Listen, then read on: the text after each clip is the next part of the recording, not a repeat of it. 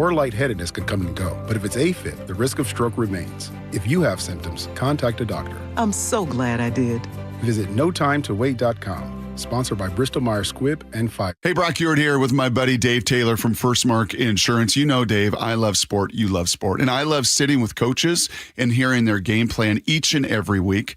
What are the keys to a First Mark Insurance game plan? It's a great question, Brock. I think there's really 3 keys to a great game plan with us. Number 1 is we want to make sure that our clients have the correct coverage for their unique specific needs. So that's number 1. Do you have the right coverage?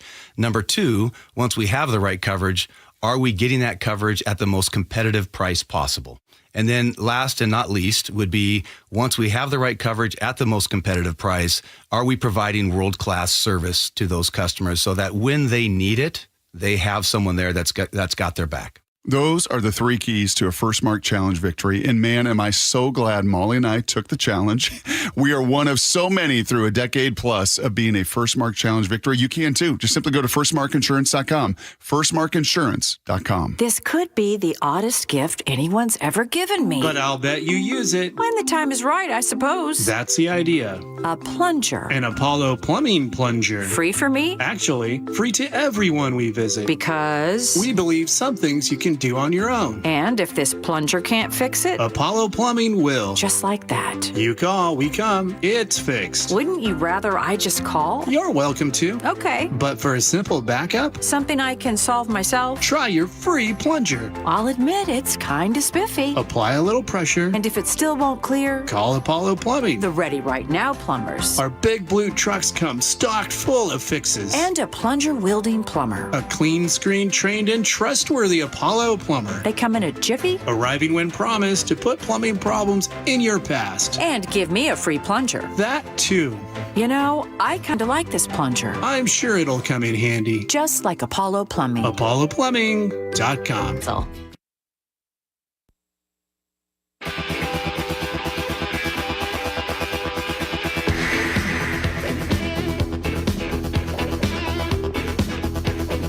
Thanks for being with us. What started as a date night idea for 2 high school seniors in Connecticut turned into a viral moment of kindness. Liliana Vera and Ivan Jakubovich, both seniors at Southington High School, decided to celebrate their 4-month anniversary by lifting the spirits of strangers. Inspired by a TikTok video, the couple headed to Target to pick up flowers, pens, and note cards for people going through tough times.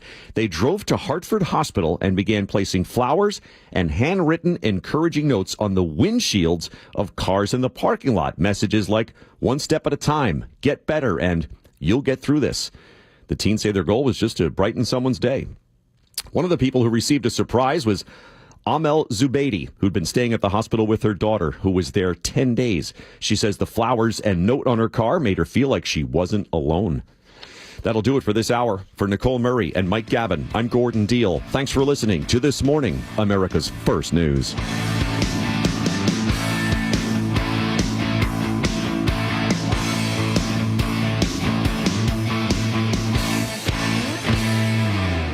If you've been thinking about surgery or even joint replacement, here's something to consider. Hi, it's Dave Ross. I've talked to over 100 patients of Dr. Mark Wagner, MD, and many of them have told me about life-changing results. Their words, after treatment at Seattle Sports and Regenerative Medicine. These are people with severe osteoarthritis, even bone-on-bone, and they're back to hiking, jogging, playing tennis, skiing, golfing, walking up and down stairs, playing with the kids and the grandkids, and they're doing it without pain and without surgery. Dr. Wagner's 60-minute outpatient procedure uses your own stem cells, and because they're your own stem cells, they can help regenerate your own cartilage in your own joints. Dr. Wagner is a board-certified Seattle physician. He has over 30 years of experience, and he's performed over 20,000 stem cell procedures. And he's one of the few doing it the right way. So, listen to his patients, and remember, whether it's a shoulder, hip, elbow, ankle, wrist, or knee, before you choose surgery, first see Dr. Mark Wagner, MD. Get the facts, then get back in the game at Dr. Mark Wagner, MD. Your best source for local news. KIRO Newsradio, KIRO FM, and HD1, Tacoma, Seattle, Northwest News. Biden cancer diagnosis. He had a nodule in his prostate. Trump called to Putin on Ukraine. Putin is the one that's controlling the pace of negotiation. GOP budget bill advances. We're going to get this in final form and pass it.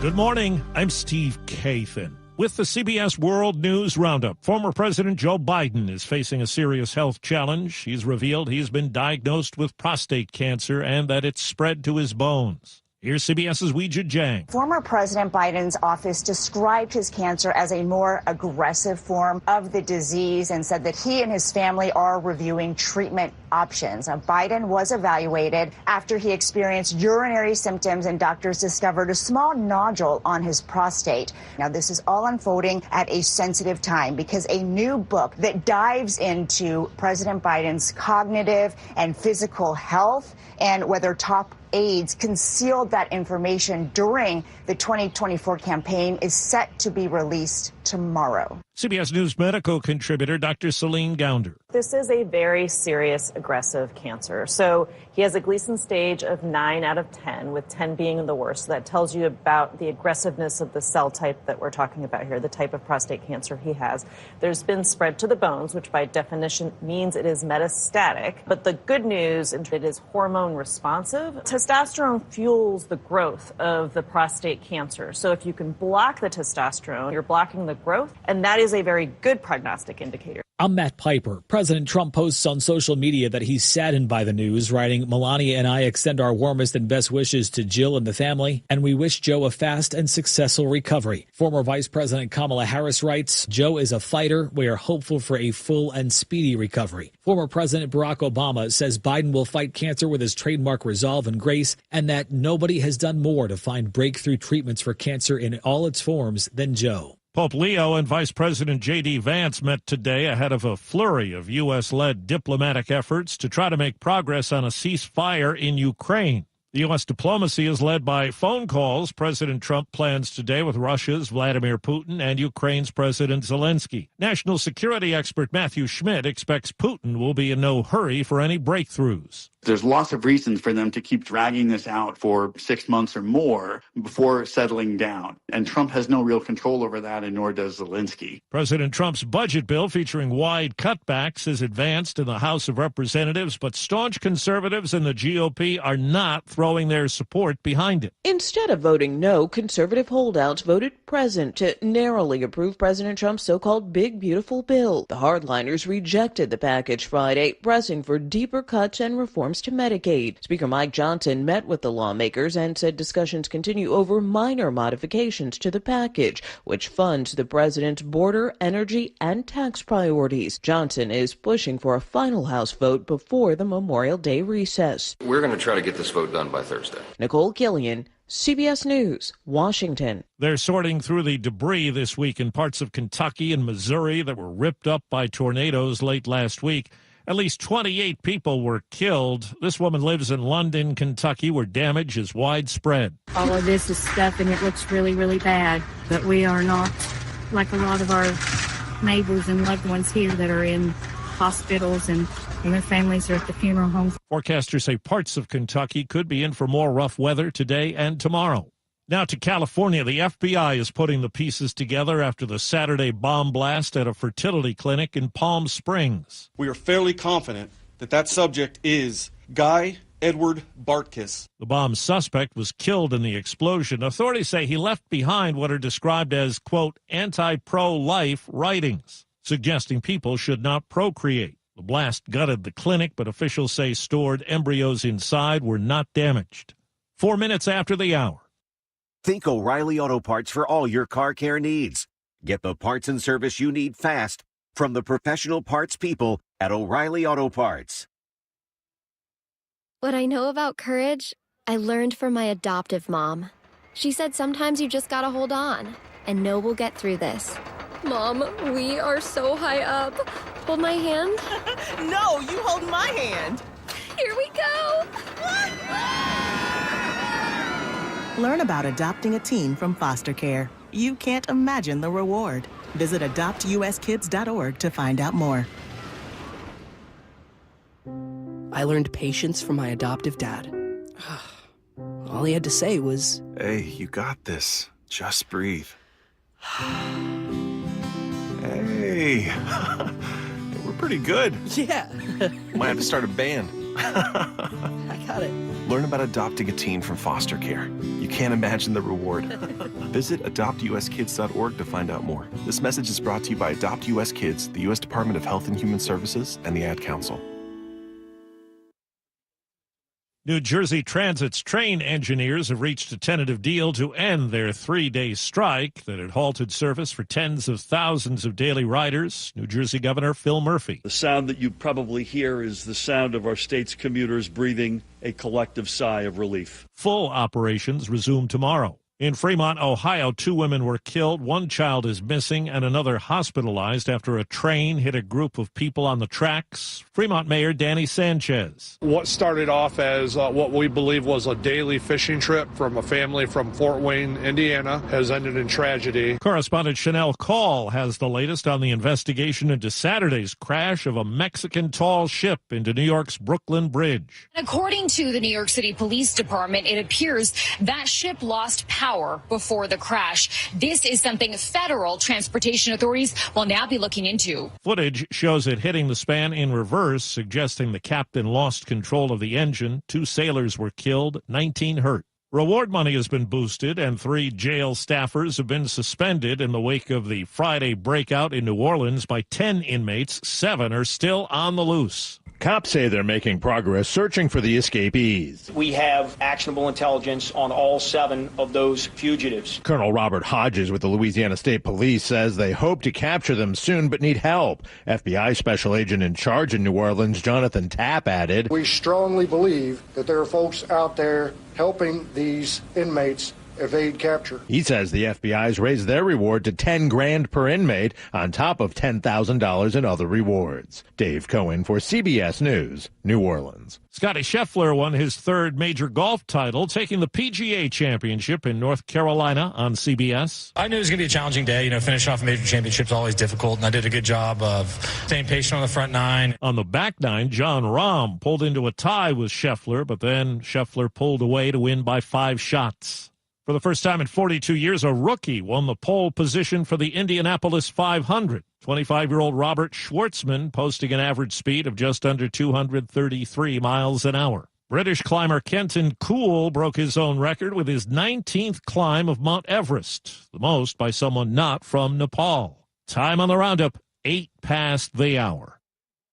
Attention! If you owe money to the IRS, this is an urgent message. The IRS is cracking down by sending out collection letters, garnishing paychecks, seizing bank accounts, and putting liens on homes and businesses. They call it enforced compliance, and you better watch out because penalties and interest on unpaid taxes compound daily, making it even harder to get out of debt. Don't let tax debt destroy your life. You need to call Optima Tax Relief, America's #1 tax resolution firm. They're experts in taxpayer assistance programs that can save you thousands if you qualify. A+ rated by the Better Business Bureau, Optima's resolved over $1 billion of tax debt for their clients. Let them fight on your behalf, helping to put your tax problems to rest. Call the tax professionals at Optima now for a free consultation. Call 800-783-8055. 800-783-8055. 800-783-8055. Optima Tax Relief.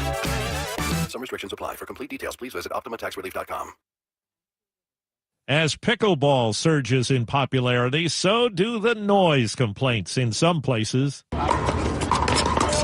This couple in Maple Grove, Minnesota says they've gotten death threats since they convinced the city to ban pickleball at the tennis courts next to their home. We're not saying they can't play. We're saying there's so many places around in the city to play. John Masserly has launched a petition to drop the ban. There's so many people that want to use these courts that they say it's ridiculous. Our taxes pay for this. The city says it has 3 dozen other pickleball courts. It's considering requiring courts to be at least 200 feet from residences. Michael Wallace, CBS News. At the movies, Final Destination Bloodlines made some noise with $51 million in ticket sales. Thunderbolts finished number 2, followed by Sinners and a Minecraft movie. Anticipation is high for next weekend's opening of Mission Impossible 8. That's the Roundup. I'm Steve Kathan, CBS News. KIRO Newsradio 97.3 FM, Northwest News. Now, the latest from KIRO Newsradio and mynorthwest.com. Good morning. I'm Katrina Gashard. Today, a new safety regulation for after-hours lounges in Seattle is going into effect. The City Council passed the ordinance back in April after multiple late-night shootings, including a double murder at a nightclub in Rainier Beach. This is City Council member Mark Solomon. I am tired of adding another name to the list of people who have died at these establishments. The new rules will impact roughly 20 to 30 venues throughout the city. It was a violent weekend in King County with multiple incidents still under investigation this morning. Overall, 4 people are dead and 5 are hurt after 2 different stabbings and 2 different shootings. 3 of the 4 incidents happened here in Seattle. The most recent happened last night in Seattle's Occidental Square. Police arrested a man after he knocked one man unconscious and stabbed another. He was booked into jail for investigation of assault. In Belltown, Seattle police are searching for whoever pepper sprayed and stabbed a man after he refused to give up his food. It happened just before 5 last night on Blanchard Street and 2nd Avenue. Witnesses say the victim got off the bus carrying food with several people, walked up to him and asked him to hand it over. He said no, and that's when someone allegedly pepper sprayed and stabbed him. Police say the man was rushed to the hospital in serious condition. No arrests so far have been made. Now to Federal Way, an 18-year-old is dead and an 11-year-old is hurt after a shooting. KIRO 7 TV's Deborah Horn has the latest. Early Saturday morning, neighbors say they could hear arguing, then rapid gunfire. This neighbor says she came out once the shooting stopped. The teenager then still alive. He was, talking with the 2 girls that were there. He was flailing his arms. He was saying, "Hey, I can't breathe." Cell phone video shows Federal Way police arriving, guns drawn. They ran over to the man struggling to breathe. Medics soon followed. Pumping and pumping and pumping for 20 minutes. Pumping and pumping, trying CPR. By then, it emerged a stray bullet had struck an 11-year-old neighbor as he lay in bed. The child is in stable condition at Harborview Medical Center.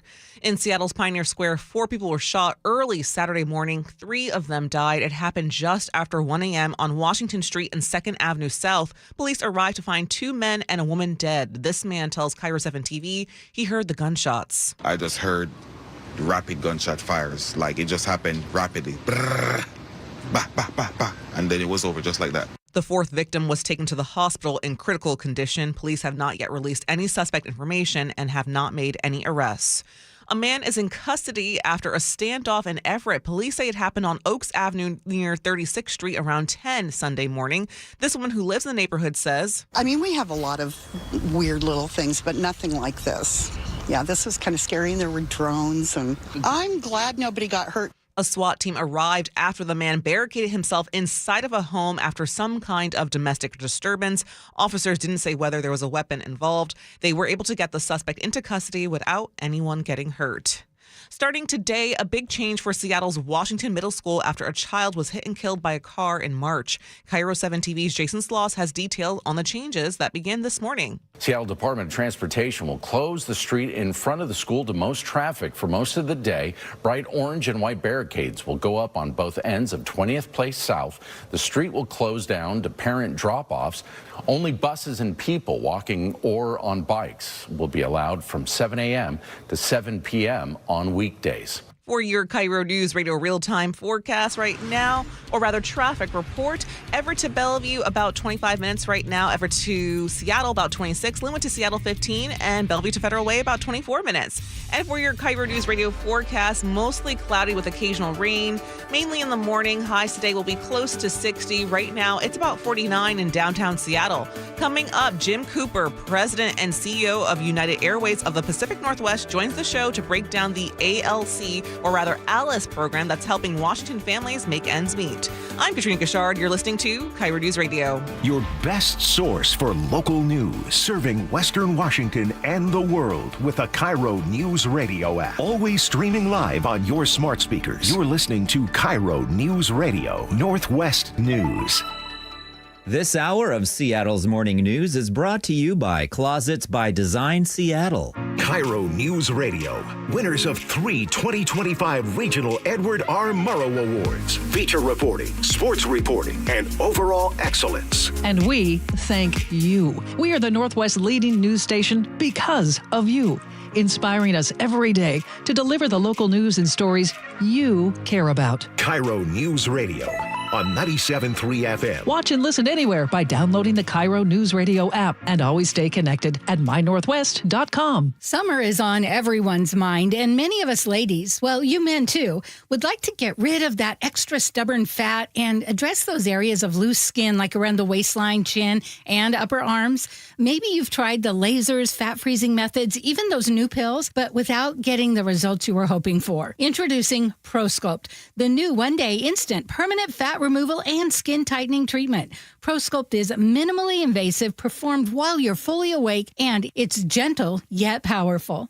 Designed to target the waistline, chin, neck, arms, and thighs, ProSculpt uses FDA-cleared plasma technology to deliver immediate and permanent fat-reducing and skin-tightening results, all in just one visit. Go to ProSculpt.com today to schedule your free consultation, and for a limited time, get $250 off. Feel confident this summer with instant, permanent fat reduction and skin tightening that works for women and men too. ProSculpt.com. Time is running out to save during our preseason AC sale happening now at Bob's Heating and Air Conditioning. Don't miss your chance to save 10% on a new air conditioner, heat pump, or ductless system to keep your home cool all summer long. Join thousands of satisfied customers and put your trust in the team voted best in the Pacific Northwest year after year. Hurry and call Bob's for your free AC estimate today. Bob's Heating and Air Conditioning. Call Bob. Start having fun. Caesar Sportsbook at Muckleshoot Casino Resort is your #1 place to eat, drink, watch, and have fun. Keep up with your favorite sports anywhere and everywhere on property with the mobile app. Visit MuckleshootCasino.com today. Scan the QR code and let the play begin. Muckleshoot. Do you have multiple broken or missing teeth? I'm Holly with South Seattle Smiles. Our unique dental implant practice uses many employer-based medical insurances to cover your dental implant treatment. Don't let navigating medical insurance stop you from a life-changing opportunity. I'll help maximize the plan you have. Call 206-241-5533 now. We are in network with Blue Cross Blue Shield PPO. That's 206-241-5533 or visit southseattlesmiles.com. Ivers has opened its new Clam Digger Cafe on Pier 54 in the new Seattle Waterfront Park. Order off the menu, featuring new shareables like pretzel and beer cheese bites, crab and shrimp empanadas, a fried clam po' boy, or Ivers margarita prawns. You can still get Ivers favorites, including fish and chips, calamari, Seattle's favorite clam chowder, grilled salmon, or halibut. Try Ivers' new Clam Digger Cafe on Pier 54. Details at ivers.com. For more than 50 years, the voice Seattle trusts. This is Seattle's Morning News on KIRO News Radio. There is a growing group of people in Washington who are doing everything right. They're working full-time, holding it together, raising kids, paying bills, and they're still falling behind. There was a new report from United Way that says nearly 4 in 10 households in our state could not afford the basics last year. Not just food and rent. We're talking about childcare, gas, healthcare, and taxes. A lot of these families are part of a group called ALICE. That stands for Asset Limited Income Constrained Employed. They are working, they are contributing, but they earn just a little too much to get help and not nearly enough to make ends meet. Jim Cooper leads United Ways of the Pacific Northwest. He's with us now to talk about the numbers and maybe some of the real lives behind them. And Jim, I looked at the study, and your report says it now takes more than $109,000 a year to just break even for a family of 4 in Washington. What is pushing those costs so high? Especially, I might be able to understand Seattle, but outside the big cities, $109,000. Yeah, well, and if you look at King County, it's significantly higher, Charlie. The things that are driving it are primarily housing, food, and childcare. Of course, healthcare and transportation continue to go up. But right now in the state of Washington, if you consider the affordable housing to be about a third of your income, you are paying the most for housing, and the second largest expense for a family of 4 is childcare. and your food is costing as much as your housing. So if you're paying a third for housing and 2/3 for childcare, you don't have enough left to pay any other bills. King County, that's $138,000 for a family of 4 to survive, and $218,000 to be stable and save a little bit at the end of the month. Okay, so 2 adults working full-time, $25 an hour, still are coming up short. They don't qualify for food stamps or housing help, but they're drowning anyway. What does this report say to those families? Yeah, it's really just that the costs continue to go up, and particularly at the bottom income levels, almost every job in Washington won't pay enough to pay for the survival budget for those families. And that's whether there's a lot more single female headed households or male headed households that are struggling. But even if you're married, it can cost an average of $17,000 a year more than the federal poverty level, which for a family of 4 is only $30,000. So the federal poverty level is just a lie, and that's the main reason for Alice.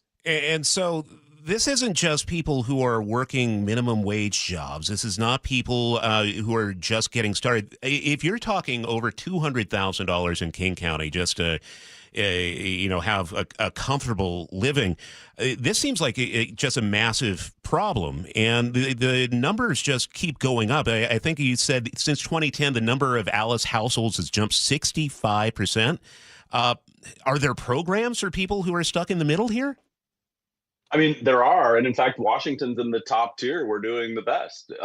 This year, we come in 15th, with the District of Columbia being number 1 in the nation with the least number of Alice families. But in last year's data, we were number 4. And so there's things happening in other states. There's migration. We have a really good minimum wage and some great social policies that actually help keep the poverty line at the bottom fairly flat.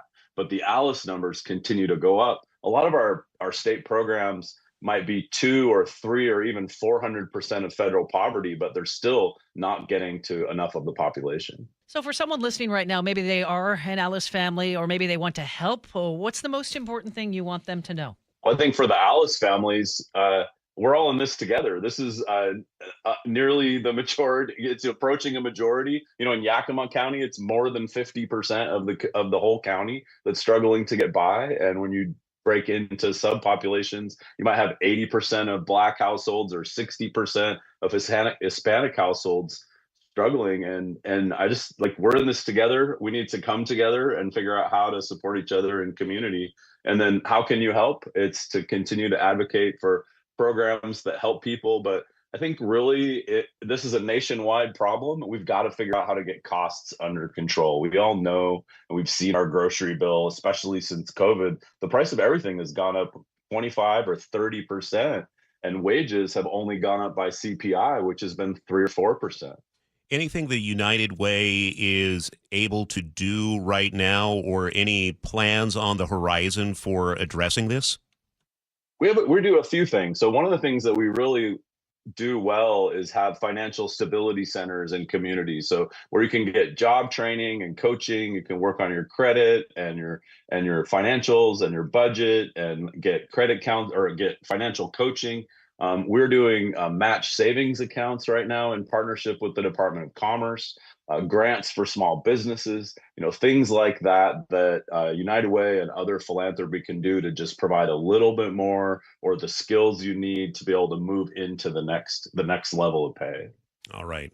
Jim Cooper heads up the United Ways of the Pacific Northwest. Also a big fan of the Woodway Warriors. He was telling me off air that the Edmonds Tigers were not the greatest, and he really supports the Warriors. So I appreciate that about you, Jim. Oh, are you just doing this at the end so I can't get in a word? But go Tigers. Last year, the best year. Jim Cooper, always great talking to you. Jim, we'll talk to you again soon, okay? Thank you. For your KIRO News Radio forecast, mostly cloudy with occasional rain this morning. Highs will be close to 60. Right now, it's about 49 in downtown Seattle.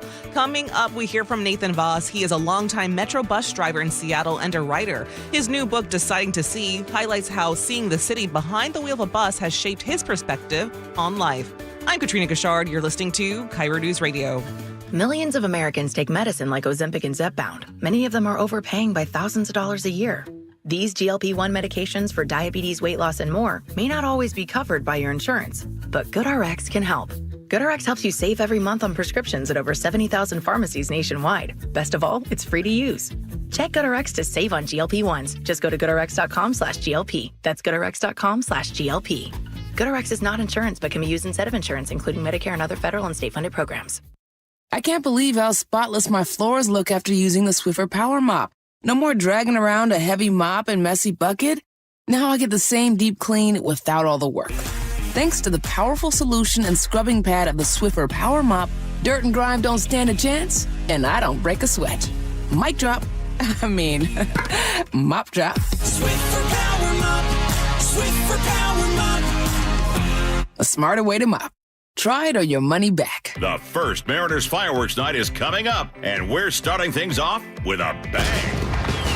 Be here on Friday, May 30th for our K-Pop Fireworks Show, presented by T-Mobile, after the team takes on the Twins at 7:10. Jorge Polanco, his second home run of the night. He is absolutely on fire. Get ready for an epic dance party as we light up the sky with a post-game show powered by the biggest global hits. Fireworks and Mariners baseball. That's two spectacular shows in one unforgettable night. JP with a flip, and they got him at first base.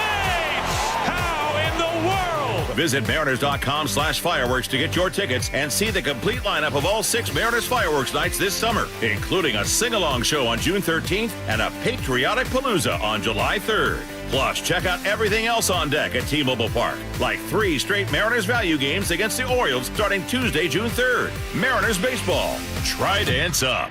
Why is K2 Vision RLE a permanent solution to glasses, contacts, and readers? How is it that you'll never develop a cataract after K2 Vision RLE? And how is RLE different from LASIK? Hey, it's Doctors King and Kopstein from K2 Vision RLE. We'll answer those questions and others when you join us for our free live webinar this Thursday at noon. Andy, what are some of the other questions you hear? Well, how long is the procedure and recovery? Or who's a good candidate for RLE? And we'll also answer, how much does RLE cost? Is there financing available? Does insurance pay for RLE? Find out how K2 Vision RLE is the permanent solution to glasses, contacts, and readers. And cataracts too. Right, no more cataracts. K2 Vision's free live webinar this Thursday at noon. Space will be limited, so register now at k2visionrle.com. Join us at our free live webinar this Thursday at noon. Sign up at k2visionrle.com.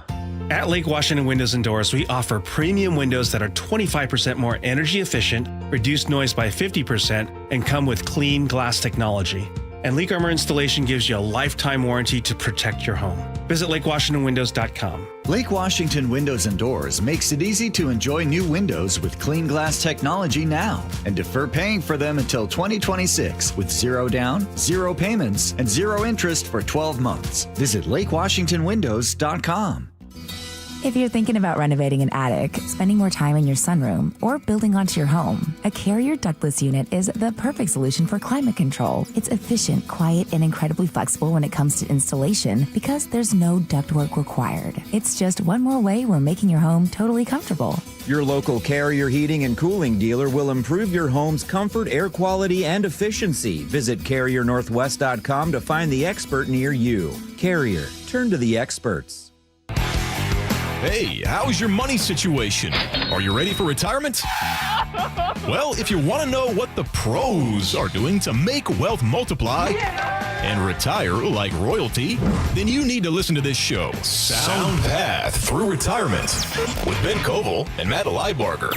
Get your money right and tune in every weekend, Saturdays at 10 a.m. and noon on KIRO Newsradio 97.3 FM. This is Ray.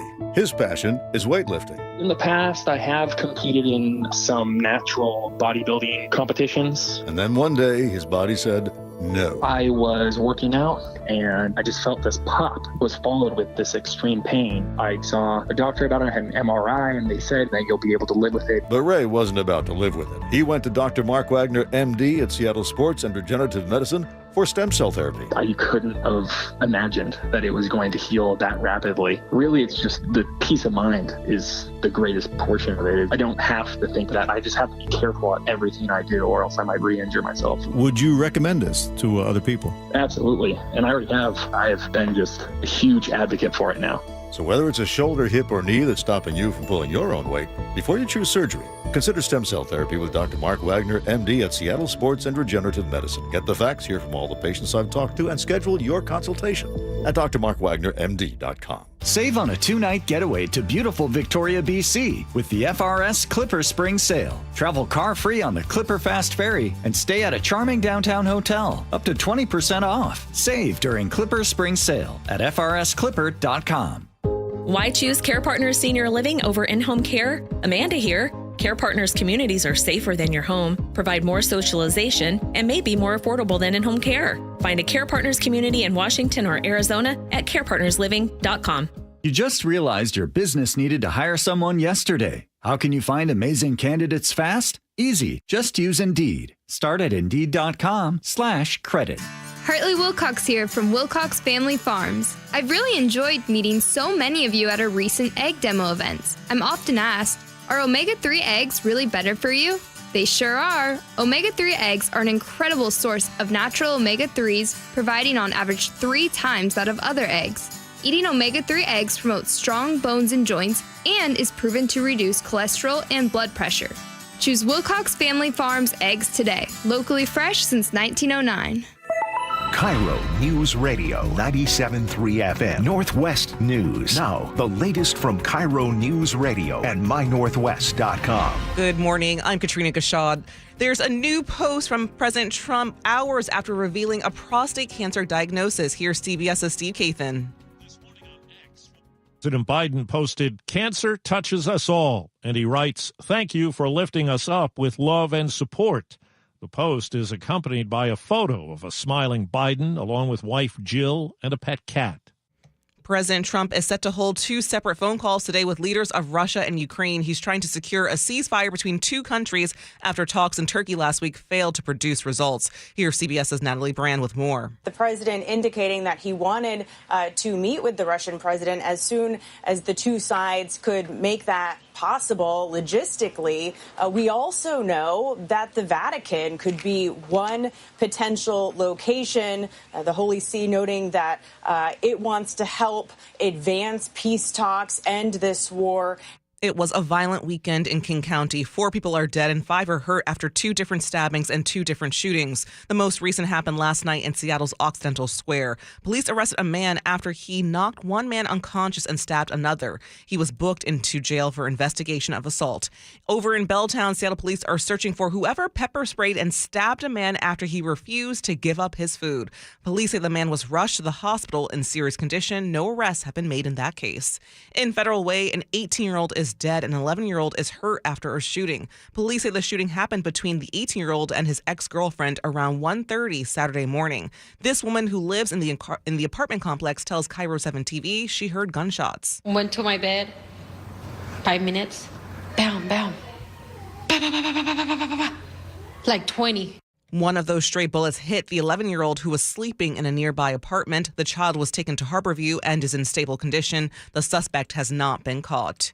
Hours before a major concert at Lumen Field, 4 people were shot early Saturday morning. KIRO 7 TV's Samantha Lomibao spoke with people in the area. I just heard rapid gunshot fires, like it just happened rapidly. Brrr, bah, bah, bah, bah. And then it was over just like that. With the big concert crowds in mind, police tell me they activated their task force by upping patrols with officers both on the ground and in the streets of Pioneer Square and near Lumen Field. 3 of the people in that shooting died. Police have not yet released any suspect information and have made no arrests.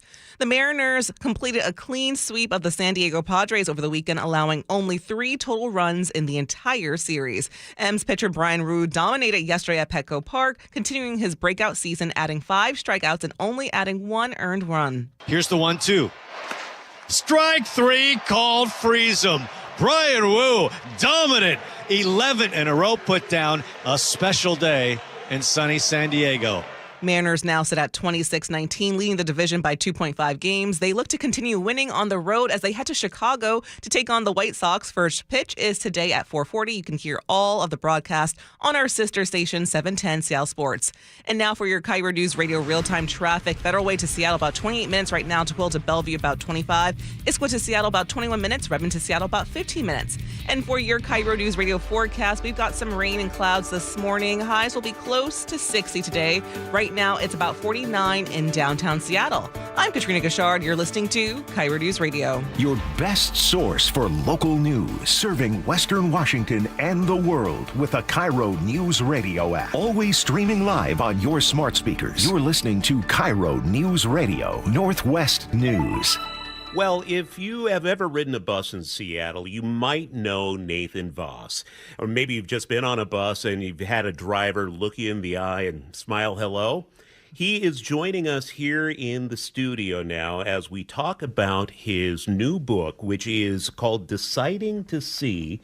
Nathan, thanks for joining us here on Seattle's Morning News. A pleasure to be here. Thank you, Charlie. So hold on just a second. You are an accomplished artist, a filmmaker, an author, and a bus driver? I can't help myself. They're all such fun things to do, and I like to dabble. What's your favorite? Oh, boy. Whichever one I'm doing at the moment, I guess. Yeah. So you have been writing a book for, I'm assuming, quite a while now, and finally it is out. What is Deciding to See about? It's a follow-up to my previous book, which was called The Lines That Make Us. That was a collection of stories, true stories of things that had happened on my bus, mostly unexpectedly positive things.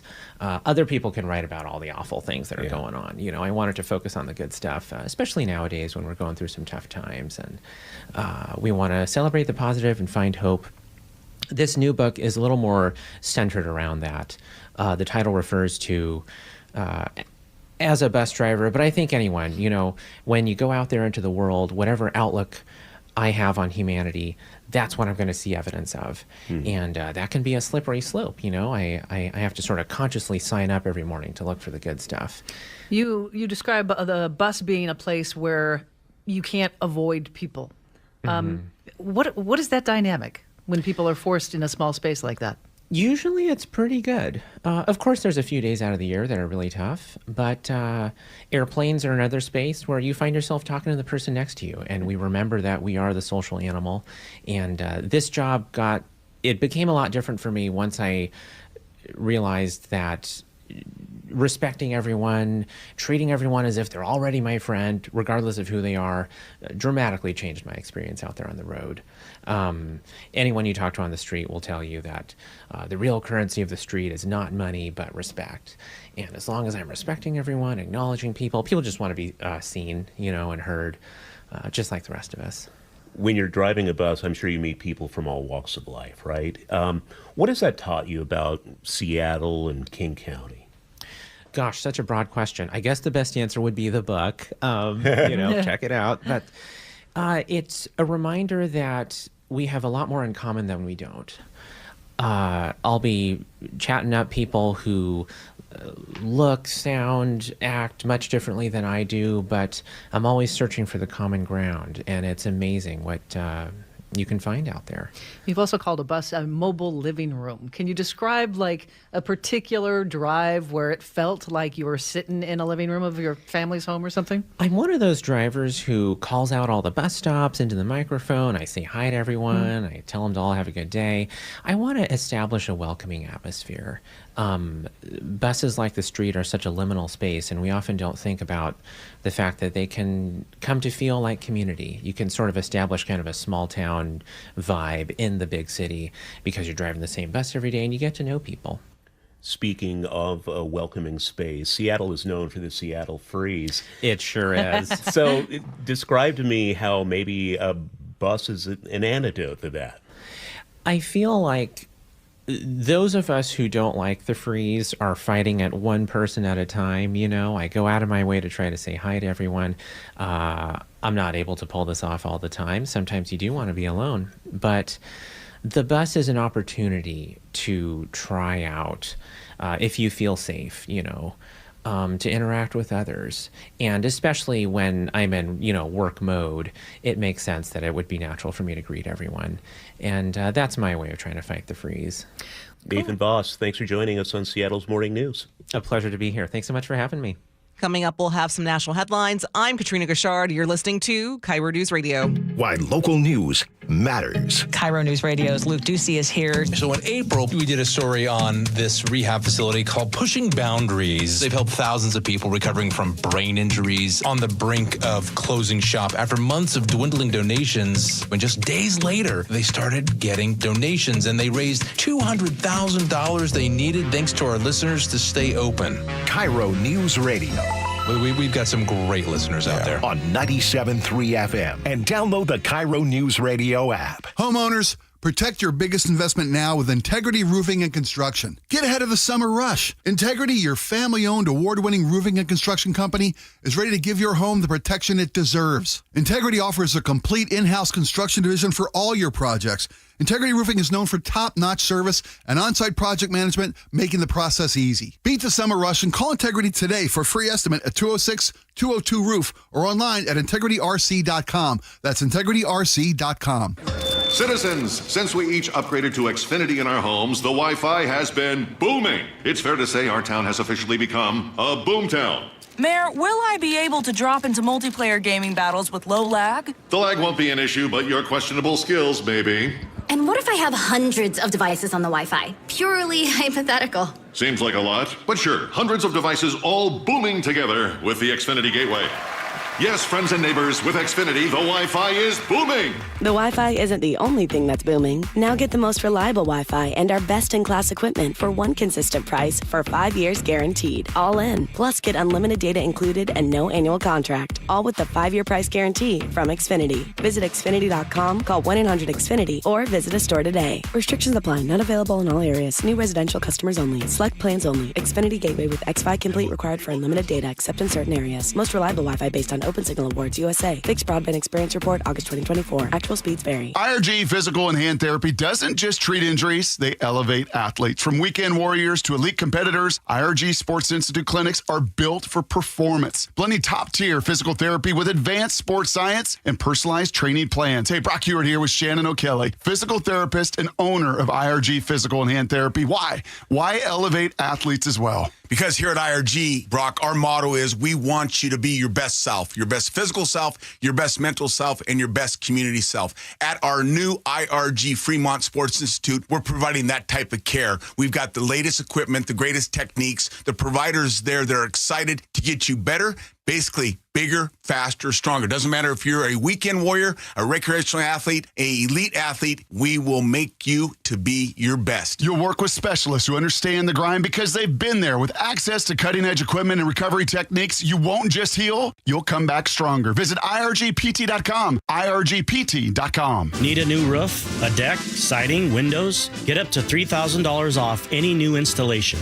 Hi, it's Justin Shirley, CEO of State Roofing and Exteriors. Home projects can add up fast, but we're here to help you save big. Book now and lock in up to $3,000 off in savings. That's $3,000 off any new installation. Call 866-ROOF-ROOF or visit stateroofing.com to schedule your free estimate today. State Roofing and Exteriors, held to a higher standard since 1968. CBS News Brief. Burning the midnight oil. The House Budget Committee was in session briefly late last night to advance President Trump's big, beautiful spending bill. Speaker Mike Johnson. The government is too large. It does too many things, and it does very little well. And we have to cut spending. And that's what our party stands for. That's what we're going to do in this bill.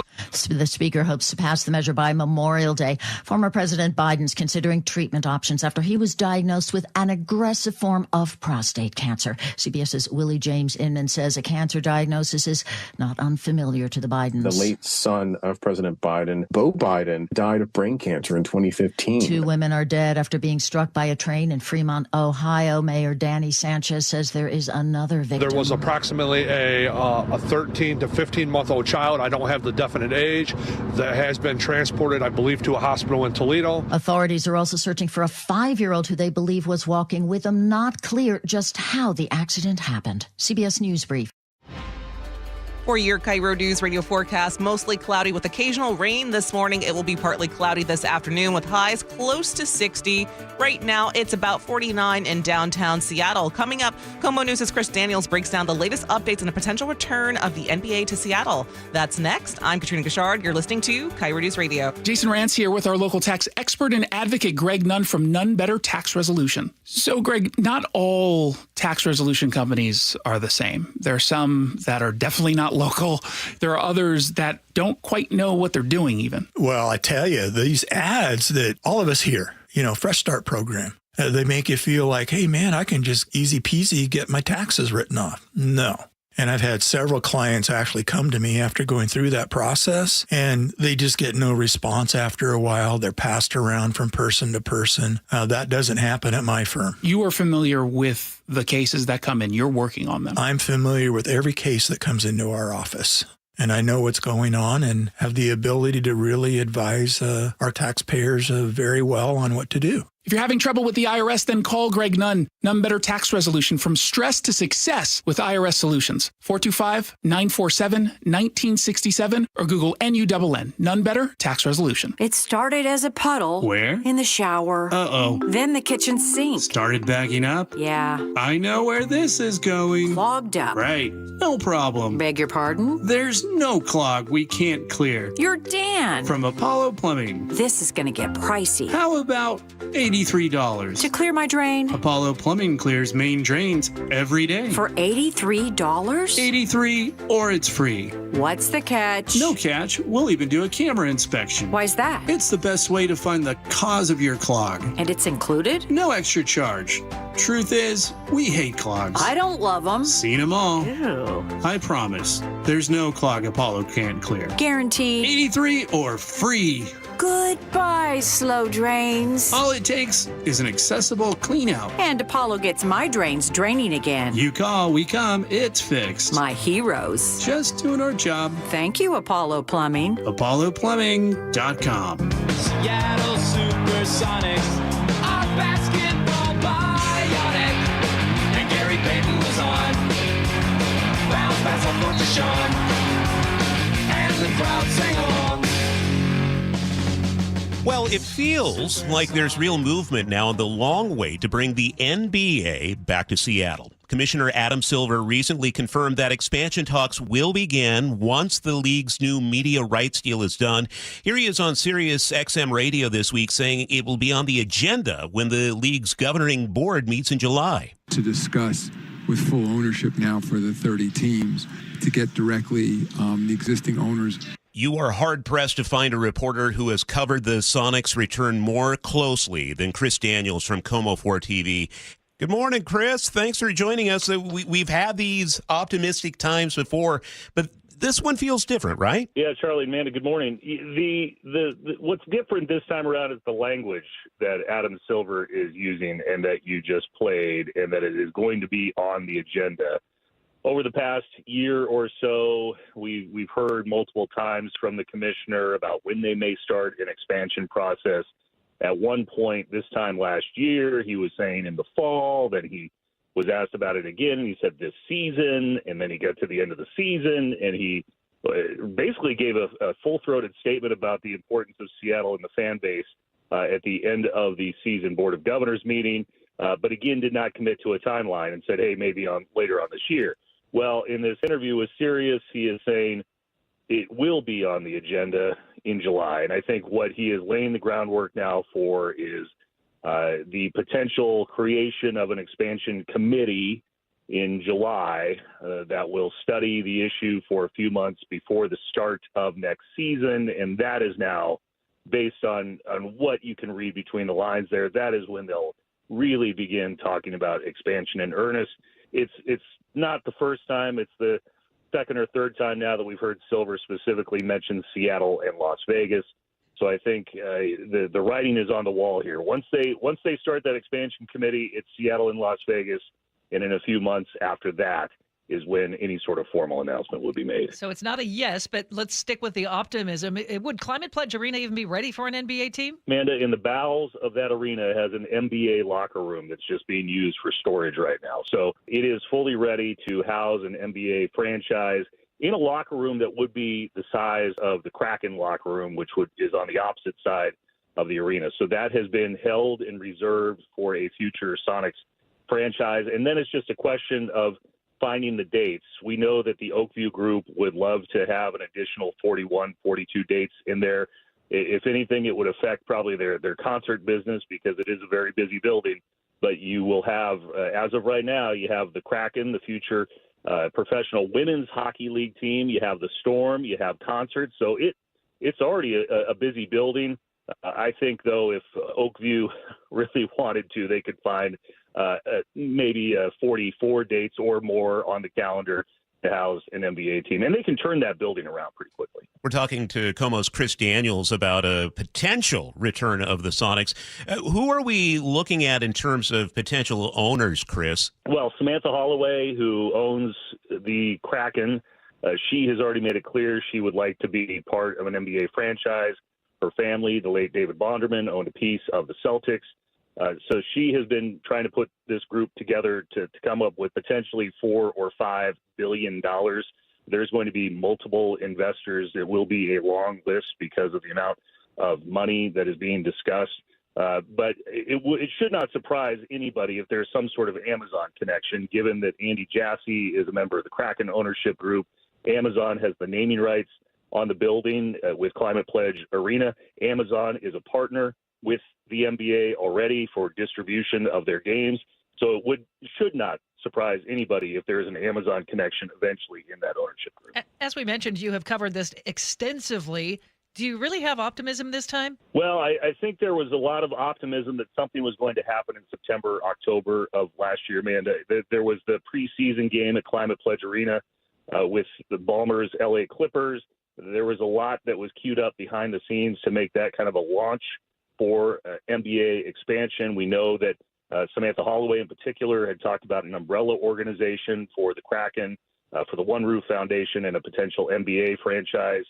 So the date, the goalpost, to mix metaphors, has been moved already multiple times by the NBA. So when you hear, hey, we're going to have it on the agenda to talk about expansion with everybody in the room, he's still kind of hedged, like Adam Silver has done before, in what that timeline would look like for an expansion franchise. I would tell you, all this buzz, all this excitement about just the awarding of the franchise is one thing, but you're still talking about a couple of years after that before the NBA would officially be playing. It's going to be at least a 2-year buildup for an NBA franchise once it is awarded to Seattle. Did the announcement of the Trailblazers being up for sale this week, did that change any of the equation here, Chris? Yeah, it's a great question, Charlie, because the NBA has now confirmed that the sale of the Celtics kind of slowed up this whole process. For your listeners who may not be up to speed, the Boston Celtics went up for sale right after the NBA Finals last year. It's been a lengthy process, but it appears now there's a buyer at $6 billion. Oh. With a B dollars, and that still has to be finalized. All the money has to check out. And now that process is winding down, and once it gets signed off by the Board of Governors, they can turn to expansion. But now we have a Blazers situation with the Allen estate, Jody Allen, putting them officially up for sale. There is a scenario here. I was talking with a sports business expert down at the University of Oregon who suggests, hey, the NBA would be smart to start the expansion process before closing the sale of the Blazers, because if you put a price tag on expansion at $4 or $5 billion, that potentially would bring up the price of the Blazers for any other buyer, as opposed to doing it the other way around. So, yes, it's a wrinkle. I don't think it's going to change necessarily in this particular situation, expansion like the Celtics deal last year did. Chris Daniels from KOMO 4 News. Chris, thanks for your time today. You bet. For your KIRO News Radio forecast, mostly cloudy with occasional rain this morning, partly cloudy this afternoon. Highs will be close to 60. Right now, it's about 49 in downtown Seattle. Coming up, Seattle's Morning News with Charlie Harger and Manda Factor. I'm Katrina Gashard. You're listening to KIRO News Radio. Why local news matters. KIRO Newsradio's Luke Ducey is here. So in April, we did a story on this rehab facility called Pushing Boundaries. They've helped thousands of people recovering from brain injuries on the brink of closing shop after months of dwindling donations. And just days later, they started getting donations and they raised $200,000 they needed thanks to our listeners to stay open. KIRO News Radio. We've got some great listeners out there. On 97.3 FM. And download the KIRO News Radio app. Hey, it's Mike Rohn. If I have a choice, I like to do business with companies that actually stand for something. That's why I switched from Verizon to Pure Talk. No offense to Verizon, I'm sure they stand for something. I just don't know what it is. Pure Talk, on the other hand, is a veteran-owned company that supports our military in a big way, and I appreciate that. Yeah, I also appreciate unlimited talk and text and plenty of data for half the cost of the big guys. And I do like being on America's most dependable 5G network for just $20 a month. But what I really appreciate is no contract, no cancellation fees, and Pure Talk's commitment to handle all their customer service in this country. I saw it for myself. I went to Georgia, I got a tour of their headquarters, I met their CEO, and I talked to the same customer service folks that you'll talk to when you dial pound 250 and say keyword micro. Switch today and save 50% off your first month when you dial pound 250 and say keyword micro. Pure Talk, a wireless company that actually stands for something. Your local volunteer fire department routinely answers the call, whether it be a fire, traffic accident, or a cat stuck in a tree. But because of declines in memberships, departments have become understaffed. Your local volunteer fire department desperately needs you. Can you direct traffic, install a smoke alarm, help at a fundraiser? No matter what skills you have, you can make a difference. You don't have to fight fire to be a volunteer. Will you answer the call?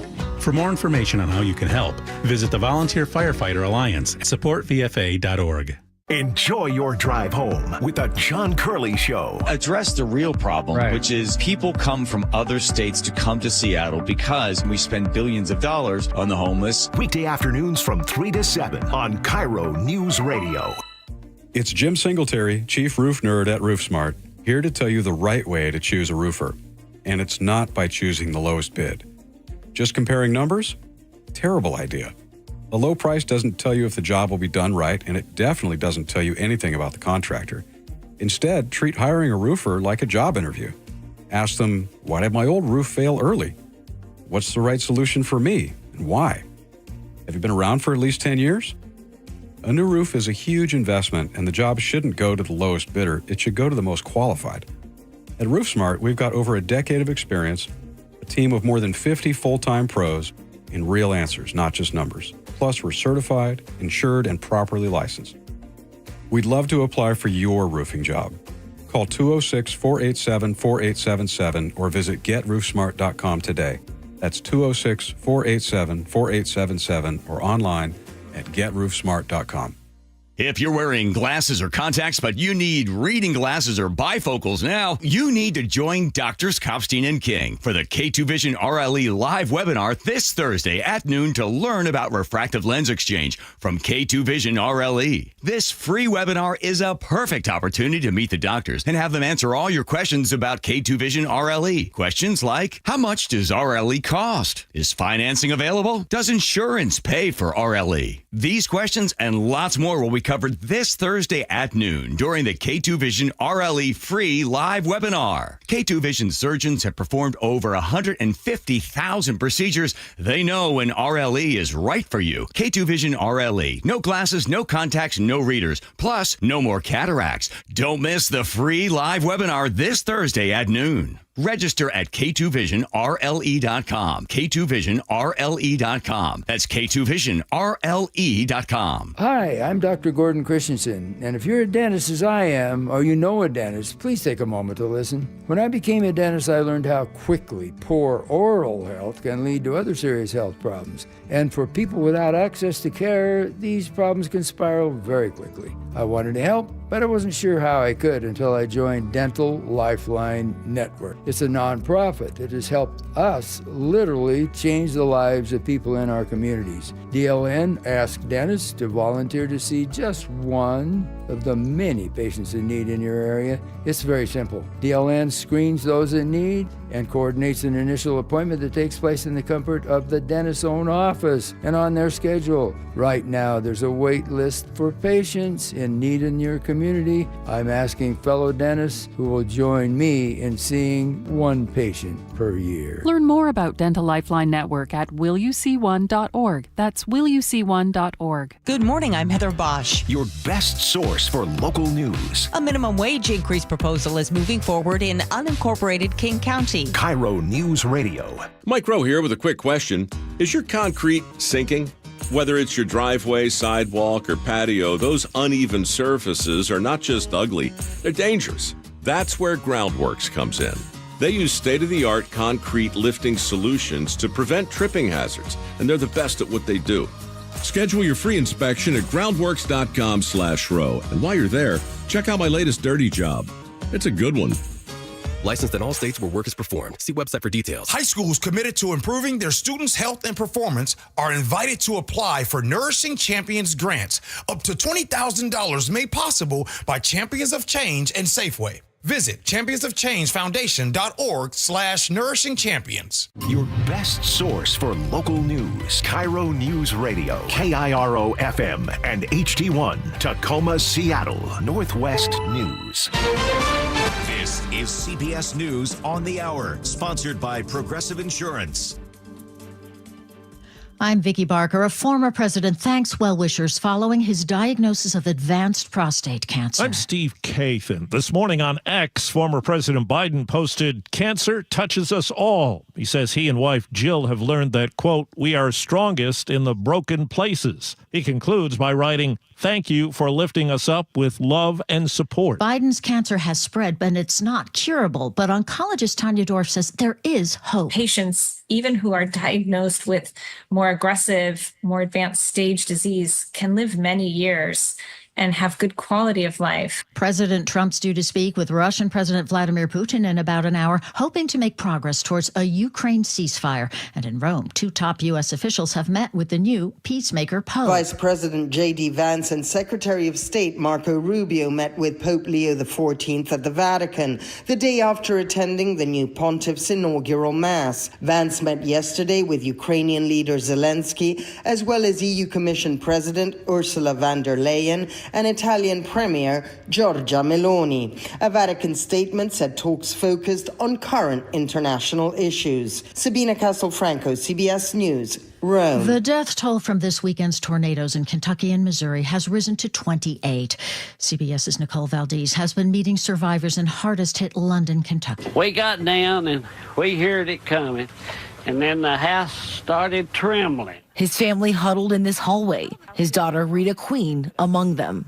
The only 4 walls standing were the 4 walls that we were in between. The National Transportation Safety Board will provide an update later on that Mexican tall ship that slammed into the Brooklyn Bridge Saturday night. Here's CBS's Adi Guajardo. On Sunday, a group came together here to hold a vigil for those 2 lives lost in this horrible situation. And for all those people that were injured as well, they lit candles and also dropped off flowers and put up Mexican flags. Replacement buses in place again today, but New Jersey Transit trains will run again tomorrow after a tentative deal was struck with the Engineers and Trainmen's Union. New Jersey Transit CEO Chris Kaluri. I think we are particularly gratified that we were able to find a solution that meets the needs of the customers and our employees, and more importantly than all of it, the taxpayers of New Jersey. The strike disrupted travel for roughly 350,000 commuters across the state and New York City. And President Trump's bill advancing his immigration and enforcement and tax policies finally cleared the House Budget Committee last night on its way to the full House. This is CBS News. Progressive Insurance. Progressive can protect your home, auto, boat, motorcycle, ATV, RV, and more. In short, a lot of things. Bundle today at Progressive.com. 6:03 Monday morning, waking up to some wet roadways. Here's Chris Sullivan at the Beacon Plumbing Traffic Desk. Yeah, we're already seeing that impact the drive just a little bit. We're seeing some brake lights early and a little bit more of them. If you're coming up the Valley Freeway, the high brake lights there at Auburn extend past Emerald Downs. You've already got about a 22-minute trip to go from Auburn to Renton, and 45 all the way from Puyallup. So behind schedule to start. Renton to Bellevue is already up at 20 minutes. Olympia to Tacoma seeing some brake lights in DuPont, but not bad. Overall, about 35 minutes there. Some brake lights through Tacoma, through Fife, and up the hill to 18.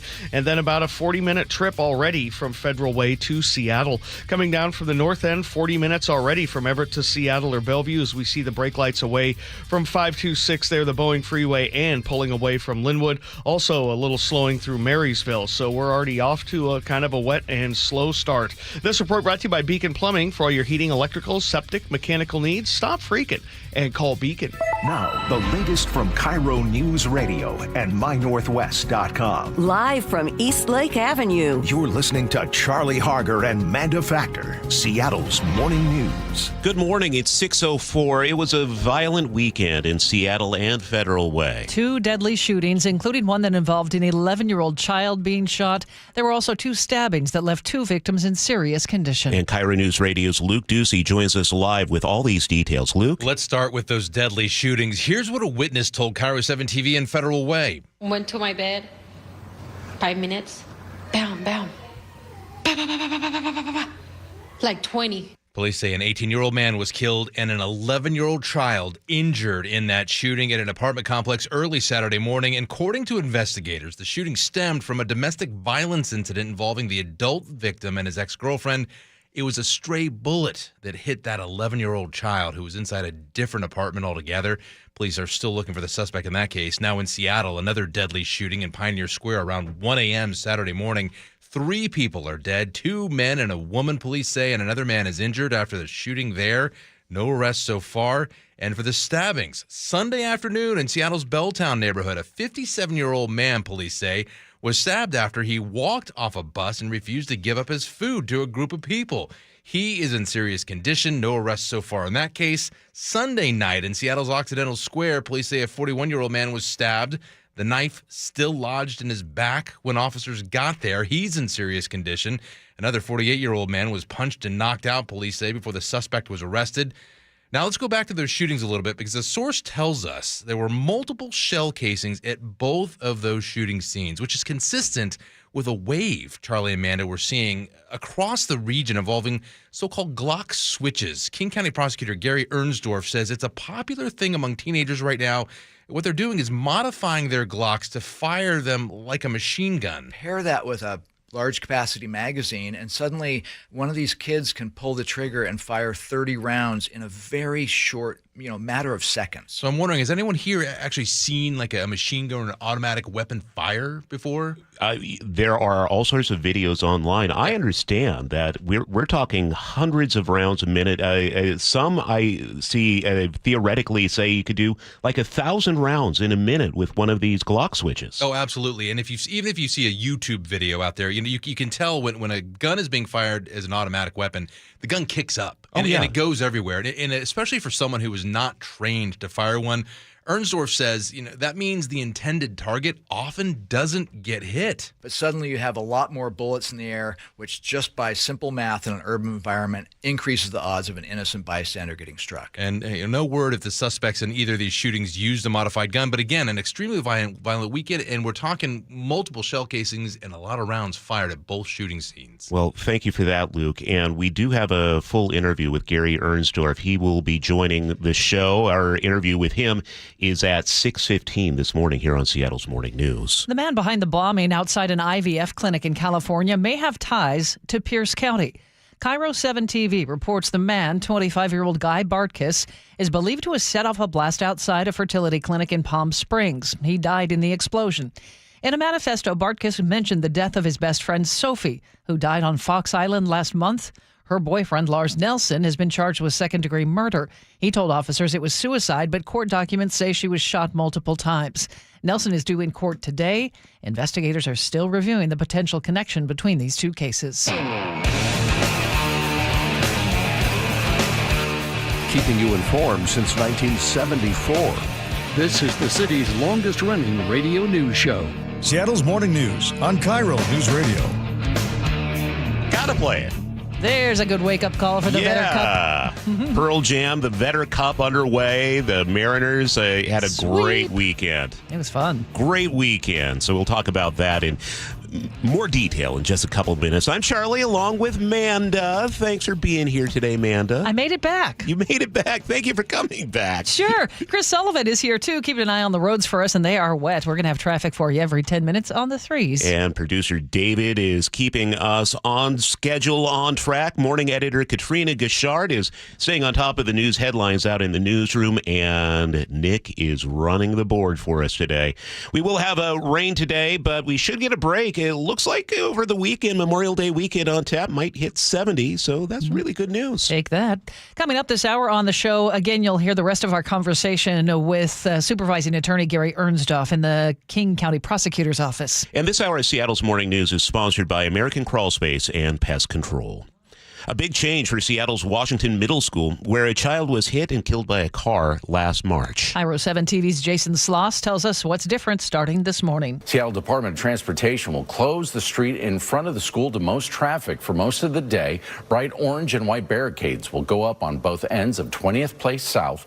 The street will close down to parent drop-offs. Only buses and people walking or on bikes will be allowed from 7 a.m. to 7 p.m. on weekdays. Seattle police investigating another shooting near the University of Washington. KOMO TV says it happened around 1:30 in the morning Saturday near 21st Avenue Northeast.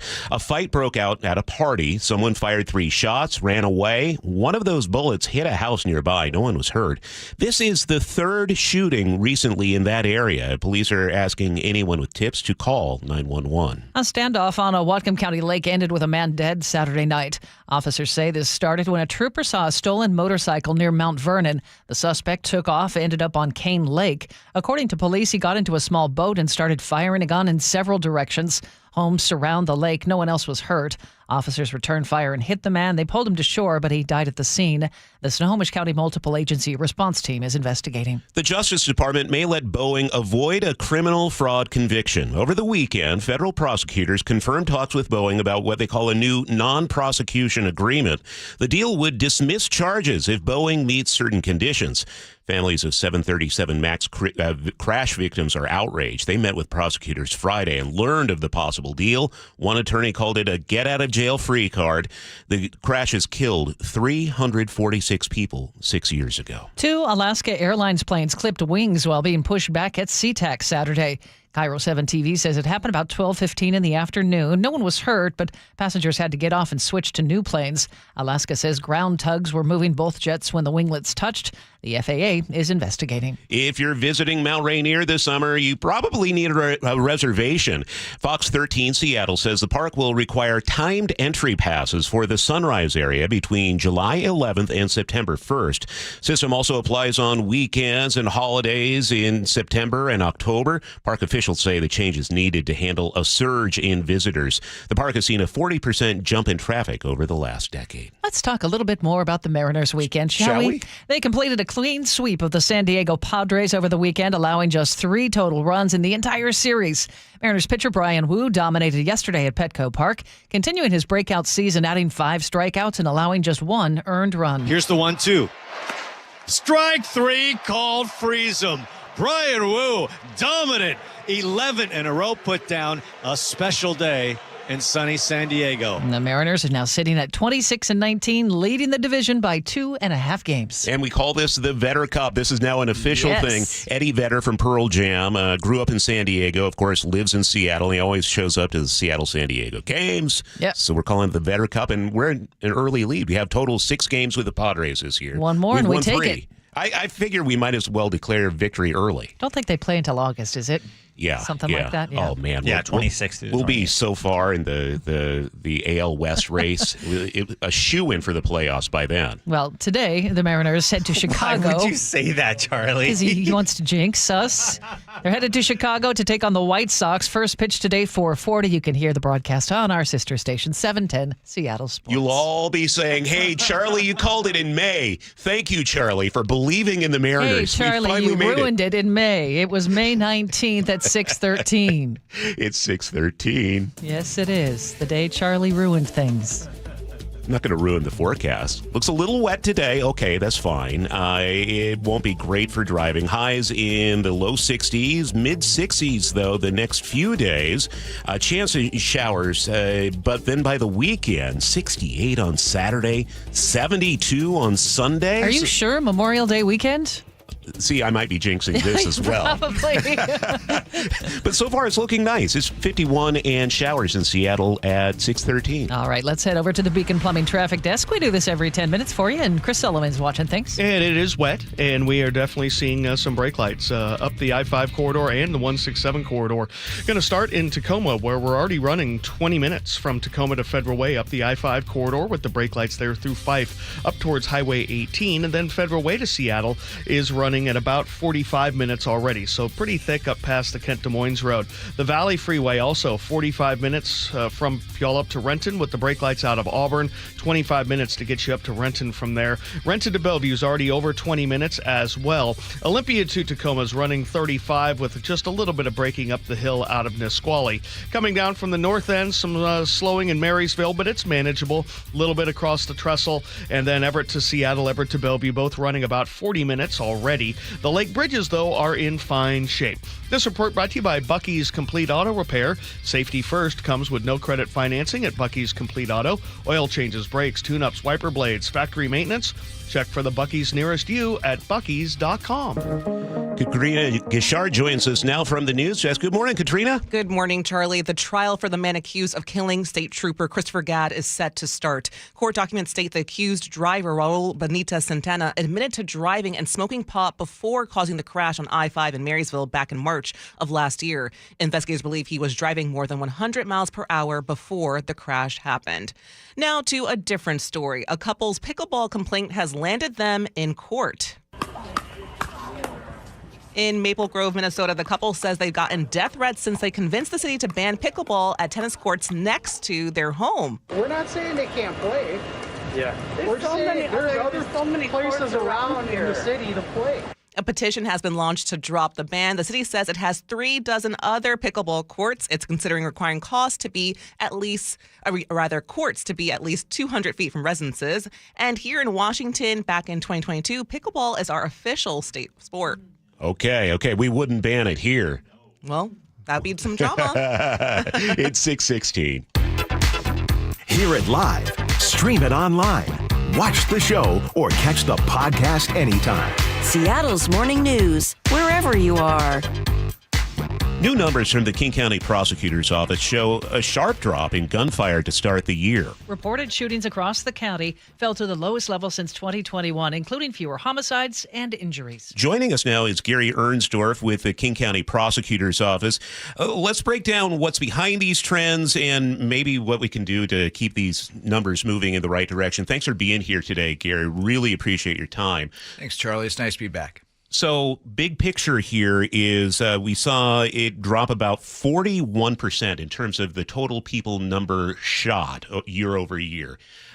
Did that surprise you? Yeah, it was pretty surprising. It's also pretty heartening, right? We've been putting a lot of time and effort into investigating and trying to intervene in these cases, and maybe that's paying off.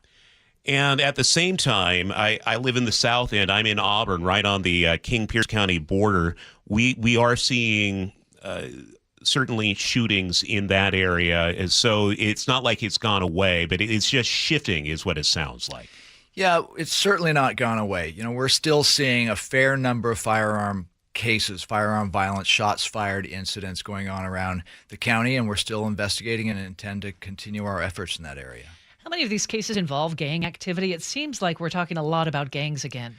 You know, it's hard to put a real number on that, but there is certainly a gang component in there. You know, we pay attention to social media, and we can see the chatter out there in the gangs, and they are certainly interested in guns. And the concerning thing is, it still seems like this is a young, very young demographic that possesses these firearms. Well, they can't just go into the gun store and say, yes, I'd like to buy that Glock, please. How are they getting these weapons? Well, another concerning trend we're seeing is groups of mostly younger males going out and targeting vehicles that they think might have a gun inside. And so they're, you know, if you have a pickup truck with a bumper sticker on the back that says gun control means using both hands, and you park outside a bar where you can't take your firearm into the bar, that's the kind of vehicle they're targeting. So they're going out on these vehicle prowl sprees, prowling, you know, a dozen or more vehicles, and they're getting 2 or 3 or 4 guns in one night that they then go on to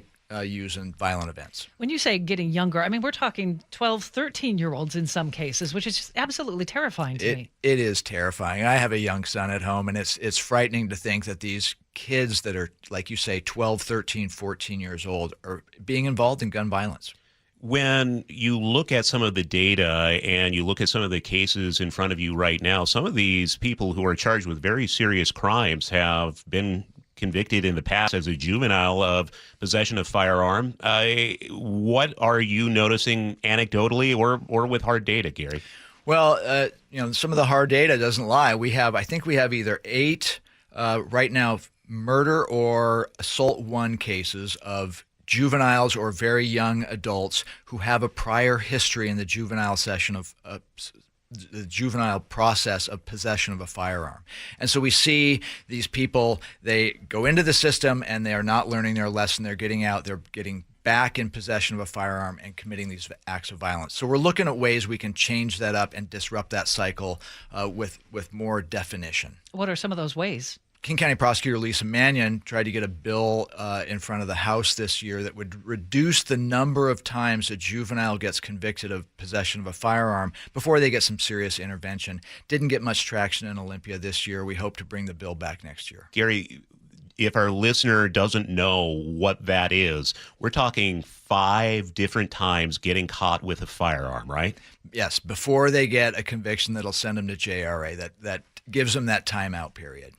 5 times they can be caught 5 times with a gun. That is correct. And Charlie, I can hear some surprise and maybe disappointment in your voice. I think we share that feeling. That's why Prosecutor Mannion's trying to get that changed. So when they get these guns, it's not like in the past. Talk to us about Glock switches. Glock switches is a new phenomenon that's really concerning. For your listeners that don't understand what a Glock switch is, it's a small component that you can attach to any standard Glock, and it transforms it into a semi-automatic, into a fully automatic weapon. And what we're seeing is kids, it's like a new status symbol for them. You know, historically we had revolvers, and then the status symbol became a Glock, and now the status symbol is a Glock with a switch. And you pair that with a large capacity magazine, and suddenly one of these kids can pull the trigger and fire 30 rounds in a very short, matter of seconds. And you start to think about bystanders, people who are not targeted. Not that I want anyone to be targeted, but that's a lot of shells. Right. That's the big concern, because when you have that kind of firepower in an untrained person's hand, it is really almost impossible to control. So what we see is the intended target probably has a lesser chance of being hit, but suddenly you have a lot more bullets in the air, which just by simple math in an urban environment increases the odds of an innocent bystander getting struck. And Gary, I know there are going to be people in the audience that are going, this is exactly my point. They are not going to the gun store. They're not able to buy a Glock switch. They're juveniles. They're not able to buy guns. So they're going to say, what else can we do aside from what's being legislated in Olympia to get these out of the hands of these kids? Well, one thing your listeners can do is just be more mindful about gun storage, right? Properly stored firearms are more difficult for these kids to get their hands on, whether it's not leaving it in your vehicle, leaving it as a gun safe at home, or making sure it has a trigger lock on it when it's being stored in your private residence. The more we can keep the stolen firearms out of their hands, that's going to directly lead to a reduction in gun violence, in my opinion. Gary, talk to me a little bit more about how you're handling these cases where no one is hit.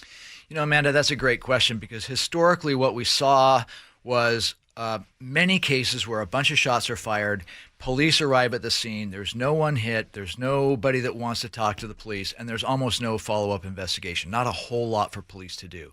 What we learned is that firearm is going to be used again and again and again, and eventually someone's going to get hit. So the prosecutor's office is teaming up with the police departments, spending more investigative resources on the cases where no one gets hit.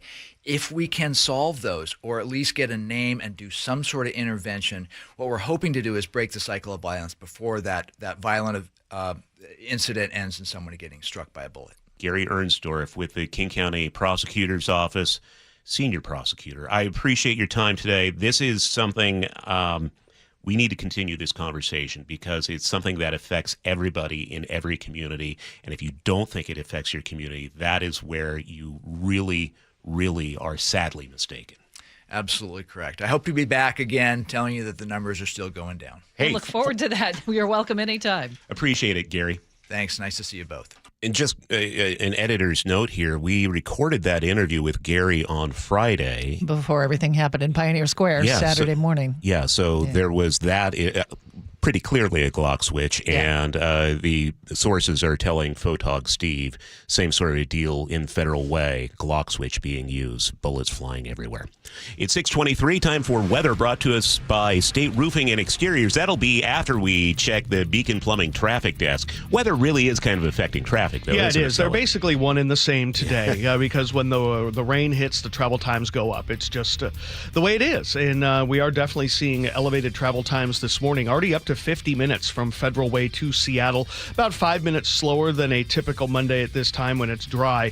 You're going to be on the brakes pretty hard through the Kent Des Moines Road and then more at the north end. And we're also losing 10 minutes from Tacoma to Federal Way. That drive up the Five Hill is already at 20 minutes. So that puts us well over an hour and 10 minutes to go from Tacoma into Seattle. Valley Freeway is already getting closer to 50 minutes now as we see the slowing coming out of Sumner, and then a lot more there at Highway 18 and then a little at the top. So that's not exactly a great drive. And also eastbound 512 is really struggling down the South Hill into Puyallup.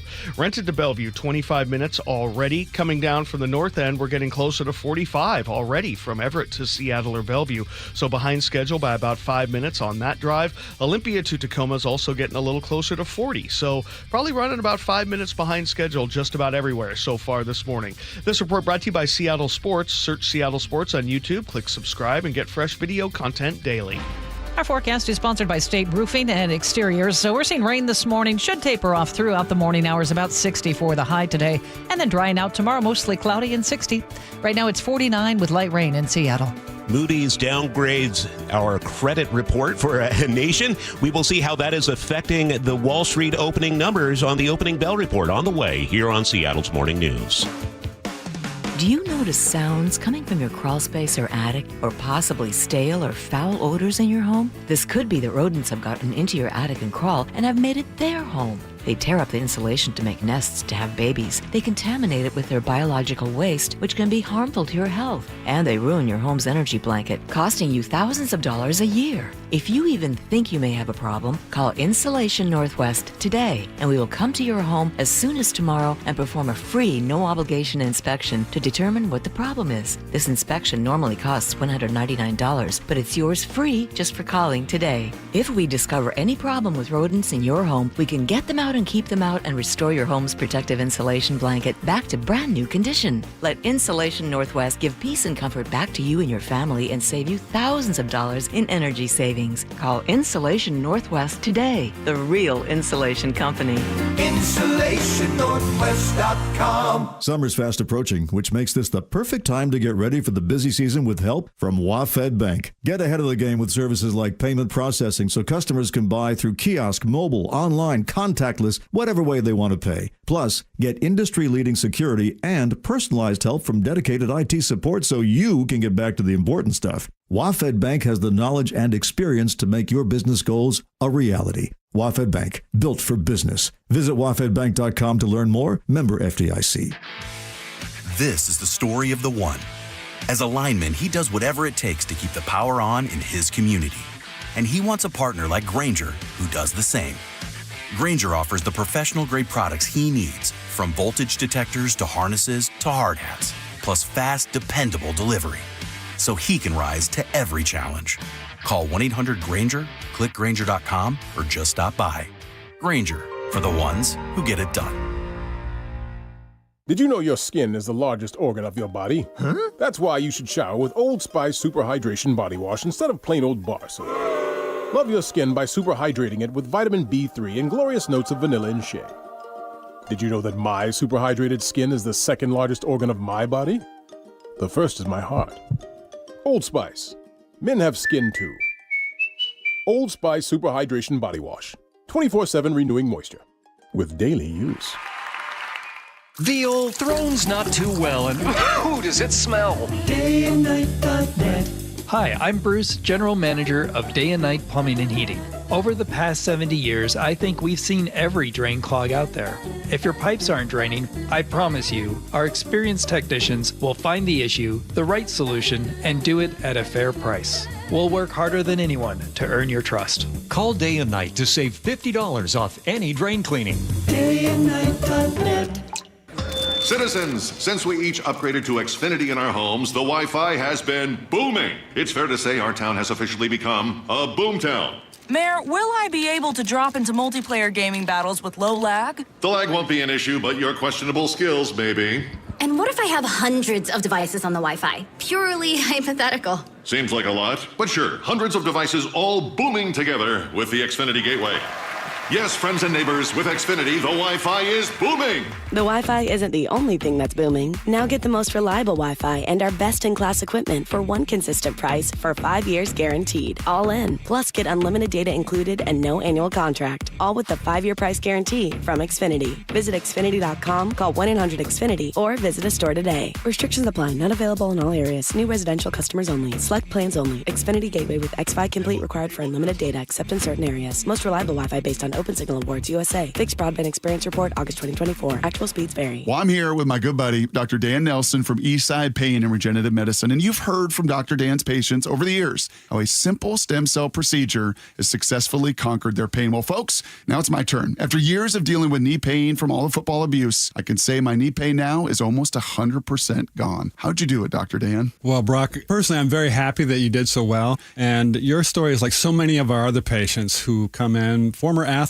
and non-athletes as well, who have come in with chronic knee pain, and they are looking for alternatives besides knee replacement surgery. And we're happy to provide this service. It's been truly a game changer for so many folks. It's just been a pleasure to be part of this. Consider Dr. Nelson, the only doctor with over 30 years of experience in pain medicine techniques, including stem cell therapy. I was in and out with a couple of follow-ups. It's a non-surgical solution to pain using your own stem cells. Consider stem cell therapy with Dr. Daniel Nelson, MD at 425-823-4000 or visit DanielNelsonMD.com. That's DanielNelsonMD.com. Safety first comes with available financing at Bucky's Complete Auto. For oil changes, brakes, tune-ups, wiper blades, and factory maintenance, check the Bucky's near you at Bucky's.com. If you're thinking about renovating an attic, spending more time in your sunroom, or building onto your home, a Carrier ductless unit is the perfect solution for climate control. It's efficient, quiet, and incredibly flexible when it comes to installation because there's no ductwork required. It's just one more way we're making your home totally comfortable. Your local Carrier heating and cooling dealer will improve your home's comfort, air quality, and efficiency. Visit CarrierNorthwest.com to find the expert near you. Carrier, turn to the experts. Now, the latest from KIRO Newsradio and MyNorthwest.com. Live from East Lake Avenue. You're listening to Charlie Harger and Manda Factor, Seattle's morning news.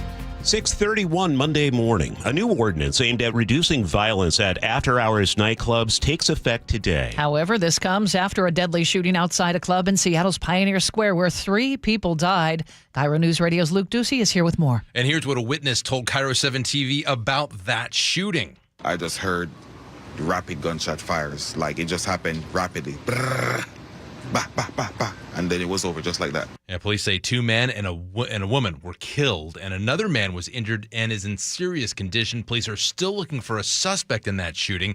Well, last month, Seattle City Council passed an ordinance to make after-hour clubs and lounges that operate in those wee hours of the morning, more secure. Lounges are now required to get a liquor license and hire security guards and have video surveillance. The ordinance came in response to years of deadly shootings at these businesses. I think lawmakers have been trying for 17-some years to get that passed, including a recent double murder outside the Capri Hookah Lounge in South Seattle. This was Councilmember Mark Solomon right before the council took their final vote. I am tired of adding another name to the list of people who have died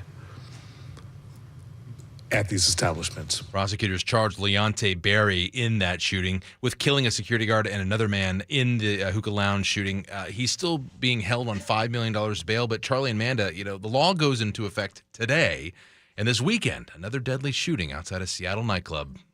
Luke, thank you. It's 6:33.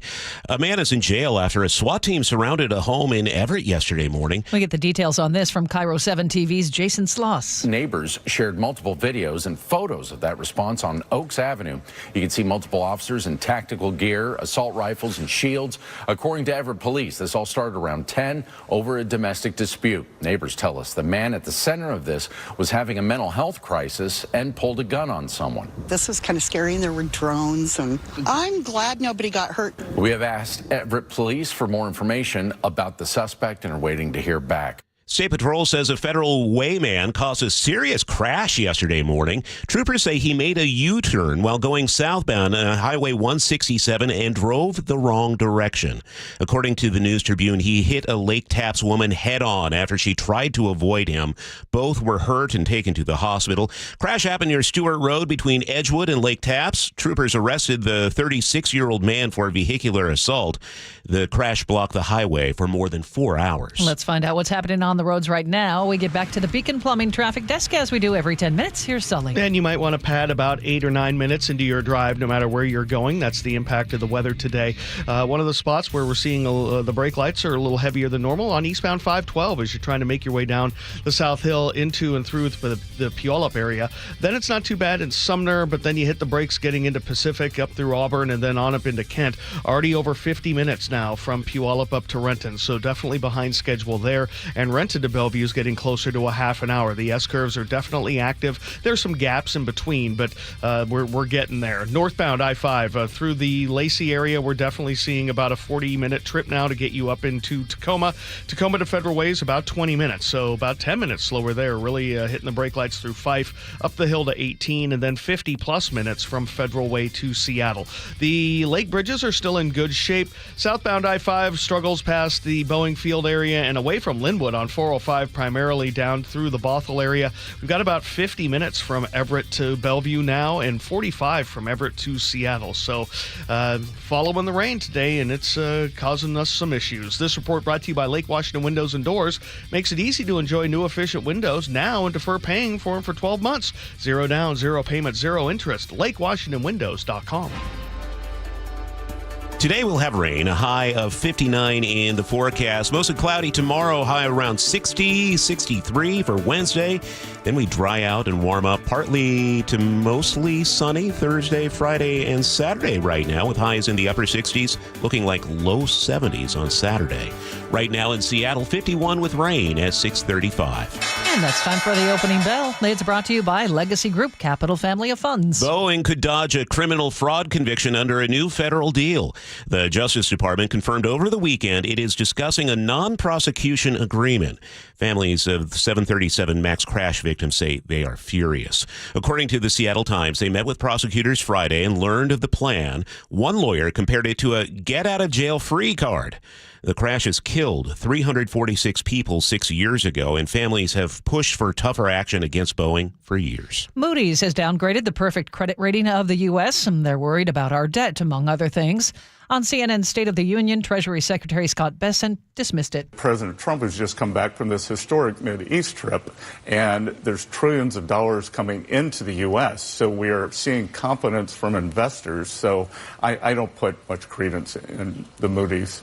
A survey of U.S. economists show growing concerns for a possible recession within the next 12 months. The National Association of Business Economists poll shows more economists expect a summer of more layoffs and less new hiring. It gives us a feeling of basically uncertainty of what we can expect in the next 3 months. An ABE survey analyst Lester Jones says higher costs give the illusion of higher sales income, but economists expect profit margins to go down and inflation is not abating. Jones says that all adds up to a possible recession. 40% of respondents placed the probability of a U.S. recession between 25 and 50%. Peter King, CBS News. A new survey takes a look at our spending habits and tariff uncertainty and recession fears. CBS News correspondent Jennifer Kuiper has more. A new Bankrate survey finds that 54% of U.S. adults questioned about their spending say they are planning to spend less on travel or live entertainment this year compared with last year. A year ago, 49% said they would spend less than they did in 2023. So we seem to be heading in the wrong direction. But Bankrate's Ted Rossman says the interesting disconnect is we do really need to watch what people do, not just what they say, because consumer sentiment has been downbeat for years, but yet people are still spending. Rossman says we're still willing to splurge on dining out. Jennifer Kuiper, CBS News. Late last night, the House Budget Committee advanced the Republican-backed spending bill designed to fund the Trump administration's priorities. Speaker Mike Johnson spoke to reporters at the Capitol. The government is too large, it does too many things, and it does very little well.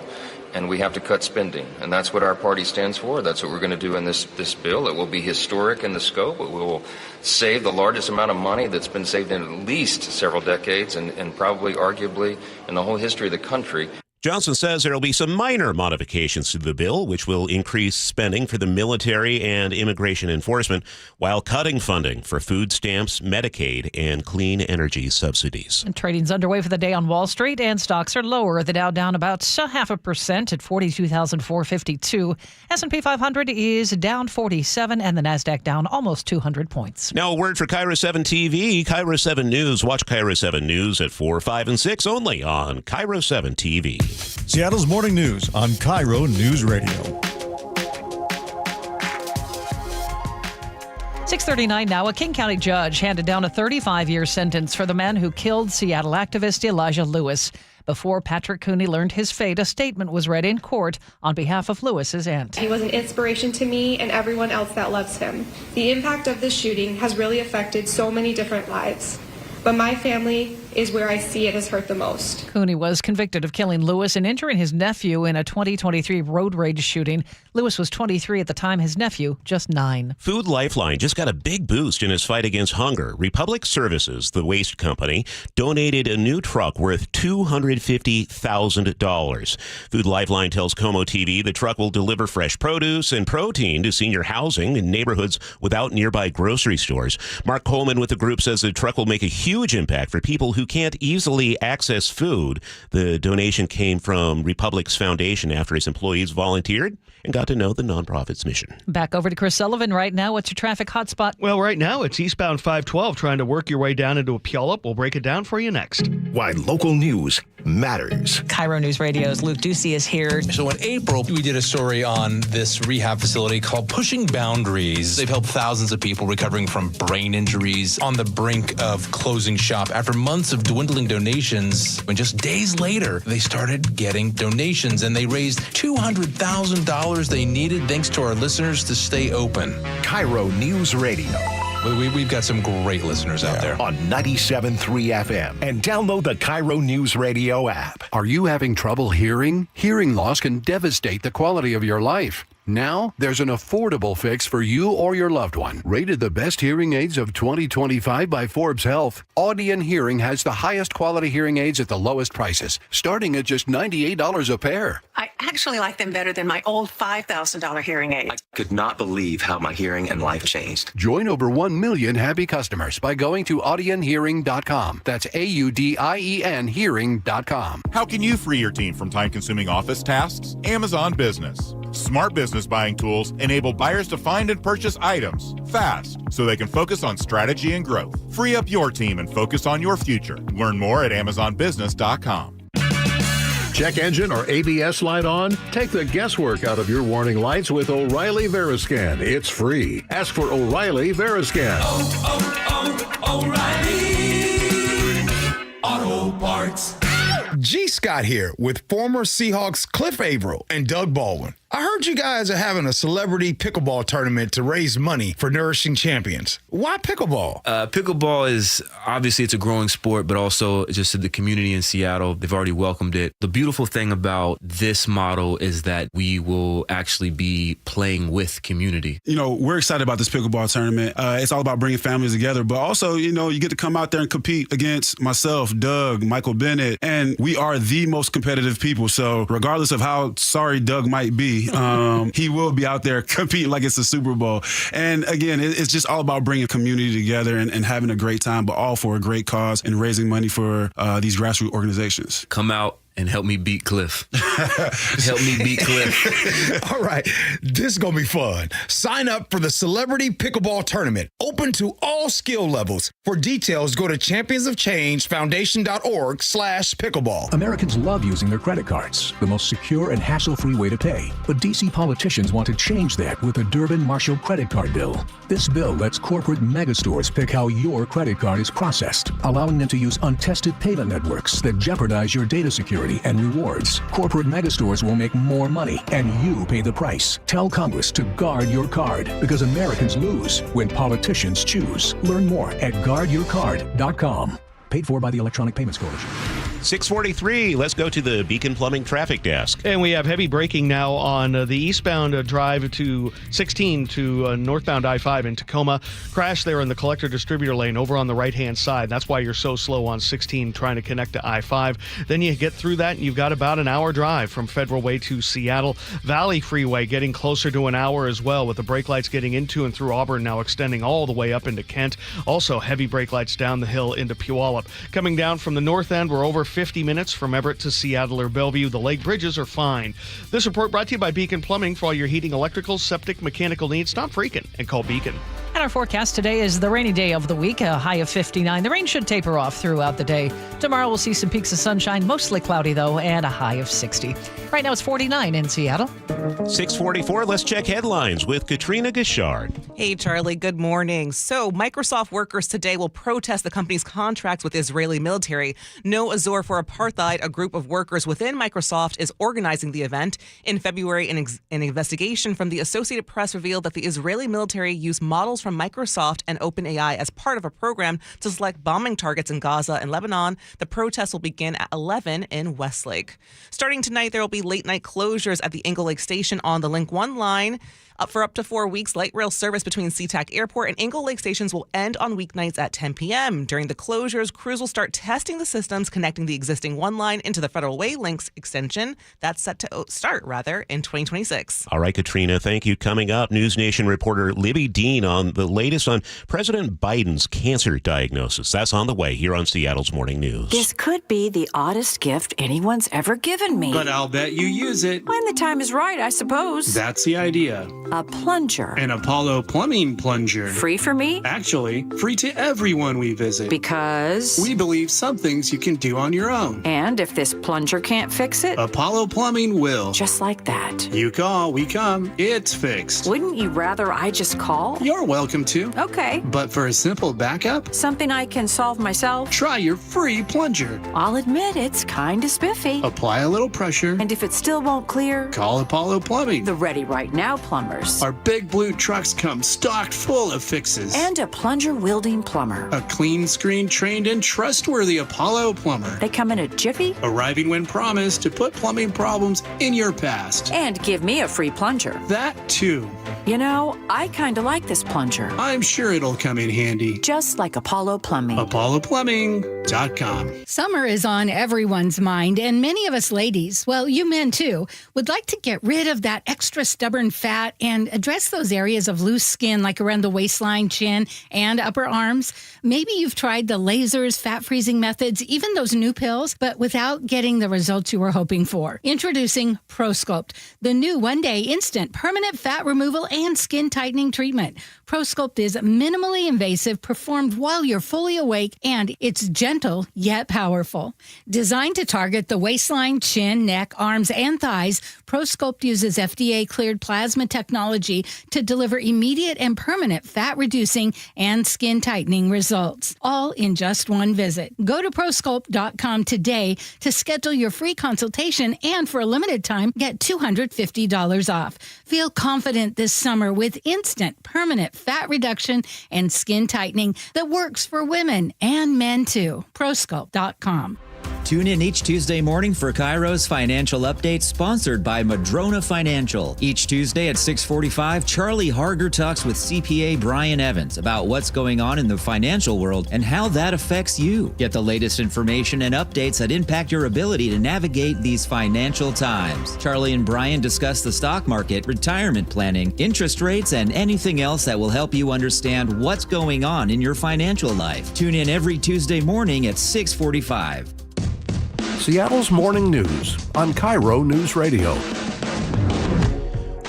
Sad news over the weekend. It was announced that former President Joe Biden has been diagnosed with an aggressive form of prostate cancer. Covering this for News Nation is Libby Dean. She's with us on Seattle's Morning News right now.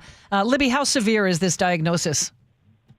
Oh, incredibly severe. They're describing it as aggressive in a statement from former President Joe Biden's personal office.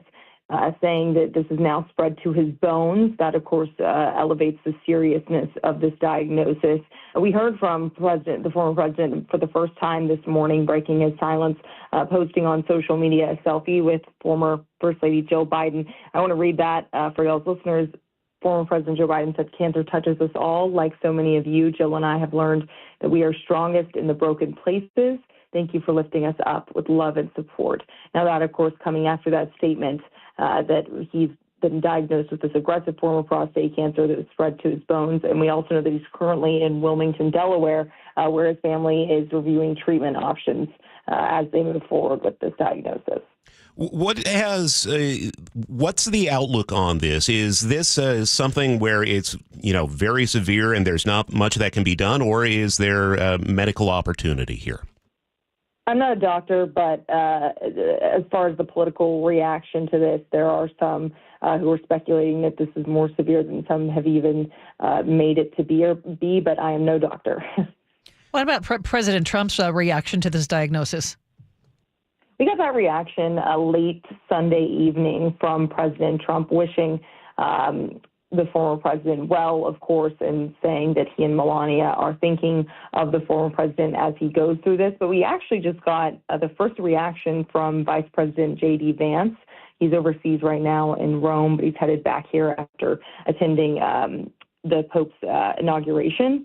And this is an interesting reaction from the vice president. Of course, he wished the former president well, but he did go on to say that, we can pray for good health for the former president, but also realize that if you're not in good health, that you shouldn't be doing this job. And the vice president saying that, of course, because at one point, this would have been if the former president, Joe Biden, would have won re-election like he was going to attempt to do, this diagnosis would have came down while he was in office. So some criticism coming from the right here and from the vice president himself as he's reacting to the first time while he's overseas during this trip to this diagnosis. Libby Dean, News Nation. Thanks for your time this morning, Libby. Thanks for having me. It's now 6:50. I saw President Biden, or he was vice president at the time, over at the Hutch, the Fred Hutchinson Cancer Research Center. This was maybe 10 years ago, and he was just launching the Cancer Moonshot. Yeah. And, talking about the resources that need to be involved with this, cancer is such an insidious disease that, it affects everybody. It does. And, this was really one of his main motivators and causes during not only his vice presidency following the death of his son Beau, but certainly now as he is directly impacted by this. Other things we're following yesterday, 45th anniversary of the eruption of Mount St. Helens. 57 people died May 18th, 1980, when the mountain blew. Wes Thielen at the Cascades Volcano Observatory says any of the volcanoes in the area could erupt. The most likely candidate, though, is Mount St. Helens, but it's hard to predict when. All we can do is be prepared and get as much monitoring equipment out in advance of any unrest so that we can look for the earliest signs of unrest at any one of those volcanoes. He says the land still bears the scars of the eruption, with entire sections of forest still completely gone near the mountain. But I saw so many pictures of life returning yesterday and just the recovery, and I really wish that road would open because I love going up to the observatory. I think we were both kids when that blew. I was 5 when it happened. I was somewhere around there. Somewhere around 5. It's just remarkable at the time. You think about, man, this is just a nightmare hellscape, in Southwest Washington, and nature returns. I was 10 and I was in Lacey, and the ash was falling. You could see it on the cars, and it was terrifying. Yeah, the special report came on the news. I just remember in my 5-year-old brain, I better hide behind this couch. I hid behind a couch. I didn't know what would happen when the volcano blew. The fact that you remember that you hid behind the couch is pretty impressive. Sully, you were in Oregon at the time. What was the reaction? Because it was closer to Portland anyway. Right, but it blew the ash the other way. But we still got ash on it was my brother's high school graduation. Okay. And we came out and all the cars were covered in ash, and we could see St. Helens from our neighborhood where we were, and we're just sitting there in awe, just watching it just go, this giant cloud. It was pretty impressive. I was 10. I have chills right now. Yeah, it was pretty cool. Memories are coming back. Yeah, my brother's graduation from high school. Yeah, pretty amazing. 45 years. Yeah. 6:53. Let's head over to the Beacon Plumbing Traffic Desk. Sully, I'm assuming no volcanic eruptions this morning? No, I haven't heard of any. No, not that I'm aware of. However, I did just get a note from the Department of Transportation. It might look like there's a natural disaster or an emergency going on later today on the Ship Canal Bridge. Apparently, starting at 8:30 this morning throughout to about 1 o'clock in the afternoon, every day this week, fire department is going to be practicing some rescuing off the underside of the Ship Canal Bridge. At 8:30? Start at any time, they said, between 8:30 and 1:30 p.m., including dummies and things that make it look like an actual event. But it's practice. It's practice. It's practice. And as they say, drivers need to stay focused on the road and should not try to stop or watch the training. But anyway, that's going to be happening this week. At 8:30? Well, any time between 8:30 and 1:30 this week through Thursday. So just be prepared. You might see some stuff that looks really real on the Ship Canal Bridge. You want to get through the commute first. Yeah, anyway, primarily on the express lanes. They're going to be doing the emergency vehicles, but they're going to be doing some, stuff off the side of the bridge. Okay. Thanks for the heads up. So, yeah, this is training. Just be prepared. We might get some calls later. As we approach 7 o'clock this morning, we are really seeing the impact of the rain today. About a 10-minute delay just about everywhere. We're at an hour from Federal Way to Seattle, maybe a little bit more depending on how you hit it past the West Seattle Bridge. And 25 minutes now from Tacoma to Federal Way. It is really struggling through Fife up towards 18. That's about a 15-minute delay total. Eastbound 512 struggling down the hill into Puyallup, but that just appears to be volume. And Puyallup to Renton is running over 50 minutes, maybe closer to an hour there as well. Brake lights before Pacific now extending all the way up to Kent. Renton to Bellevue about 35 minutes, and we've got an hour drive now from Everett to Seattle or Everett to Bellevue. The lake bridges are okay. This report brought to you by Home Comfort Alliance. Discover one of the new inventions that they're using, mini split systems. Call now for a free consultation. Get 18 months, same as cash financing. HomeComfortAlliance.com. Showers today, a high of 59. Sun breaks tomorrow, Wednesday, Thursday, Friday, highs in the low 60s, might even be pushing 70 on Saturday and Sunday, so maybe not a too bad Memorial Day weekend on tap. Did you know your skin is the largest organ of your body? Huh? That's why you should shower with Old Spice Super Hydration Body Wash instead of plain old bar soap. Love your skin by super hydrating it with vitamin B3 and glorious notes of vanilla and shea. Did you know that my super hydrated skin is the second largest organ of my body? The first is my heart. Old Spice. Men have skin too. Old Spice Super Hydration Body Wash. 24/7 renewing moisture. With daily use.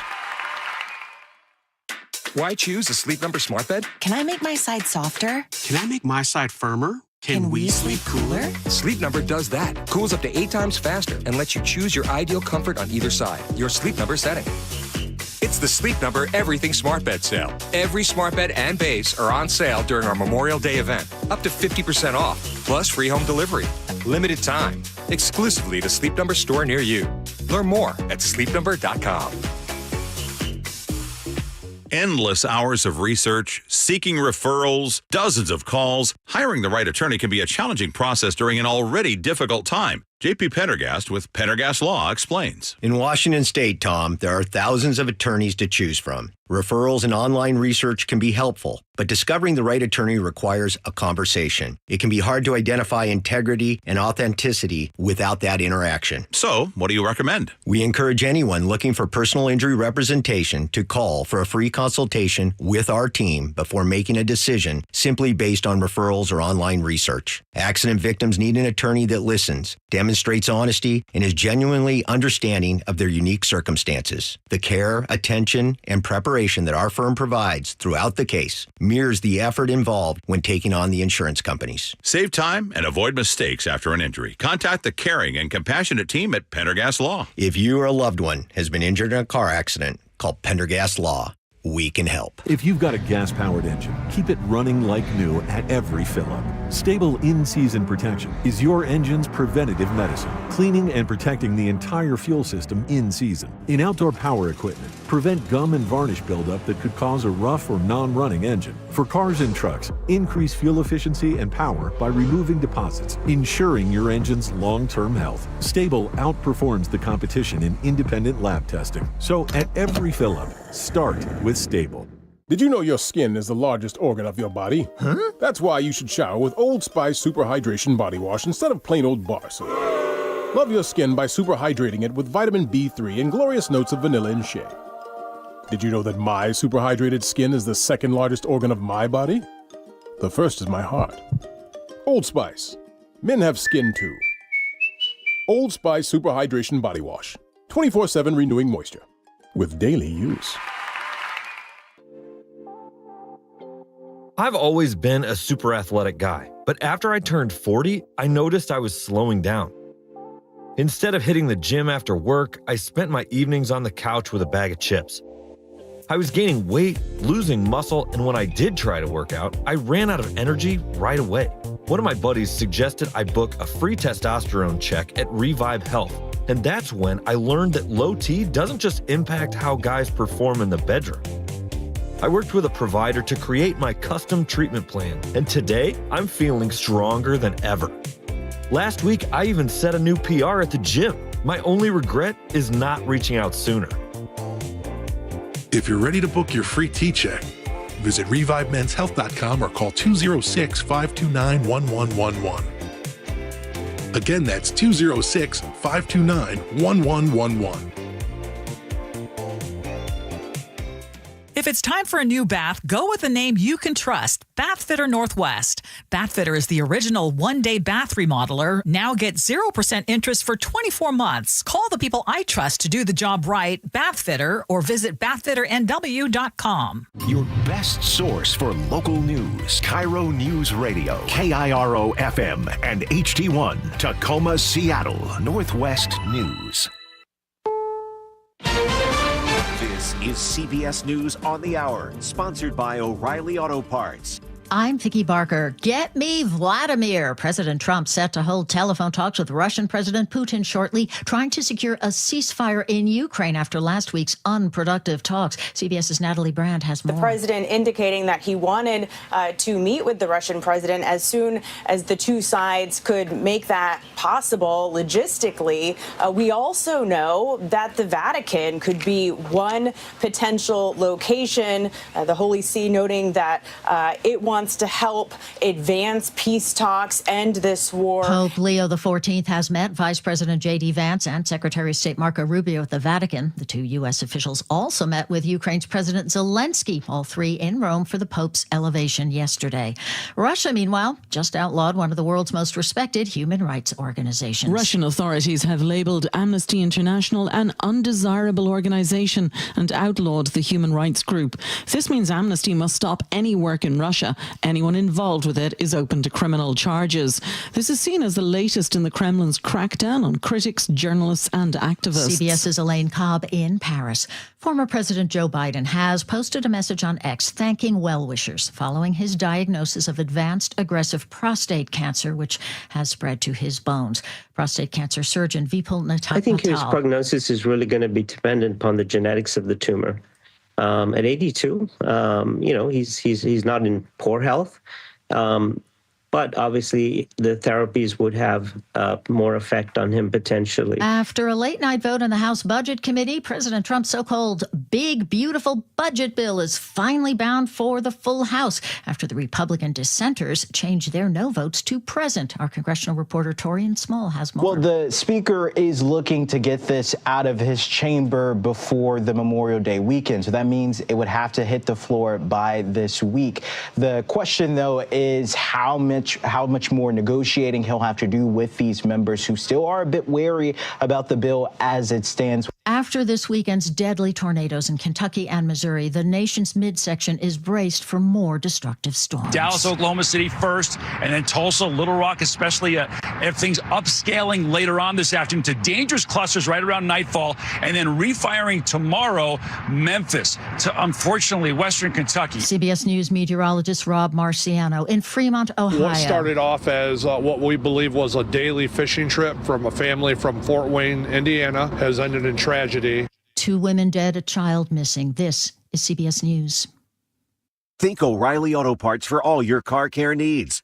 Get the parts and service you need fast from the professional parts people at O'Reilly Auto Parts. It's 7:03 Monday morning, wet roadways. We see how that affects traffic at the Beacon Plumbing Traffic Desk. Here's Sully. Well, if I had my Milli Vanilli, I'd play it, but we're blaming it on the rain today. We're at least 10 or 15 minutes behind schedule in plenty of places. I'm going to start up in the north end where we are losing significant time now through the Tulalip area on southbound I-5. Really heavy from 116th down, really all the way through Marysville. So we've got about a 25-minute trip, maybe 30 minutes now to go from Arlington to Everett. And then we're up over 55 minutes for both Everett to Seattle or Everett to Bellevue.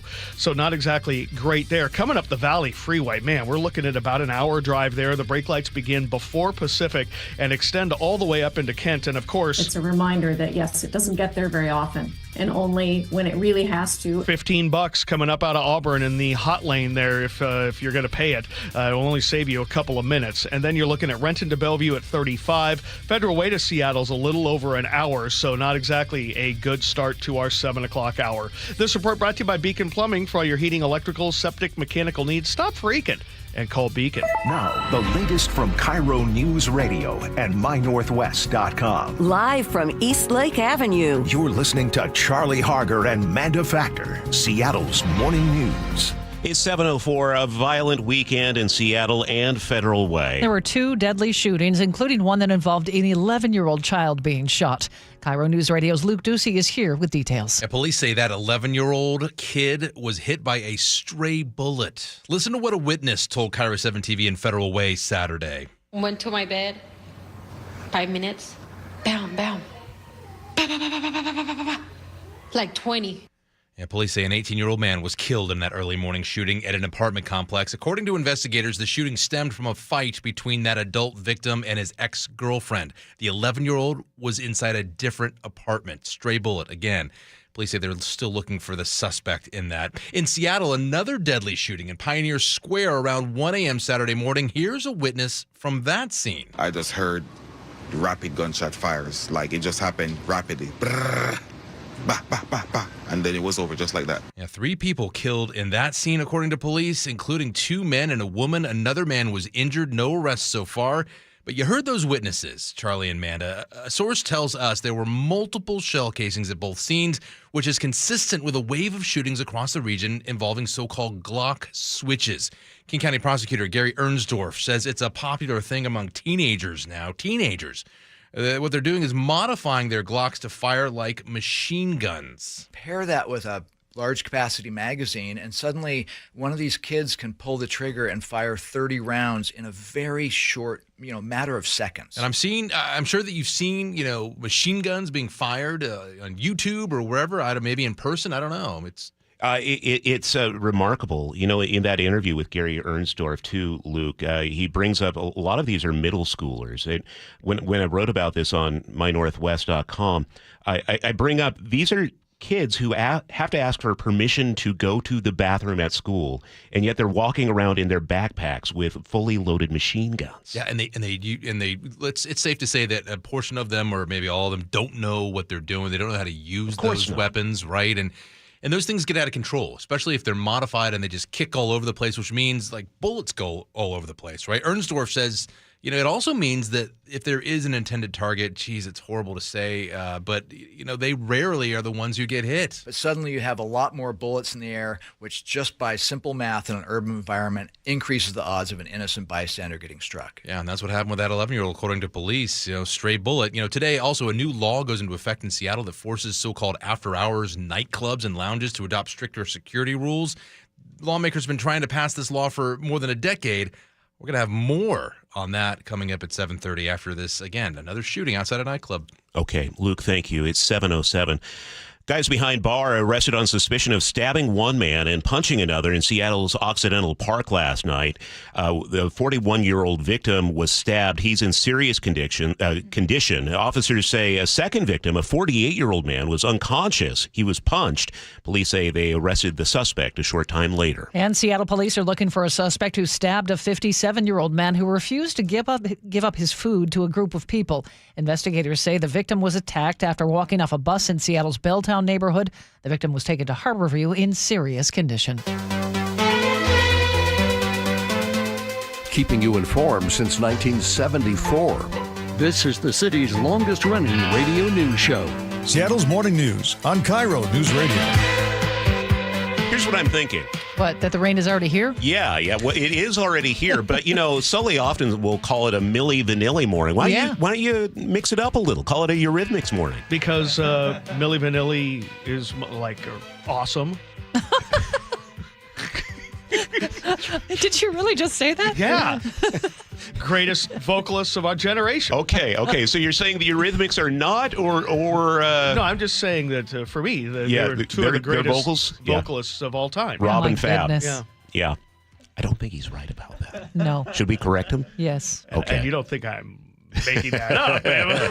It's Monday. Does it feel like a Monday? It's May 19th. Along with Charlie Harger, I'm Manda Factor. And that's Sully over there keeping an eye on roads for us. David Burbank is here in the studio. Katrina Gishard at the news desk bringing us the top breaking stories throughout the show. We are going to get a break from the rain and perhaps push 70 in time for Memorial Day weekend. Oh, that'll be great for the barbecue. Coming up this hour, CBS business analyst Jill Schlesinger has some financial advice for soon-to-be college grads.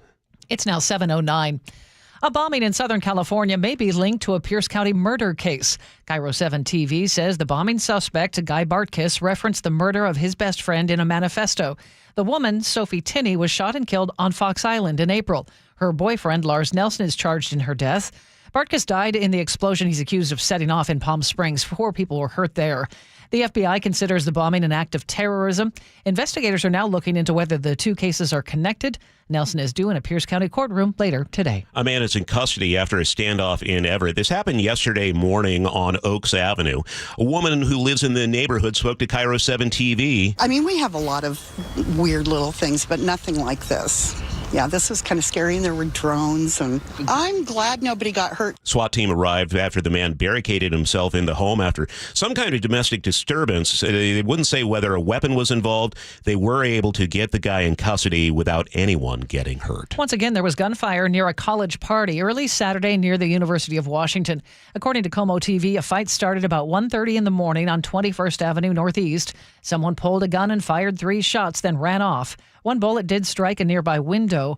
No one was hurt, but it's the 3rd shooting near campus in recent weeks. Seattle police are still looking for the suspect. Years of complaints have finally led to action at a controversial Oregon safari park. K2 TV reports multiple agencies raided the West Coast game park near Bandon.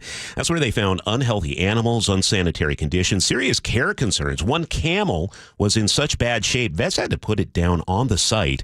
Inspectors found rodent droppings in food, big casts showing ribs, a dead tiger in a freezer. The USDA and Oregon State Police say this was the result of a lengthy investigation and more action could be coming. It was a rough start to a flight at SeaTac over the weekend. 2 Alaska Airlines planes clipped wings while leaving the gate Saturday afternoon. KIRO 7 TV reports no one was hurt, but both planes had to be swapped. The airline apologized to passengers and says it's working with federal officials. The FAA will look into how this happened. Mount Rainier National Park bringing back timed entry reservations this summer. Fox 13 Seattle reports. The goal is to ease overcrowding in the Sunrise Corridor and protect the land. The new system kicks off in mid-July, covers weekends through October. Advocates say it's needed, and some hope the park would expand the program more. The park saw big crowds and damage to trails and meadows in recent years. After a rough homestand last week that we shall not speak of again, the Mariners bounced back in a big way, dominating their third sweep of the season, winning all 3 games in San Diego against the Padres. Mariners pitching was great all weekend. The bats came alive, scoring 15 runs in the series. Mariners catcher Cal Raleigh homered in 2 of the 3 games. And here's the pitch. Swung on, blasted left field, a rainmaker. It's high, it's deep, it is gone! Cal Raleigh! A rainmaker in the rain in San Diego. A majestic blast. He has done it. He's given the Mariners the lead. And that makes 15 bombs for the big dumper. A majestic blast. Yes, wasn't that funny? Cal Raleigh leads the American League in home runs now. I saw in one of the TV stations the Padres got dumped over the weekend. Oh, yes, they did. They're making it a verb. I like it. Okay, at 7:12, we check weather, brought to us by State Roofing and Exteriors. Yeah, rain today, on and off. We should dry out by later this afternoon. We're headed for a high of 60 today. Tomorrow we dry out and highs in the lower 60s, mid to upper 60s. Later we get in the week, and we're talking partly to mostly sunny by Saturday and Sunday of Memorial Day weekend. We'll take it. Pushing 70. I like it. Yes. It's 7:13. That's time to get back to Chris Sullivan. We do that every 10 minutes on the 3s. He's at the Beacon Plumbing Traffic Desk. Yeah, I'm trying to get a handle on a new crash we have on northbound I-5 right by the Tacoma Dome. Can't tell how many lanes are blocked at this point or if there are any, but either way, we've kind of come to a sudden all stop there as you work your way basically from 16 down to the downtown core. I'm going to have more for you on this one in 10 minutes, but yeah, this is a pretty significant backup there right in the exit areas towards the downtown core of Tacoma. So plan on some delays there. And then it's really heavy through Fife up to 18, 25 minutes from Tacoma to Federal Way. That's about 15 minutes slower than it should be. And then we have over an hour from Federal Way to Seattle. Big gap in the middle, but I mean, it's pretty ugly there all the way up past 188th and then from the middle of Boeing Field up into downtown. Rented to Bellevue, about 35 minutes. And behind that on the Valley Freeway, we have more than an hour. The brake lights begin in Pacific and extend all the way up into Kent today. It is not exactly pretty. The 512 drive is heavy down the South Hill, basically from the top to about halfway down. That appears to just be normal volume. Coming down from the north end, 25 minutes from Arlington into Everett with brake lights there through the Tulalip Outlet Mall. Then a nice long gap till you get down to about Linwood, and then there on down, it's starting to look normal. We've got about an hour drive now from Everett to Seattle or Everett to Bellevue. The Lake Bridges, though, are in good shape. This report brought to you by Bucky's Complete Auto Repair. Safety first comes with no credit financing at Bucky's. For oil changes, brakes, tune-ups, and more, check for the Bucky's nearest you, buckys.com. 7:15, KIRO News Radio morning editor Katrina Gishard is at the news desk. Today, an inquest begins into the death of an armed man killed by a former Auburn police officer. Jeffrey Nelson is already spending up to 17 years behind bars, convicted of another deadly shooting, that one in 2019. Today's inquest focuses on the death of Isaiah Obit back in 2017. Investigators say he used a knife to threaten people on 3 different occasions before Nelson shot him. An independent investigation found there was not enough evidence to rule whether Nelson acted with malice, but an executive order passed last year no longer requires proving malice to charge an officer with murder. The inquest starts this morning and is expected to last through Friday. Fans have been wondering where country star Luke Combs has been after not attending this year's Academy of Country Music Awards in November. Well, he's back. In a video posted to his social media, the country star says he's just been busy being a dad, but that's not all. Got a big tour coming next year. I just kind of finalized a lot of the details on that here in the last week or so. So new record coming up soon, new tour coming up. Just excited, man. I'm excited and I'm back. I'll be on the lookout to see if he plans to come to Washington. You're always on the lookout. Thank you, Katrina. At 7:16. News matters.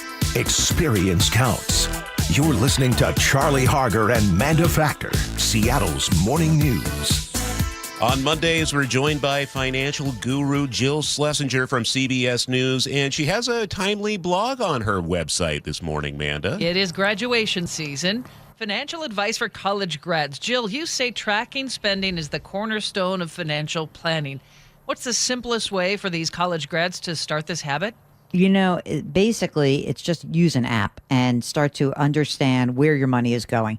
I am not a huge fan of budgets. I compare budgets to, creating a, terrible diet on December 31st for yourself. Usually sounds great on the day you create it. And then in reality, 3 weeks later, it doesn't look all that important or interesting to you. So all I'm asking is that we figure out a way to track your spending. What's coming in, what's going out. Why?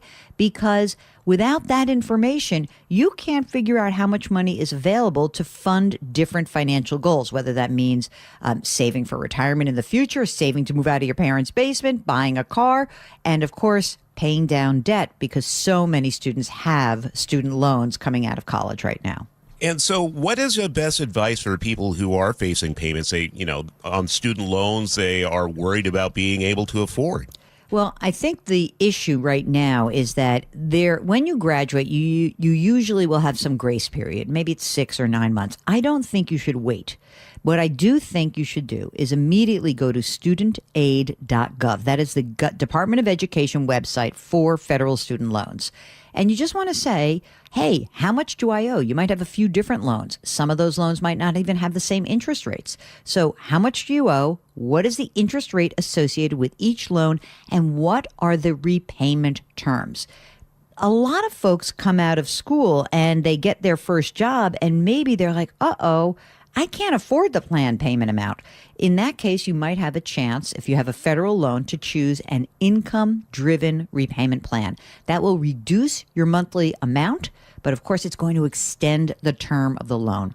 Whatever you choose in terms of a repayment plan, try to automate everything. You don't want to be late. You don't want to miss a month. Remember, the government is now reporting all those late payments to credit agencies.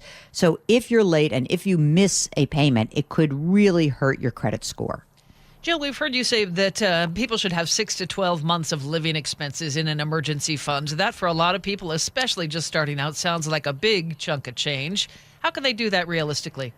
I mean, let's break it down. You don't have to go to that level immediately, but what you can do is if you have a certain amount of money, let's say you've got your first job and you say, okay, I have some student loan debt and I still have a little bit of extra money, just put a tiny bit of money into a savings account. You'll start by saying, I'm going to try to get 1 month of expenses, and then it will be 2 months of expenses. And what you'll find is that when you're in the habit of doing this, you will reach the goal. So essentially, if you think about it, I'm asking for 3 main goals when you start out. And this is kind of the same 3 goals I have for everyone, is to, number 1, really understand that cash flow. Number 2, figure out what the debt situation is. And number 3, try to start to save and invest for the future. So again, it's that emergency reserve fund, and it's also retirement. Many kids will come and say to me, hey, I have student loans. I can't possibly put money into my retirement account at work. Well, I say to that, do the best you can. Try to contribute at least up to the match if you have one, or just a couple of % of your salary to a Roth IRA. Again, building this habit is important. And I think you sort of you take for granted once you're in that habit that it's hard to start it later. But the earlier you start, the better it's going to be. Jill, you and I and Manda over here, we work in traditional broadcast media, radio, TV, the like.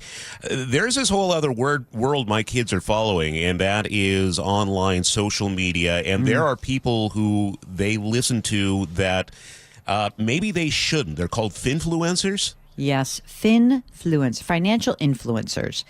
Now, some of them are fine. But what I want to be clear about is that a lot of people who are on social media are not credentialed. And that means they're just telling you to do stuff. Now, some of the advice is okay. Some of it is nuts. And a lot of times people will send me a screenshot of someone from TikTok saying to do something. And I'm like, oh my gosh, that is terrible. And what you often will find is that 9 times out of 10, the way that they are actually monetizing their own businesses is that they're in bed with some unscrupulous or maybe less than desirable folks, and they're marketing those services. So what I want to be clear about is whether you are an oldster like me and you're just out there and you're thinking you're going to retire, or you're a young person just coming out of school, understand the credentials of the person who's proffering the advice. Hey, I'm Jill Schlesinger. I'm not just a CBS News business analyst. I'm also a certified financial planner. Certified financial planners have to give advice that is in the best interest of the person who's sitting in front of them. So those kinds of designations are important. And if you don't work with a professional, or you are listening to someone who's just sort of out there giving generalized advice, oh, okay, fine, but take it with a grain of salt. It may not be the smartest thing to put all of your money into Bitcoin when you have piles of student loan debt. Jill, you are not an oldster. We appreciate your advice. It's always timely. Thank you. Jill Schlesinger from CBS News, and the blog is jillonmoney.com. It's 7:22 now, and talking about spending habits. A new survey takes a look at our spending habits among all the uncertainty around tariffs and fears of a recession.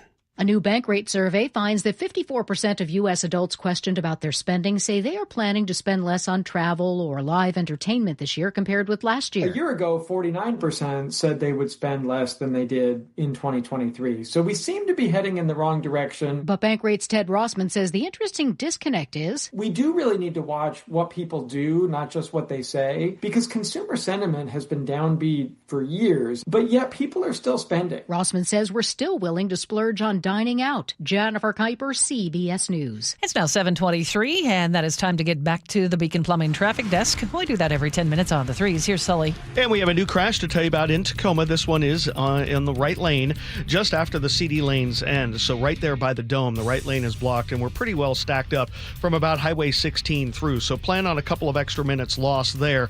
And then you have about a 22-minute trip from Tacoma to Federal Way, and an hour and 15 now from Federal Way to Seattle. It's close to 40 minutes still to get up through the South Center area. Not exactly a great drive there. That's about a 10-minute delay overall.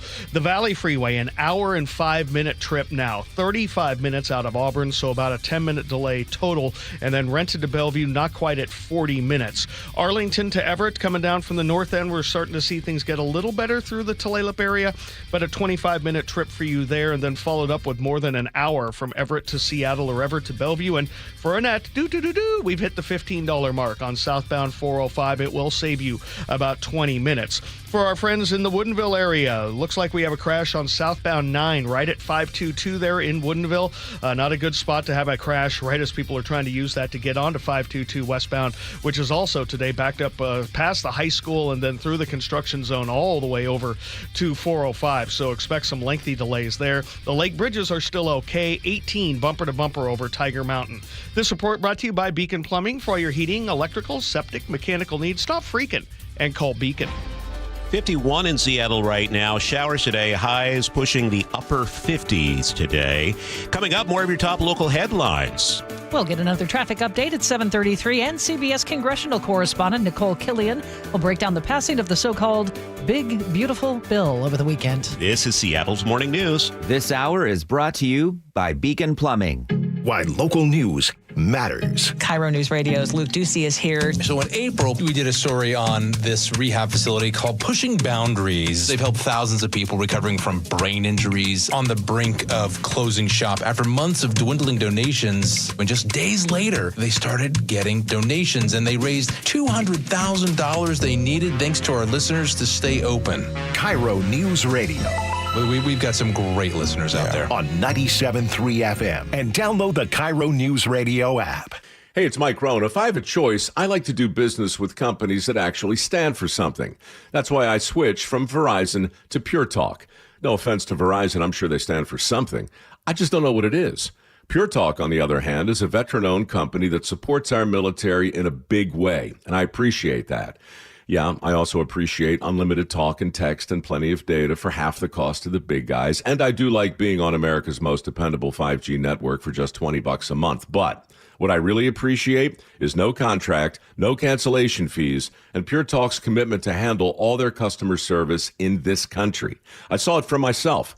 I went to Georgia, I got a tour of their headquarters, I met their CEO, and I talked to the same customer service folks that you'll talk to when you dial pound 250 and say keyword micro. Switch today and save 50% off your first month when you dial pound 250 and say keyword micro. Pure Talk, a wireless company that actually stands for something. You're losing your hair and you simply need a solution that works. You want the best. Modern technology, top-rated physicians, something that's guaranteed to work. Guys, you need world-class Dr. Perungo and his team at Advanced Hair. Advanced Hair has completely redefined hair restoration. From the experience itself to their unmatched results. Receding hairline, bald spot, thinning hair, maybe all three like I had. Get your hair back with Advanced Hair's simple one-day treatment that begins to regrow your own natural hair the very next day. Advanced Hair has changed tens of thousands of lives, including mine. And get this, Advanced Hair is once again the winner of the 425 Business of the Year. For your free consultation, call 425-449-8185. Right now, you'll get $250 off and 250 free hair grafts.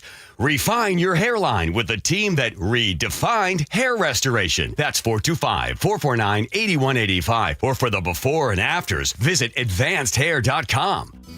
If you're thinking about renovating an attic, spending more time in your sunroom, or building onto your home, a Carrier ductless unit is the perfect solution for climate control. It's efficient, quiet, and incredibly flexible when it comes to installation because there's no ductwork required. It's just one more way we're making your home totally comfortable. Your local Carrier heating and cooling dealer will improve your home's comfort, air quality, and efficiency. Visit CarrierNorthwest.com to find the expert near you. Carrier, turn to the experts. I'm Macy House with Baird Global Investment Banking. In today's markets, global financial capabilities aren't worth much without personal attention to your priorities. Baird Banking, Research, and Private Equity professionals are located across 3 continents, sharing more than investment expertise. As employee owners of our firm, we all have a personal stake in your success, here in the Pacific Northwest and around the world.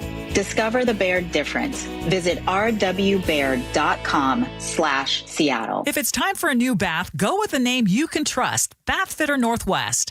Bathfitter is the original one-day bath remodeler. Now get 0% interest for 24 months. Call the people I trust to do the job right, Bathfitter, or visit bathfitternw.com. Safety comes first. When money is tight, Buc-ee's has you covered with available financing. For oil changes, wiper blades, brakes, tire rotation, tune-ups, and factory maintenance, it's Buc-ee's Complete Auto. No appointment necessary and financing's available. Check Buc-ee's.com for the location near you. Ladies, and you guys too, have you noticed visible signs of aging, those deep wrinkles, fine lines, and facial creases stealing your youthful glow? Sagging skin, crow's feet, and loss of facial contour are all natural effects of aging, but you no longer have to let them define your appearance. Introducing the New Skin Lift, the groundbreaking facelift led by Dr. Brian Scott. The advanced New Skin Lift addresses key signs of facial aging for women and men, restoring natural youthful contours. Whether it's replenishing volume lost over time or lifting the skin to smooth out those creases, the New Skin Lift can help you look 10 to 20 years younger with both surgical and non-surgical options. It's Hollywood's best kept secret and now available to you. Get a free consultation and save $250 off your New Skin facelift. Schedule at newskinlift.com or 206-222-1225. Look 10 to 20 years younger and restore your youthful appearance with the New Skin facelift. newskinlift.com.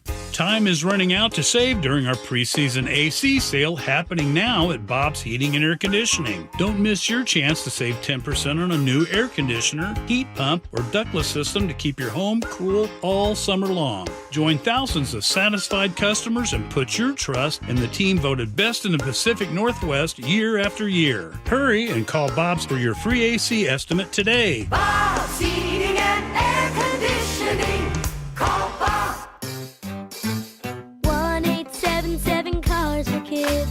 KARS Cars for Kids. 1-877 Cars for Kids. Donate your car today. Donate today at carsforkids.org. That's cars with a K. Your car can be picked up as soon as the next day. Receive a tax deduction and vacation voucher. 1-877 Cars for Kids.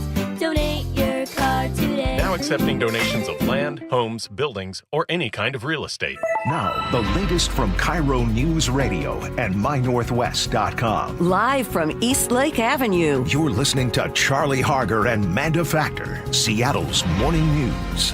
Good morning. It's 7:31. In Federal Way, an 18-year-old is dead and an 11-year-old is hurt after a shooting. We get the details from KIRO 7 TV's Deborah Horn. Early Saturday morning, neighbors say they could hear arguing, then rapid gunfire. This neighbor says she came out once the shooting stopped. The teenager then still alive. He was, talking with the two girls that were there. He was flailing his arms. He was saying, "Hey, I can't breathe." Cell phone video shows Federal Way police arriving, guns drawn. They ran over to the man struggling to breathe. Medics soon followed. Pumping and pumping and pumping for 20 minutes. Pumping and pumping, trying CPR. By then, it emerged a stray bullet had struck an 11-year-old neighbor as he lay in bed. That child is in stable condition at Harborview. Seattle police are investigating a quadruple shooting that happened early Saturday morning. With that story, here's KIRO News Radio's Frank Lindsay. Gunfire in Pioneer Square left 3 people dead and a 4th person in critical condition.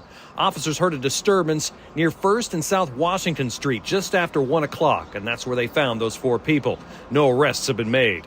Frank Lindsay, KIRO News Radio. On the heels of that shooting, a new ordinance aimed at reducing violence at after-hours nightclubs takes effect today. However, it comes after the deadly shooting where 3 people died. KIRO News Radio's Luke Ducey is here with more. Luke? Yeah, long awaited, some 17 years, and it comes after all this violence over the weekend. Here's how a witness described that shooting in Pioneer Square to KIRO 7 TV. I just heard rapid gunshot fires. Like, it just happened rapidly. Brrr. Bah, bah, bah, bah. And then it was over just like that. And again, police say 2 men and a woman were killed. Another man was injured and in serious condition. Police still looking for that suspect. Last month, though, Seattle City Council passed the ordinance we were talking about to better regulate after-hours clubs and lounges. These private clubs are now required to get a liquor license and hire security guards and have surveillance video. The ordinance came in response to years of deadly shootings at these types of businesses, including a recent double murder outside the Capri Hookah Lounge in South Seattle. This was Councilmember Mark Solomon right before the council's vote. I am tired of adding another name to the list of people who have died at these establishments. Prosecutors in that case charged Leonte Berry with killing a security guard and another man in that hookah lounge shooting. He's being held still on $5 million bail. But Charlie and Manda, law goes into effect today. It's been waiting, years for it to go in effect. A lot of lawmakers, a lot of people in neighborhoods. This weekend, another deadly shooting outside a nightclub. Thanks for staying on top of this, Luke. It's 7:33. That's time to get back to the Beacon Plumbing Traffic Desk, and we do that every 10 minutes. Here's Chris Sullivan. And we've got about a 6-mile grind coming up the Valley Freeway now from well before Auburn all the way up into the Kent area. That's why we're running about an hour and 5 minutes from Puyallup to Renton, 35 minutes alone just out of Auburn. So at least a 10 or 12-minute delay total over what you might expect. And then you hit the Renton S-curves, and they're not really budging. 40 minutes to make the drive up into Bellevue. Olympia to Tacoma is not too bad, though we do have a crash on northbound I-5 there right by the Tacoma Dome just after the CD lanes that's causing a little bit of slowing through that core. But after that, it's not too bad. And Federal Way to Seattle after that now running about an hour and 15. It's still 40 minutes into South Center. Really struggling through that construction zone up past the Kent-Des Moines Road. The drive coming down from the north end, we've got about an hour and 5 minutes from Everett to Seattle or Everett to Bellevue, so about a normal Monday for you. We do have a crash on southbound 9 right at 522 in Woodinville in the left lane, which is making it very difficult for people to get there and merging into the 522 interchange, but it's backed up 522 itself past the high school and then continuing really all the way over to 405, and we just had a bridge lift on the Hood Canal Bridge, so it's been a busy morning. This report brought to you by Home Comfort Alliance. Discover one of the new inventions in home comfort, a mini split system. Call now for a free consultation. 18 months, same as cash. Visit homecomfortalliance.com. And our forecast, we are going to see rain at times throughout the morning hours. It should taper off by afternoon. Our high today, 59. Tomorrow staying mostly cloudy with some peaks of sunshine and 60. Rest of the week, though, looks dry. Cloudy on Wednesday, but back to some sunshine for Thursday, Friday. So far, Memorial Day weekend, at least through Sunday, looks nice. We'll be pushing 70 with lots of sunshine for both Saturday and Sunday. Right now, it's 49 in Seattle. Bringing you Seattle's morning news since 1974. This is KIRO Newsradio. Thanks for joining us this morning. Late last night, the House Budget Committee advanced the Republican-backed spending bill designed to fund the Trump administration's priorities. Covering this for CBS News is congressional correspondent Nicole Killian. Bring us up to speed, Nicole. What is included in this so-called big, beautiful bill? Well, there are a lot of the president's priorities, and that's why he thinks it's big and beautiful, in that it encompasses additional funding for border security, for defense, to promote energy independence policies. Most importantly, it also provides for an extension of the president's 2017 tax cuts. And so in order to pay for this package, at the same time, lawmakers also have to make deep spending cuts. That's something many of them have pushed for to the tune of $1.5 trillion.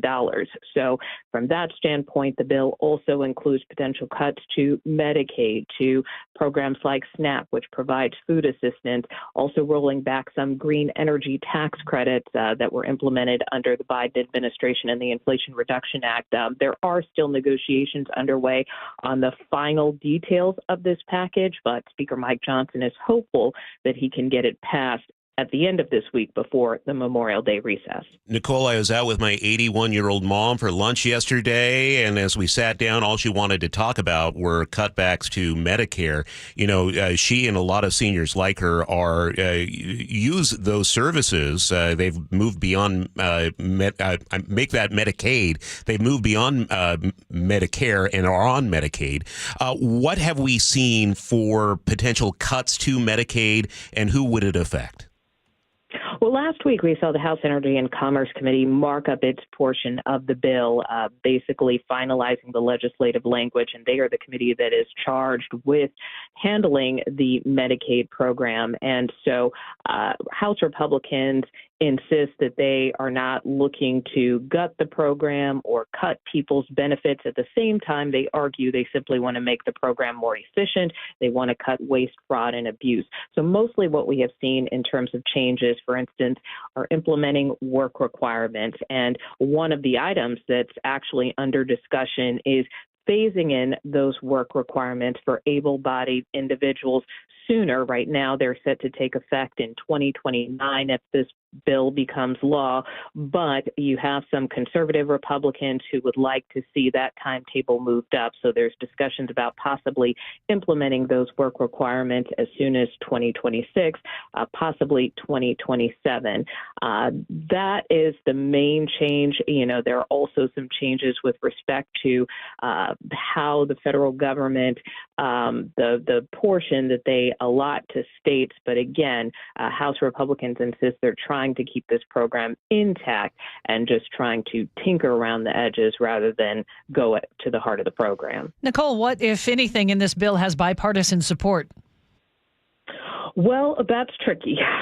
You know, this is primarily a Republican bill because, again, it encompasses President Trump's priorities. So Democrats, for the most part, have been vehemently opposed to this package, most notably because of these cuts to Medicaid. They warned that millions of people stand to potentially lose their coverage, and that is something that we did learn through an analysis by the Congressional Budget Office just last week, that upwards of 8 million people could potentially lose their coverage with respect to some of these changes that could take effect again if the bill becomes law. You know, there are some parts of the tax portion of this bill, like you may remember the president campaigned on this issue of no taxes on tips, no taxes on overtime. And while there are some Democrats who support the idea of that, they are not willing to go so far as to support this package, again, given the volumes of cuts that it contains. And just briefly here, Nicole, there isn't much wiggle room for Speaker Johnson in terms of votes, is there? No, not really. So he's going to be working quite hard this week. Actually, you know, he has a number of meetings with his various members as he tries to lock in a deal on this package. As I mentioned, he wants to get this passed by the Memorial Day recess, but he can really only afford to lose 2 or 3 votes. Anything beyond that could potentially tank this package. And Nicole, thanks for the update this morning. We appreciate it. And CBS congressional correspondent Nicole Killian. Sully, what's coming up in traffic. No, we're going to take a look at the backups on both I-5 and 405 as we work our way up from the south end, so we'll break it down for you next. Our first Mark Challenge victory is Aaron McCoy from McCoy Home Solutions, yet another small business owner that took the First Mark Insurance Challenge. Aaron, why did you make the call to First Mark Insurance? My company has grown to a space where we need a higher level of coverage. A couple of factors led me to say, boy, I really need to find something new, and First Mark really rang that bell. First Mark save you and your business money? Oh, yeah. They have decreased overall expense in a couple categories by up to 30%, coverage in a couple of areas by greater than 50%. They've offered coverage in 2 new categories that I think are pertinent for my business, and they've greatly impacted what that coverage and those margins look like. Kind of wish you made the call earlier. I absolutely do. Yeah. So if you're a small business owner that wants to take the stress of insurance off your plate, do what Aaron McCoy did for McCoy Home Solutions. Make the call to First Mark Insurance. They're your teammate that goes to work for you. FirstMarkInsurance.com. This is Jerry, and she was having trouble getting around. I have arthritis in both my knees, and it just was gradually deteriorating. And getting in the way of her favorite things. I love walking. I also love horseback riding. And we went for a walk, and I got 2/3 of the way down the block, and I said, sweetheart, I can't go any further. That's when Jerry decided, no way this is going to define my life. She went to see Dr. Mark Wagner, MD at Seattle Sports and Regenerative Medicine for stem cell therapy. So let's check in and see how she's doing now. I have no pain, and I put my foot in that stirrup of my horse, Mandy. My knee doesn't scream at me. I swing my leg over without any problem. I'm in the saddle. I'm back to doing what I love, and that's riding my horse and walking. Yep, back in the saddle again. And she wants the whole world to know. I've got a smile on my face every day. Whether it's a shoulder, hip, or knee, before you choose surgery, consider stem cell therapy with Dr. Mark Wagner, MD at Seattle Sports and Regenerative Medicine. Get the facts, hear from the patients I've talked to, and schedule your consultation at drmarkwagnermd.com. If you want a dream bathroom without a humongous price tag, now's the time to call Bathfitter Northwest. Ursula Roytine here. I picked Bathfitter because they are the original one-day bath remodeler. They're a local family-owned business that's been around for 40 years. They own every step in the process to make sure you get the best quality product and the best value. Now get 0% interest for 24 months. Call the people I trust to do the job right, Bathfitter, or visit bathfitternw.com. It's 7:43. Let's head over to the Beacon Plumbing Traffic Desk with Chris Sullivan. And you could bank on being about 10 minutes behind schedule just about everywhere today. That's the impact of the weather that we have. We're looking at the Valley Freeway probably being the worst of it. The backup begins well before Pacific, and you're on the brakes all the way up into Kent, about 6 miles worth of off and on kind of misery there as we're looking at the brake lights, and it's an hour and 10 minutes from Puyallup to Renton with 35 out of Auburn, so not a very pretty commute for you guys. And then over 40 minutes now as you go from Renton to Bellevue. The brake lights really intense up past the construction zone, and then a little bit of a gap, but then you hit it again getting into downtown Bellevue. Pretty heavy there from about I-90 into downtown past Southeast 8th. Northbound I-5 is struggling coming up from the Federal Way area. Hour and 15-minute trip is about 10 minutes slower than it should be, maybe 15 minutes slower for a Monday. The brake lights extend up past 188th and SeaTac before a little gap before you hit it again, so not exactly pleasant. The crash in Tacoma is cleared primarily off to the right shoulder as you get past the Dome, so not seeing a big impact there. However, eastbound 16 is really heavy past Cheney Stadium.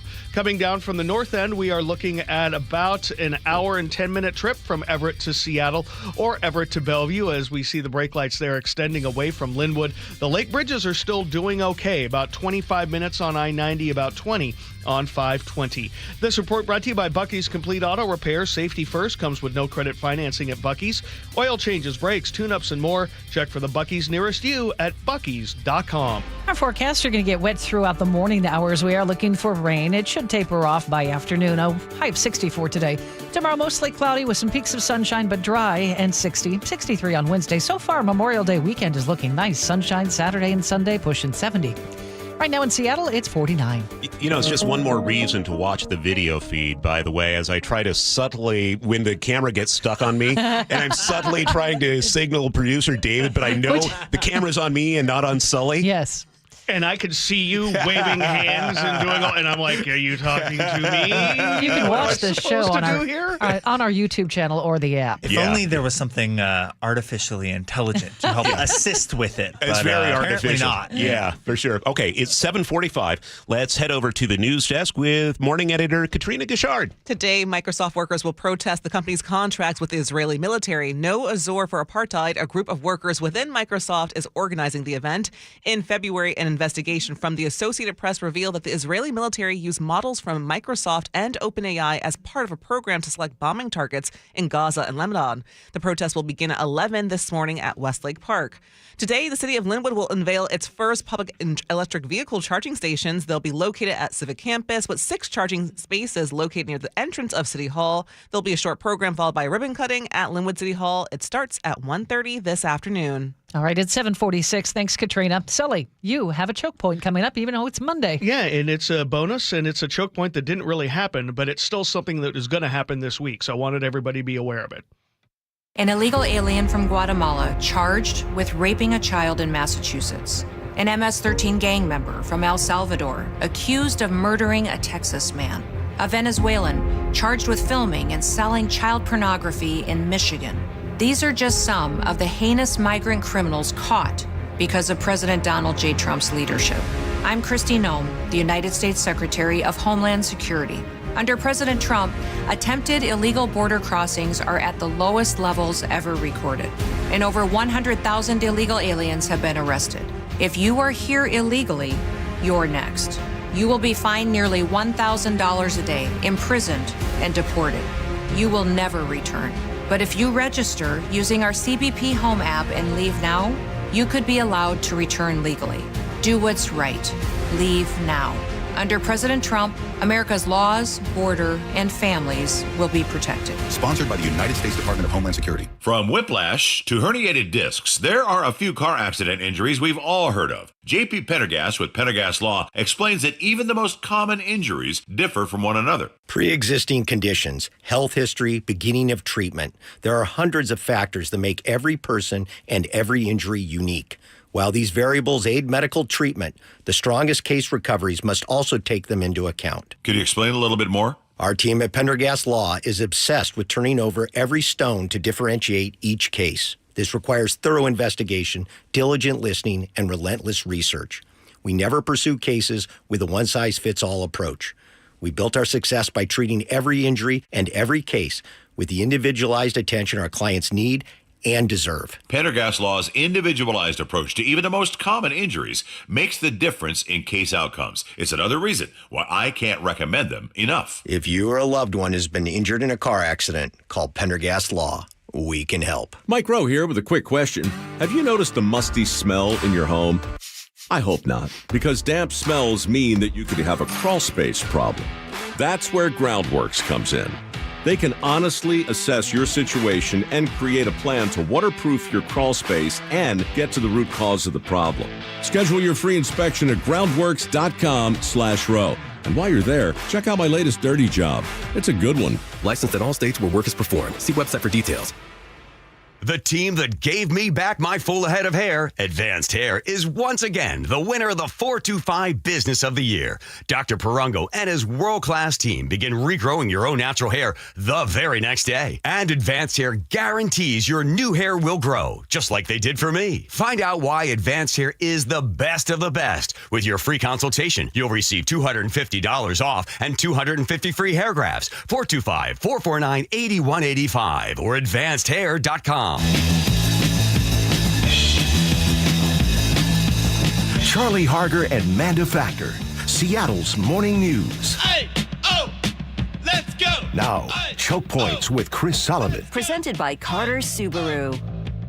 I've decided you should just do a choke point every day so we can listen to this song. Sure. Yeah. Right? Wow. Okay, that's a lot of choke points. So your trip to Portland could be a bit longer this week. Road work on southbound I-5 expected to close several lanes south of Tumwater. Tell us more. Well, the lane closures were supposed to happen this morning. They were supposed to start at about 6 a.m. Oh, Milli Vanilli moments. Yeah, right there. They had to postpone the work because of the rain, because they're doing some paving work there. This is on I-5 southbound in the Maytown area, which is south of Tumwater. Tumwater.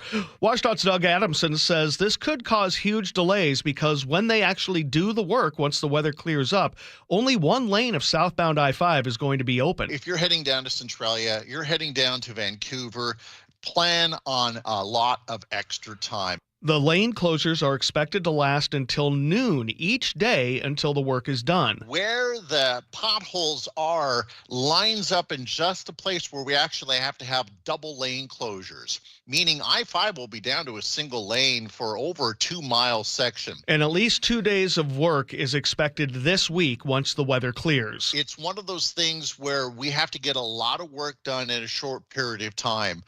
The Pacific Northwest gives us a super short window to do a lot of work. If we could do work like this in December, we would, but the weather just isn't conducive for that. Similar lane closures are expected a little closer to the Lewis County line Monday and Tuesday of next week. Adamson says the contractors are trying to get this paving work done before school lets out and the summer driving begins. Yes, it is not fun. Nobody wants congestion. Nobody wants delays.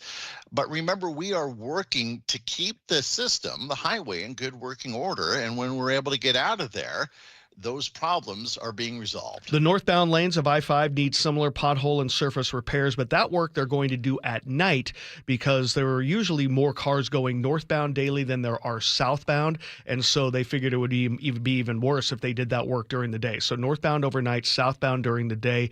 Waiting to hear later this morning or later today whether or not it's a go for tomorrow, but the plan is basically to postpone it a day until they get it done. So sometime this week you're going to run into this, and this could be a pretty significant backup. I can't remember the last time I drove through Maytown without there being construction. It seems like there's always a project there, right? Well, there's plenty of work to do. But this is bad when it's down to one lane. Down to one lane, yeah. And again, during the mid-morning, so yeah, definitely a lot of my freight brothers out there and sisters who drive their big rigs every day. Yeah, that's going to be pretty significant for them. And I should get a pretty good notification, like I did this morning. I was checking. I got a text about 5:30 said it's blown off for today. I'll expect a similar call tomorrow morning to figure if it's a go. The weather's supposed to get a little bit better throughout the week, so we'll be monitoring this. But yeah, again, southbound from 6 to noon every day for at least 2 days this week. Okay, and it is Memorial Day weekend coming up. This won't spill over into that. No, they'll try to push that as best they can as they work through that. So next week, Tuesday, Wednesday, maybe a little further towards the Lewis County line. But yeah, we'll be watching. Yeah, they want to get it done before all of us start heading out. Maybe a bonus checkpoint. Let me ask you this, because we have some activity. It's choke point, not checkpoint. Did I say checkpoint? Yeah, you did. Oh, man. I'm not Herb Weisbaum. Oh, no, that's checkbook. So, no, see what I'm doing here? This is how, you want to warn people about what's happening on the Ship Canal Bridge. Yeah. Yeah. We just got an update this morning that they being DOT and the Seattle Fire Department, are planning on doing some real-life rescue and training exercises on the Ship Canal Bridge today until about 1:30 and every day through the week, through Thursday, which means you're going to see maybe people rappelling down through the express lanes. You might see dummies on the roadway. That could be kind of shocking. Yeah. So this is testing. They're testing. If you see this, go ahead and call us if you want to. Text us, let us know. But this is a drill. This is a drill, and it could happen throughout the day. They're preparing for, what would happen as they come up with the Revive I-5 work that's coming up later this year when they're going to close the Ship Canal Bridge, the lanes of that for about a month. So they're doing some work there. So be prepared to see some really unusual and kind of some scary looking stuff. Okay. Well, this also reminds me, if I were to have a weekly feature, you know what I'm going to call it? Chuck Points. Oh, I like it, Chuck. Chuck Points. Patent pending. Let's head over to the Beacon Plumbing traffic desk now. And we're coming down from the north end on this trip, and we're looking at the brake lights really intensifying away from Linwood. 1 and 5 minute trips from Everett to Seattle or Everett to Bellevue. It's not too bad through Marysville. It's not too bad across the Trestle. So that's not too bad there. However, we do have a crash for those of you on southbound 9, right there as you try to get onto 522, right there in Woodinville. So plan on some delays for you do there. Lake bridges are still hanging in there. Federal Way to Seattle, though, still struggling at an hour and 15 minutes. We've got heavy brake lights from Federal Way at 320th up past 188th. Valley Freeway, still about an hour and over 50 minutes now from Renton to Bellevue, struggling through the S-curves and really from I-90 into South Bellevue. So we've got a lot of work left to do there. This report brought to you by Beacon Plumbing for all your heating, electrical, septic, mechanical needs. Stop freaking and call Beacon. 51 in Seattle right now with some drizzle. We're heading for a high pushing 60. We dry out later in the week. We could be talking low 70s on Saturday and Sunday. Don't want to jinx it, but looking nice. It's 7:55, and coming up, King County Prosecutor Gary Ernsdorf with more on Glock switches. That's on the way. Seattle's Morning News. Why local news matters. KIRO Newsradio's Luke Ducey is here. So in April, we did a story on this rehab facility called Pushing Boundaries. They've helped thousands of people recovering from brain injuries on the brink of closing shop. After months of dwindling donations, and just days later, they started getting donations, and they raised $200,000 they needed thanks to our listeners to stay open. KIRO Newsradio. We've got some great listeners out there. On 97.3 FM. And download the KIRO Newsradio app. KIRO FM and HD1, Tacoma, Seattle. Hey, Green Gobbler here. So you've got a clogged drain in your bathroom. Water in the sink's overstaying its welcome. You're spitting today's toothpaste on top of yesterday's toothpaste. You hope that it go away.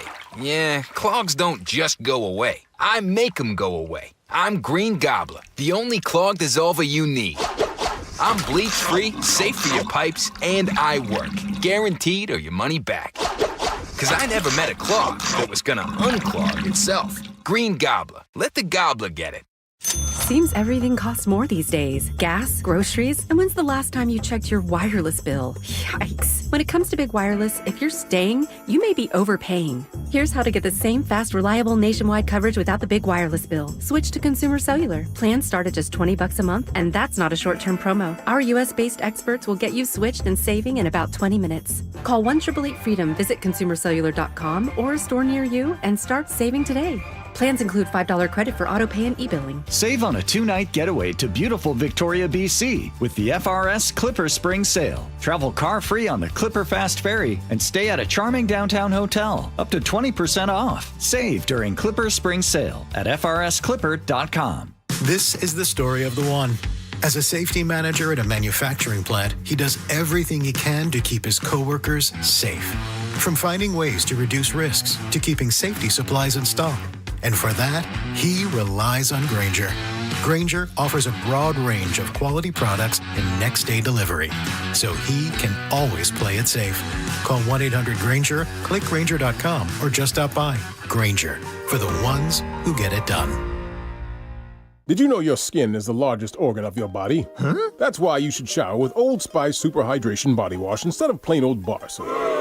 Love your skin by super hydrating it with vitamin B3 and glorious notes of vanilla and shea.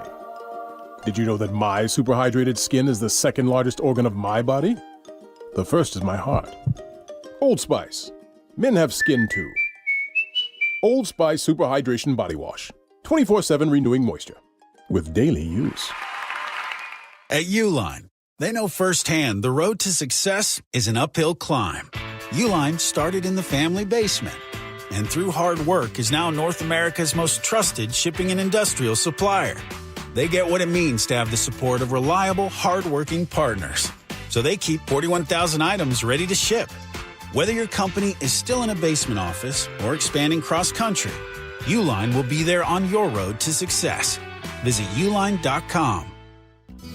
If you're thinking about renovating an attic, spending more time in your sunroom, or building onto your home, a Carrier ductless unit is the perfect solution for climate control. It's efficient, quiet, and incredibly flexible when it comes to installation because there's no ductwork required. It's just one more way we're making your home totally comfortable. Your local Carrier heating and cooling dealer will improve your home's comfort, air quality, and efficiency. Visit CarrierNorthwest.com to find the expert near you. Carrier, turn to the experts. Need a new roof now? With State Roofing and Exteriors, you can get started with zero down, zero payments, and zero interest for up to 24 months. That's right. Protect your home now and pay later. Call 866-ROOF-ROOF or visit stateroofing.com today. Guys, thinking about testosterone replacement therapy? Revive Men's Health can help you get started if you're ready to book your free T-check. Visit ReviveMen'sHealth.com. That's Revive, REVIBE, menshealth.com. Your best source for local news. KIRO News Radio, KIRO FM and HD1, Tacoma, Seattle, Northwest News. This is CBS News on the Hour, sponsored by Progressive Insurance. I'm Steve Kathan. President Trump's been speaking by phone this morning with Russia's Vladimir Putin in the latest push for an end to the war in Ukraine. The goal of the call, says White House Press Secretary Caroline Leavitt. His goal is to see a ceasefire and to see this conflict come to an end. She says he's grown weary and frustrated with both sides. The president and his team have put an enormous amount of effort in solving this very complicated war that, again, began because of the last administration's weakness. And when asked if he'd be willing to meet Putin in person to negotiate a deal to end the war, I think the president would certainly be open to that, but let's see how this call goes today. Stacey Lynn, CBS News, the White House. And today, Vice President Vance said Trump is more than open to walking away from trying to end the war if Putin doesn't come around. CBS's Elizabeth Palmer. Basically, it's not clear that he is serious about ending the war. You heard the frustration in the words of Vice President Vance. The White House must have serious doubts at this stage. Respected military analysts think that the problem for Putin is that he faces a dangerous political moment for himself and his government once the war comes to an end. Now to Capitol Hill, where CBS's Caitlin Huey-Burns says the Trump spending bill has made it out of a House committee headed for an uncertain future. Speaker Mike Johnson says he wants a full vote on the floor this Thursday, and he can really only afford to lose a couple of votes. So the president is starting to apply that pressure. Now, even if this bill passes the House, it still has to go through the U.S. Senate, where one Republican over there compared it to the Titanic. On social media, former President Biden thanked people for the love and support shown since it was revealed yesterday he has an aggressive form of prostate cancer.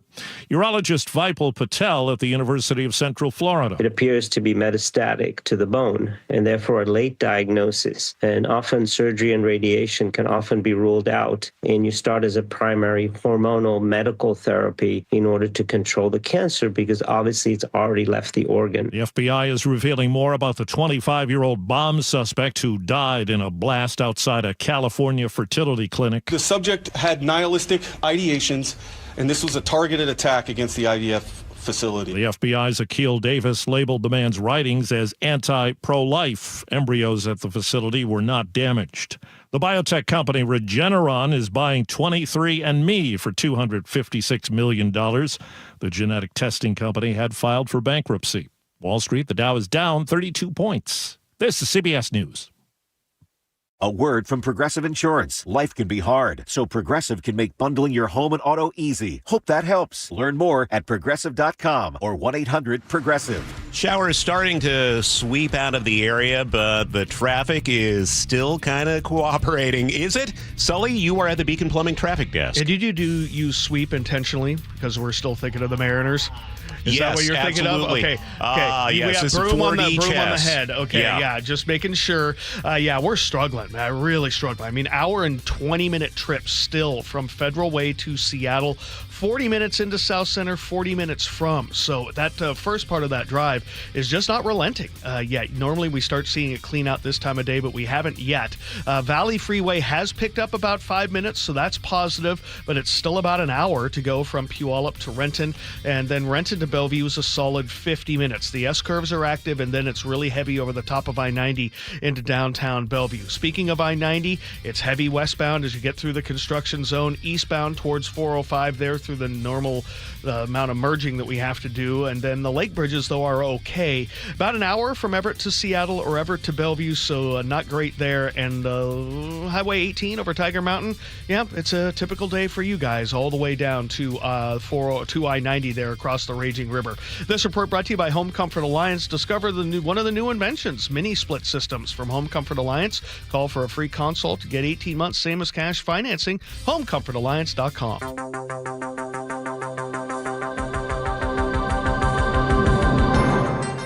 Monday morning, Seattle's Morning News, 8:04 now. I'm Charlie Harger, along with Manda Factor. It was a violent weekend in Seattle and Federal Way. There were 2 deadly shootings, including one that involved an 11-year-old child. And KIRO Newsradio's Luke Ducey joins us live with the details. Luke? Police say that 11-year-old kid was hit by a stray bullet. Listen to what a witness told KIRO 7 TV in Federal Way this Saturday. Went to my bed, 5 minutes, bam, bam, bah, bah, bah, bah, bah, bah, bah, bah, like 20. Police say an 18-year-old man was killed in that early morning shooting at an apartment complex. According to investigators, the shooting stemmed from a fight between the adult victim and his ex-girlfriend. That 11-year-old was inside a different apartment at the time, sleeping in his bed. And police say that they have identified a suspect in that case, but so far no arrests. In Seattle, another deadly shooting in Pioneer Square around 1 a.m. Saturday morning. Here's a witness at that scene. I just heard rapid gunshot fires. Like, it just happened rapidly. Brrr, bah, bah, bah, bah. And then it was over just like that. Yeah, 2 different scenes, same witness descriptions. 3 people were killed in Pioneer Square, according to police, including 2 men and a woman. Another man was injured and taken to Harborview in critical condition. No arrests so far in that case either. But you heard those witnesses. A source also tells us there were multiple shell casings at both scenes, which is consistent with a wave of shootings across the region involving so-called Glock switches. King County prosecutor Gary Ernsdorf says it's a popular thing among teenagers these days to modify their Glocks to fire like machine guns. Pair that with a large capacity magazine, and suddenly one of these kids can pull the trigger and fire 30 rounds in a very short, matter of seconds. And Charlie and Manda, you talked with Ernsdorf earlier about this trend. This is really alarming. It is alarming, and these are kids as young as 13. We're going to have the interview with him in about 9 minutes, but one of the things he brings up is when you are a juvenile, you have to be arrested 5 times with a gun before you even go to juvenile hall or spend time in jail for that. So not only arrested, convicted.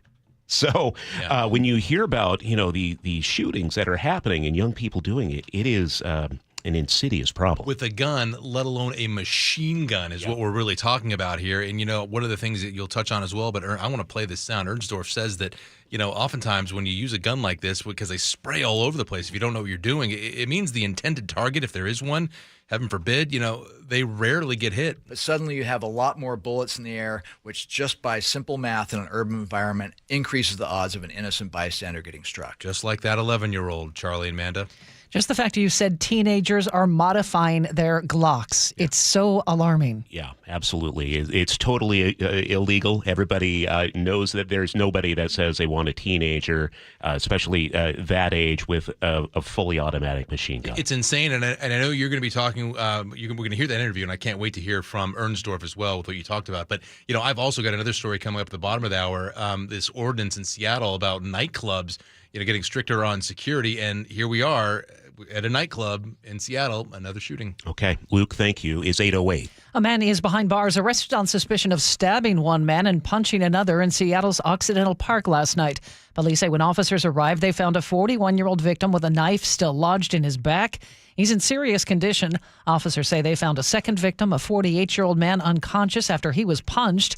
Police say they arrested the suspect a short time later. Seattle police looking for a guy who stabbed a 57-year-old man who refused to give up his food to a group of people. Investigators say the victim was attacked after walking off a bus in Seattle's Belltown neighborhood. He was taken to Harborview yesterday in serious condition. It's 8:08. Keeping you informed since 1974. This is the city's longest-running radio news show. Seattle's Morning News on KIRO Newsradio. Why is Nick playing Pearl Jam, Charlie Harger?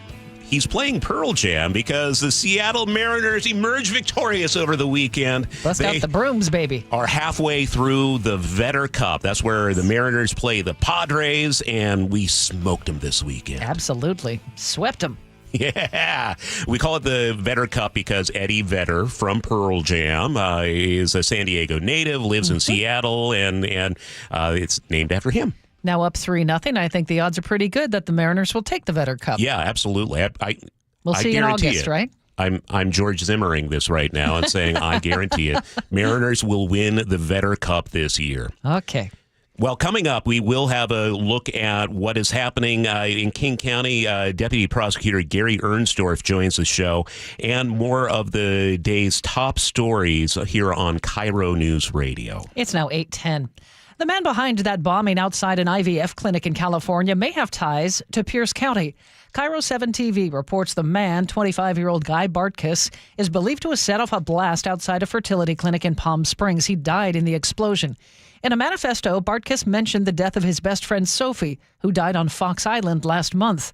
Her boyfriend, Lars Nelson, has been charged with second-degree murder. He told officers it was suicide. Court documents say she was shot multiple times. Nelson is due in court today. Investigators are still reviewing the potential connection between these two cases. It's 8:10. There's a big change for Seattle's Washington Middle School. That's where a child was hit and killed by a car in March. KIRO 7 TV's Jason Sloss tells us what's different starting this morning. Seattle Department of Transportation will close the street in front of the school to most traffic for most of the day. Bright orange and white barricades will go up on both ends of 20th Place South. The street will close down to parent drop-offs. Only buses and people walking or on bikes will be allowed from 7 a.m. to 7 p.m. on weekdays. A standoff on a Whatcom County lake ended with a man dead Saturday night. Officers say it started when a trooper saw a stolen motorcycle near Mount Vernon. The suspect took off and ended up on Cane Lake. According to police, he got into a small boat and started firing a gun in several directions. Homes around the lake, no one was hurt, though. Officers returned fire and hit the man. They pulled him to shore, but he died at the scene. The Snohomish County Multiple Agency Response Team is investigating. Justice Department may let Boeing avoid a criminal fraud conviction. Over the weekend, federal prosecutors confirmed talks with Boeing about a new so-called non-prosecution agreement. The deal would dismiss charges if Boeing meets certain conditions. Families of 737 MAX crash victims are outraged. They met with prosecutors Friday and learned of the possible deal. One attorney calling it a get-out-of-jail-free card. Those crashes killed 346 people 6 years ago. In case you missed it, yesterday was the 45th anniversary of the eruption of Mount St. Helens. 57 people died May 18, 1980, when the mountain blew.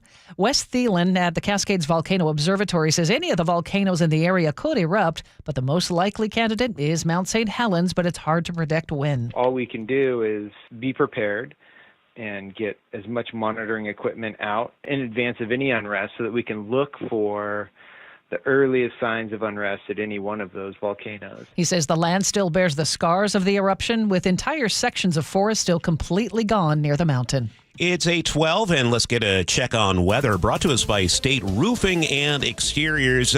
Showers are slowly going away today. Headed for a high in the upper 50s, low 60s to mid 60s the next few days, with plenty of sun breaks as well.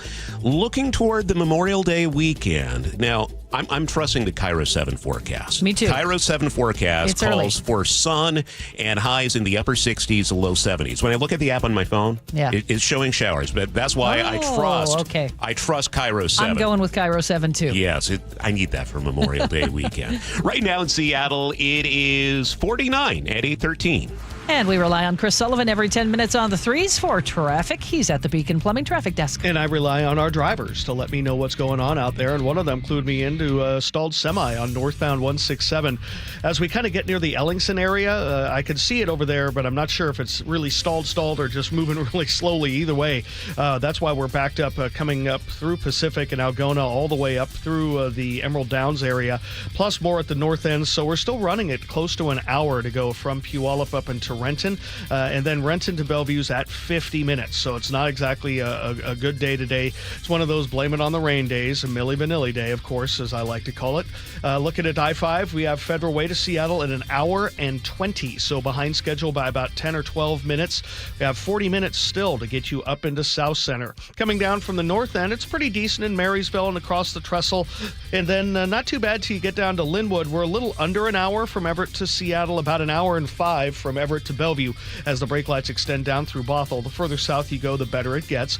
Across the lake, we've got about a 20-minute trip on 520 and about 25 minutes on I-90, so expect some slowing there. Olympia to Tacoma is not too bad, and we're still losing time up the 5 Hill to 18. This report brought to you by Seattle Sports. You can listen to your local favorite sports content on the FM dial 97.3 HD2. At 8:14, in case you missed it, Katrina Gishard is at the news desk. Good morning, Katrina. Good morning, Charlie. Big news in the world of music competition. A 22-year-old woman from Maple Valley will take center stage in the season finale of NBC's The Voice.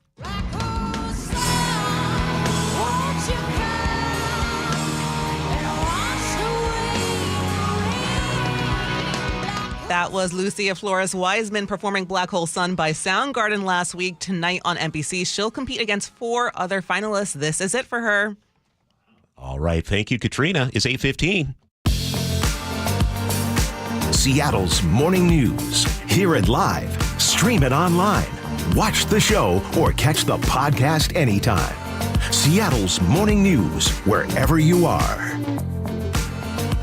New numbers from the King County Prosecutor's Office show a sharp drop in gunfire to start the year. Reported shootings across the county fell to the lowest level since 2021, including fewer homicides and injuries. Joining us now is Gary Ernsdorf with the King County Prosecutor's Office. Let's break down what's behind these trends and maybe what we can do to keep these numbers moving in the right direction. Thanks for being here today, Gary. Really appreciate your time. Thanks, Charlie. It's nice to be back. So big picture here is we saw it drop about 41% in terms of the total people number shot year over year. Did that surprise you? Yeah, it was pretty surprising. It's also pretty heartening, right? We've been putting a lot of time and effort into investigating and trying to intervene in these cases, and maybe that's paying off. And at the same time, I live in the South and I'm in Auburn, right on the King-Pierce County border. We are seeing certainly shootings in that area. So it's not like it's gone away, but it's just shifting is what it sounds like. Yeah, it's certainly not gone away. You know, we're still seeing a fair number of firearm cases, firearm violence, shots fired incidents going on around the county, and we're still investigating and intend to continue our efforts in that area. How many of these cases involve gang activity? It seems like we're talking a lot about gangs again. You know, it's hard to put a real number on that, but there is certainly a gang component in there. You know, we pay attention to social media, and we can see the chatter out there in the gangs, and they are certainly interested in guns. And the concerning thing is it still seems like this is a young, very young demographic that possesses these firearms. Well, they can't just go into the gun store and say, yes, I'd like to buy that Glock, please. How are they getting these weapons? Well, another concerning trend we're seeing is groups of mostly younger males going out and targeting vehicles that they think might have a gun inside. And so they're, you know, if you have a pickup truck with a bumper sticker on the back that says gun control means using both hands, and you park outside a bar where you can't take your firearm into the bar, that's the kind of vehicle they're targeting. So they're going out on these vehicle prowl sprees, prowling, you know, a dozen or more vehicles, and they're getting 2 or 3 or 4 guns in one night that they then go on to use in violent events. When you say getting younger, I mean, we're talking 12, 13-year-olds in some cases, which is just absolutely terrifying to me. It is terrifying. I have a young son at home, and it's frightening to think that these kids that are, like you say, 12, 13, 14 years old are being involved in gun violence. When you look at some of the data and you look at some of the cases in front of you right now, some of these people who are charged with very serious crimes have been convicted in the past as a juvenile of possession of firearm. What are you noticing anecdotally or with hard data, Gary? Well, you know, some of the hard data doesn't lie. I think we have either 8 right now murder or assault 1 cases of juveniles or very young adults who have a prior history in the juvenile session of the juvenile process of possession of a firearm. And so we see these people, they go into the system and they are not learning their lesson. They're getting out, they're getting back in possession of a firearm and committing these acts of violence. So we're looking at ways we can change that up and disrupt that cycle with more definition. What are some of those ways? King County Prosecutor Lisa Mannion tried to get a bill in front of the House this year that would reduce the number of times a juvenile gets convicted of possession of a firearm before they get some serious intervention. Didn't get much traction in Olympia this year. We hope to bring the bill back next year. Gary, if our listener doesn't know what that is, we're talking 5 different times getting caught with a firearm, right? Yes, before they get a conviction that'll send them to JRA. That gives them that timeout period. 5 times they can be caught with a gun. That is correct. And Charlie, I can hear some surprise and maybe disappointment in your voice. I think we share that feeling. That's why Prosecutor Mannion's trying to get that changed. So when they get these guns, it's not like in the past. Talk to us about Glock switches. Glock switches is a new phenomenon that's really concerning. For your listeners that don't understand what a Glock switch is, it's a small component that you can attach to any standard Glock, and it transforms it into a semi-automatic, into a fully automatic weapon. And what we're seeing is kids, it's like a new status symbol for them. You know, historically we had revolvers, and then the status symbol became a Glock, and now the status symbol is a Glock with a switch. And you pair that with a large capacity magazine, and suddenly one of these kids can pull the trigger and fire 30 rounds in a very short, matter of seconds. And you start to think about bystanders, people who are not targeted. Not that I want anyone to be targeted, but that's a lot of shells. Right. That's the big concern, because when you have that kind of firepower in an untrained person's hand, it is really almost impossible to control. So what we see is the intended target probably has a lesser chance of being hit, but suddenly you have a lot more bullets in the air, which just by simple math in an urban environment increases the odds of an innocent bystander getting struck. And Gary, I know there are going to be people in the audience who are going, this is exactly my point. They are not going to the gun store. They're not able to buy a Glock switch. They're juveniles. They're not able to buy guns. So they're going to say, what else can we do aside from what's being legislated in Olympia to get these out of the hands of these kids? Well, one thing your listeners can do is just be more mindful about gun storage, right? Properly stored firearms are more difficult for these kids to get their hands on, whether it's not leaving it in your vehicle, leaving it as a gun safe at home, or making sure it has a trigger lock on it when it's being stored in your private residence. The more we can keep the stolen firearms out of their hands, that's going to directly lead to a reduction in gun violence, in my opinion. Gary, talk to me a little bit more about how you're handling these cases where no one is hit. Amanda, that's a great question, because historically what we saw was many cases where a bunch of shots are fired, police arrive at the scene, there's no one hit, there's nobody that wants to talk to the police, and there's almost no follow-up investigation, not a whole lot for police to do.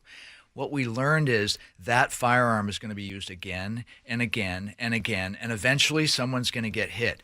So the prosecutor's office is teaming up with the police departments, spending more investigative resources on the cases where no one gets hit. If we can solve those, or at least get a name and do some sort of intervention, what we're hoping to do is break the cycle of violence before that violent incident ends in someone getting struck by a bullet. Gary Ernsdorf with the King County Prosecutor's Office, Senior Prosecutor. I appreciate your time today. This is something we need to continue this conversation, because it's something that affects everybody in every community. And if you don't think it affects your community, that is where you really, really are sadly mistaken. Absolutely correct. I hope to be back again telling you that the numbers are still going down. Hey, we'll look forward to that. We are welcome anytime. Appreciate it, Gary. Thanks. Nice to see you both. It's 8:23. That's time to check in with Chris Sullivan. We do that every 10 minutes. He's at the Beacon Plumbing Traffic Desk. And we're still dealing with a pretty heavy drive on the northbound I-5 corridor. It's still running just under 40 minutes from Federal Way into South Center. So behind schedule just on that section of corridor by about 10 minutes. And then it's got a matching 45 minutes from South Center. So that puts us well over an hour and 20 minutes to make the drive from Federal Way to Seattle. It is trending the right direction, though, from Federal Way up to South Center. It looks like it's it's easing off a little bit there.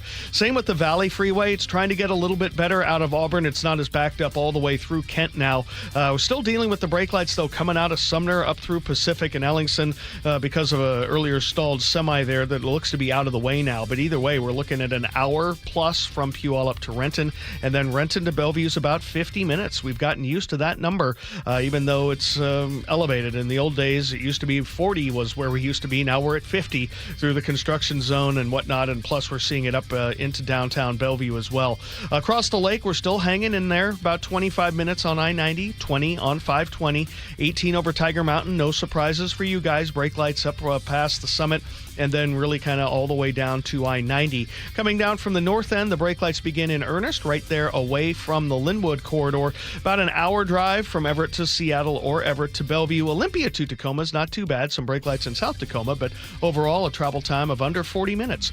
KIRO News Radio real-time traffic. I'm Chris Sullivan. Sun breaks by the afternoon. We're heading for a high of 59 in Seattle. We gradually warm up and dry out for much of the week with highs in the mid-60s. Might be pushing 70 by the start of Memorial Day weekend. It's 49 right now in Seattle. And Sully, you have another choke point coming up. Yeah, we're going to take a look at the work that they were trying to get done today down in the South Sound area, but it's going to happen this week. We'll break it down for you next. This hour is brought to you by WaFd Bank. Winners of 3 2025 Regional Edward R. Murrow Awards, including Overall Excellence, Feature Reporting, and Sports Reporting. Sneakers squeak across the Storm's new practice facility. In Seattle, Heather Bosch, KIRO News Radio. We thank you. We are the Northwest leading news station because of you. Inspiring us every day to deliver the local news and stories you care about. On KIRO News Radio, YouTube, the app, and 97.3 FM. Hello, sunshine. And while you're out and about in the summer sun, make sure your bank accounts can keep up with you. Free checking with WaFd Bank can do that, and much more. No more worrying about minimum balances or monthly maintenance fees. And WaFd has thousands of fee-free ATMs and more than 200 branches to serve you across 9 western states.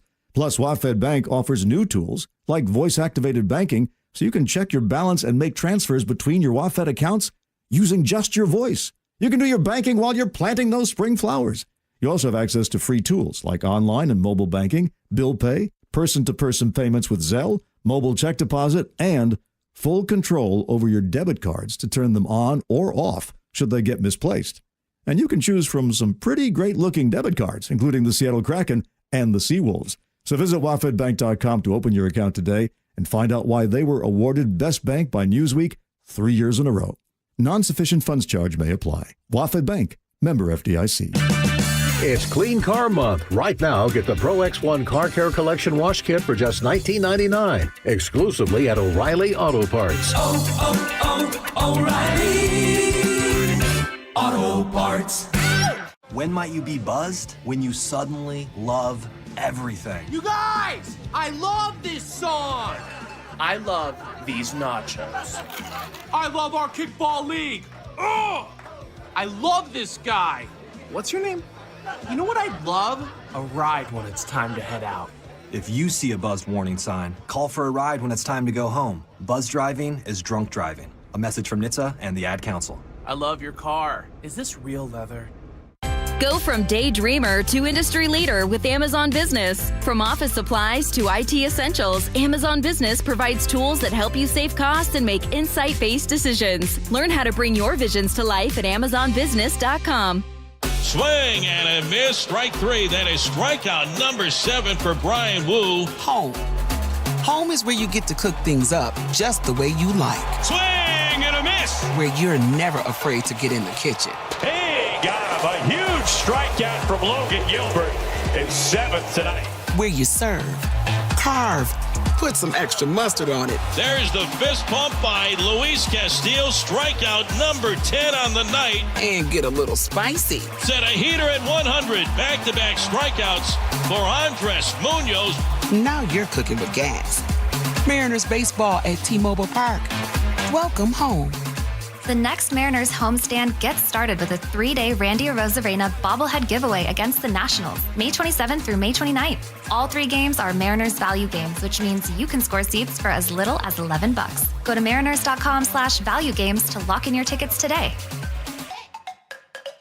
Save on a 2-night getaway to beautiful Victoria, BC with the FRS Clipper Spring Sale. Travel car-free on the Clipper Fast Ferry and stay at a charming downtown hotel. Up to 20% off. Save during Clipper Spring Sale at frsclipper.com. Need a new roof but not in the budget? A new roof doesn't have to break the bank. Justin Shirley, CEO of State Roofing and Exteriors here. Right now, State Roofing and Exteriors is offering 0 down, 0 payments, and 0 interest for up to 24 months. That's 2 years with no payments while getting the protection your home deserves. But this offer won't last forever. Call 866-ROOF-ROOF or visit stateroofing.com today to get on our summer schedule now. State Roofing and Exteriors, held to a higher standard since 1968. I think it's fair to say that Christina has led an active lifestyle. I grew up as a dancer. I danced for 18 years. And 18 years of dancing is going to leave you with some wear and tear. I ended up in a great deal of pain and went in for 3 different hip surgeries. And after discovering that the surgeries were no help, Christina saw Dr. Mark Wagner at Seattle Sports and Regenerative Medicine for stem cell therapy. So it's time to ask, what is her pain level now? None. None. The hip joint pain, it's gone. It is absolutely gone. And she is back to her active lifestyle. And it's made such a difference. It actually gave me the ability to move forward, go for walks with my dogs, to play frisbee, or to go to the gym or go cycling if I want to. Which is why Christina will tell anybody who asks her that whether it's a shoulder, hip, or knee, before you choose surgery, consider stem cell therapy with Dr. Mark Wagner, MD at Seattle Sports and Regenerative Medicine. Get the facts here from the patients I've talked to and schedule your consultation at drmarkwagnermd.com. Get 0% financing for 72 months on Cat compact construction equipment at NC Machinery. Built for performance, durability, and comfort. Buy now and take advantage of 0% financing for 72 months at NC Machinery. Bonneville International Radio Station contests are open to participants 18 years of age or older that are residents of Washington State unless otherwise specified. Employees or agents of the station, Bonneville International Corporation, other area radio stations, or any entity associated with the contest are not eligible to win unless the station otherwise specifies at its own discretion. Persons who have won in the last 60 days from a station contest or event may not be eligible. Full general contest rules are available on mynorthwest.com or in person at the station during regular business hours. Cars for Kids, your trusted charity for car donations, also accepts donations of boats, RVs, motorcycles, and real estate. Call today, 877-CARS4KIDS.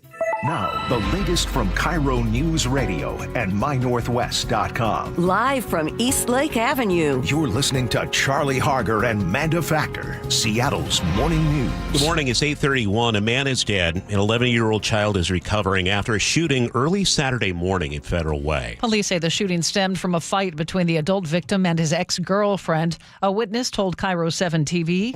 It's sad. You know, the kids are really using guns to fight off emotions. Police say the 11-year-old who was in a different apartment was hit by a stray bullet. No arrests so far. In Seattle's Pioneer Square, 4 people were shot early Saturday morning. 3 of them are dead. Happened just after 1 a.m. on Washington Street and 2nd Avenue South. Police arrived to find the 2 men and a woman dead. This man tells KIRO 7 TV he heard the gunshots. I just heard rapid gunshot fires. Like, it just happened rapidly. Brrr, bah, bah, bah, bah. And then it was over just like that. 4th victim was taken to the hospital in critical condition. Police have not released any suspect information, and they haven't made any arrests. And a new ordinance aimed at reducing violence at after-hours nightclubs takes effect today. However, it comes after that shooting in Pioneer Square where the 3 people died. With the story, here's KIRO News Radio's Luke Ducey. Luke? Good morning, everyone. Yeah, lawmakers have been trying to get this ordinance passed for more than a decade now, and here we are, another weekend shooting in Pioneer Square, a deadly one. Again, 2 men and a woman killed in that incident, and the ordinance goes into effect today. Last month, Seattle City Council passed that ordinance to better regulate after-hours clubs and lounges. These private clubs are now required to get a liquor license and hire security guards and have surveillance video. The ordinance came in response to, again, years of deadly shootings at these businesses like this, including there was a recent, you might remember, double murder outside the Capri Hookah Lounge in South Seattle. Well, this was Councilmember Mark Solomon right before the council's vote in reaction to that shooting. I am tired of adding another name to the list of people who have died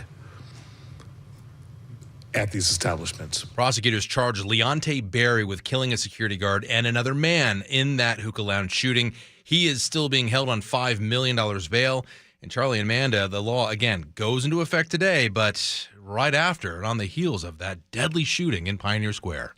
Luke, thank you. It's 8:33. One man is in jail after a SWAT team surrounded a home in Everett Sunday. KIRO 7 TV's Jason Sloss has more. Neighbors shared multiple videos and photos of that response on Oaks Avenue. You can see multiple officers in tactical gear, assault rifles, and shields. According to Everett police, this all started around 10 over a domestic dispute. Neighbors tell us the man at the center of this was having a mental health crisis and pulled a gun on someone. This was kind of scary, and there were drones, and I'm glad nobody got hurt. We have asked Everett police for more information about the suspect and are waiting to hear back. We check traffic every 10 minutes. We head over to the Beacon Plumbing traffic desk now with Chris Sullivan. And it is still a kind of an ugly drive for those of you on the I-5 northbound corridor. The brake lights begin right in Federal Way and continue up past 188th, a little bit of a gap, and then you hit it again from the middle of Boeing Field on in. It's now 45 minutes from South Center, hour and 15 all the way from Federal Way. Valley Freeway still struggling at about an hour with 30 minutes out of the Auburn area. We have brake lights kind of throughout beginning from Pacific on up. And then we have Renton to Bellevue drive of about 50. Across the lake, 20 to 25 minutes on either one of the lake bridges for you guys. Coming down from the north end, got about an hour and 5-minute trip from Everett into Bellevue, an hour from Everett to Seattle. And we're still working with this crash on southbound 9, right at 522 there, right by the wastewater treatment park there as you try to tie into 522. The Olympia to Tacoma drive is not too bad at all. This report brought to you by Beacon Plumbing. For all your heating, electrical, septic, mechanical needs, stop freaking and call Beacon. Our forecast, we're going to see rain throughout the morning hours mainly. We should start to dry out by afternoon, pushing 60 for our high today. And then we're going to dry out for the bulk of the week. Highs around 60 for the weekend. Memorial Day weekend looks great. Sunshine Saturday and Sunday could be up around 70. Right now it's 49 in Seattle.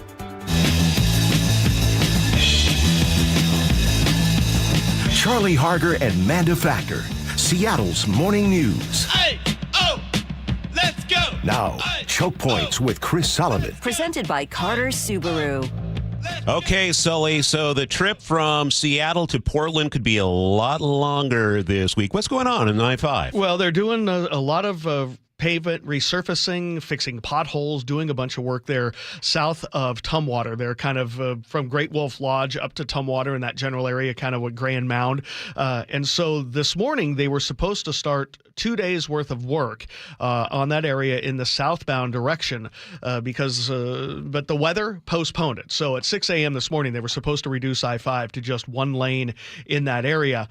But either way, it's going to happen sometime this week. Most likely they're going to start it tomorrow, and it could cause huge delays. If you're heading down to Centralia, you're heading down to Vancouver, plan on a lot of extra time. That's WashDOT's Doug Adamson. The lane closures are expected to start about 6 a.m. each day and go to about noon until the work is done. And they just plan, if it gets postponed, they'll just move one day further into the week until the weather gets better. Where the potholes are lines up in just the place where we actually have to have double lane closures, meaning I-5 will be down to a single lane for over a 2-mile section. At least 2 days of work expected this week once the weather clears up. It's one of those things where we have to get a lot of work done in a short period of time. The Pacific Northwest gives us a super short window to do a lot of work. If we could do work like this in December, we would, but the weather just isn't conducive for that. We're expecting similar lane closures a little closer to the Lewis County line next week, a similar kind of 2-day thing where they're only going to have one lane of southbound I-5 open. Adamson says contractors are trying to get this done before school lets out and the summer driving begins. Yes, it is not fun. Nobody wants congestion. Nobody wants delays. But remember, we are working to keep the system, the highway, in good working order. And when we're able to get out of there, those problems are being resolved. The northbound lanes of I-5 need the similar pothole and surface repairs, but the work there is going to be done at night. The reason for that decision is that northbound I-5 gets a little bit more traffic during the week than southbound does in that area, so they decided there would be less of an impact to do the work daytime on southbound and nighttime on I-5 in the northbound direction. But again, postponed today. Expecting text at about 5 a.m. tomorrow morning to let us know if we're good there because the weather's a little iffy for tomorrow. Maybe Wednesday. We'll see how it goes. But this has the potential to be a pretty significant impact. And we mentioned before, no chance of this spilling over into Memorial Day weekend. No, they usually cancel all or not do any work over Memorial Day weekend unless it's something that's of an emergency nature. This is not. This is planned. So I would expect this weekend to be pretty good. And we've entered the window, Manda. It's after 8:30. I was just going to say the same thing. The training is underway on Ship Canal Bridge, and people really need to be aware of this. Yes, just got a note on this morning. Today till about 1:30 and every day until Thursday from about 8:30 to 1:30, we could see some pretty significant drilling training work being done by the Seattle Fire Department on the Ship Canal Bridge. And we're talking the stuff where these are real-life simulation type work where you might see actual high rescue work with ropes and workers, firefighters trying to practice their training there. You might even see dummies on the road acting as, patients. Yeah, if you're not for aware, something it could like be this. quite alarming. It could be quite starring, quite alarming. And they're saying this isn't going to impact the traffic. They're not taking lanes to do this.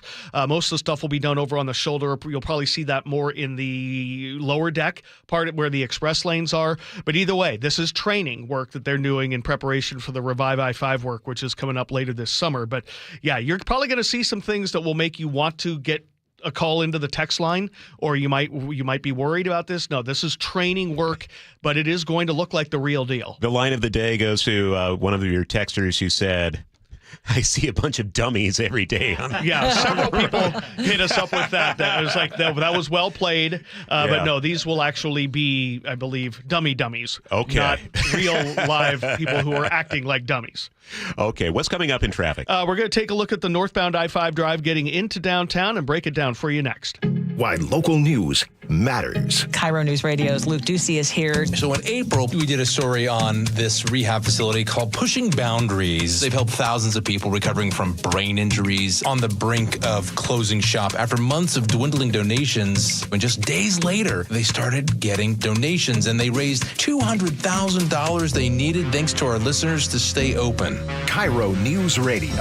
We've got some great listeners out there. On 97.3 FM. And download the KIRO News Radio app. Well, this week's First Mark Challenge victory goes to Dan. Dan, why did you call First Mark Insurance? I had the same insurance company for 30 years and just accepted all the premium increases as inflation or feeling tethered to them because I have earthquake coverage and was uncertain about being able to get that anywhere else. But when I talked to Ken at First Mark, wow, he came back with bigger umbrella policy, better earthquake coverage, which I didn't think was possible. And when he came down with the premium number, it was a no-brainer. We were saving over $2,500 a year. Don't wait, because it's annoying to think of what I could have done with that money over the last 10 years had I done something sooner. Well, Dan did it. My family did it. You got to do it, and it's totally free. Take the First Mark Challenge today. See how much money they can save you and how much better your coverage will get. Maybe you will be the next First Mark Challenge victory that I get to talk to as well.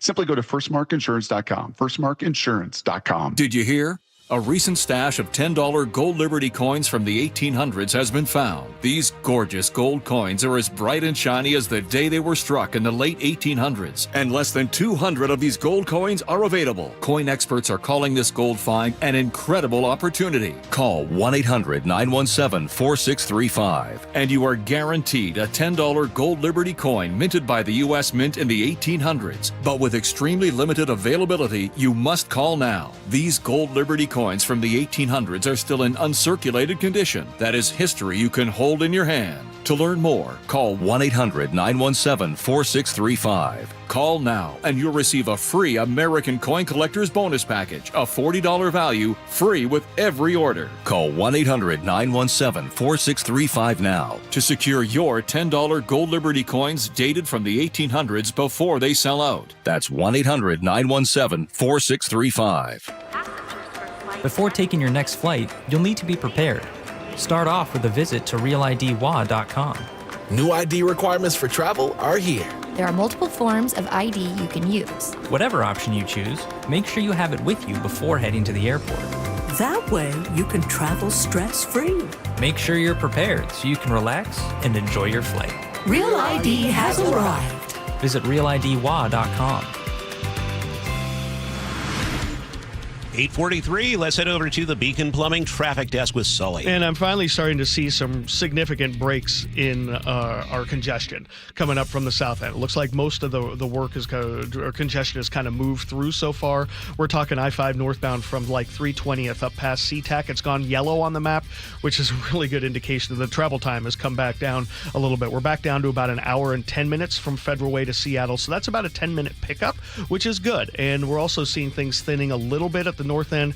40 minutes from South Center is better than where we were, but I mean, I know you're still stuck in it as you work your way up past I-90 into downtown. The Valley Freeway also is getting a little bit better in Auburn. We picked up the pace there, 25 minutes out of Auburn, and still a little over 50 all the way from Puyallup. But there's Pierce County is really definitely starting to clean out at this point, so that's positive. Those of you on Highway 18, though, you're still stuck bumper to bumper from the summit all the way down to about the Raging River before you get to I-90, so you have work to do there. The Lake Bridges now, I-90 is probably looking at 27, 28 minutes to go from Bellevue to Seattle. Brake lights begin in the middle of the lake and continue all the way over to I-5. 520's not too bad, 22 minutes on the drive there. Coming down from the north end, a little over an hour still from Everett to Seattle or Bellevue with 45, 46 of those minutes just from Linwood. So we're getting there. Just going to take a few more minutes or maybe probably through next hour before we kind of clean out.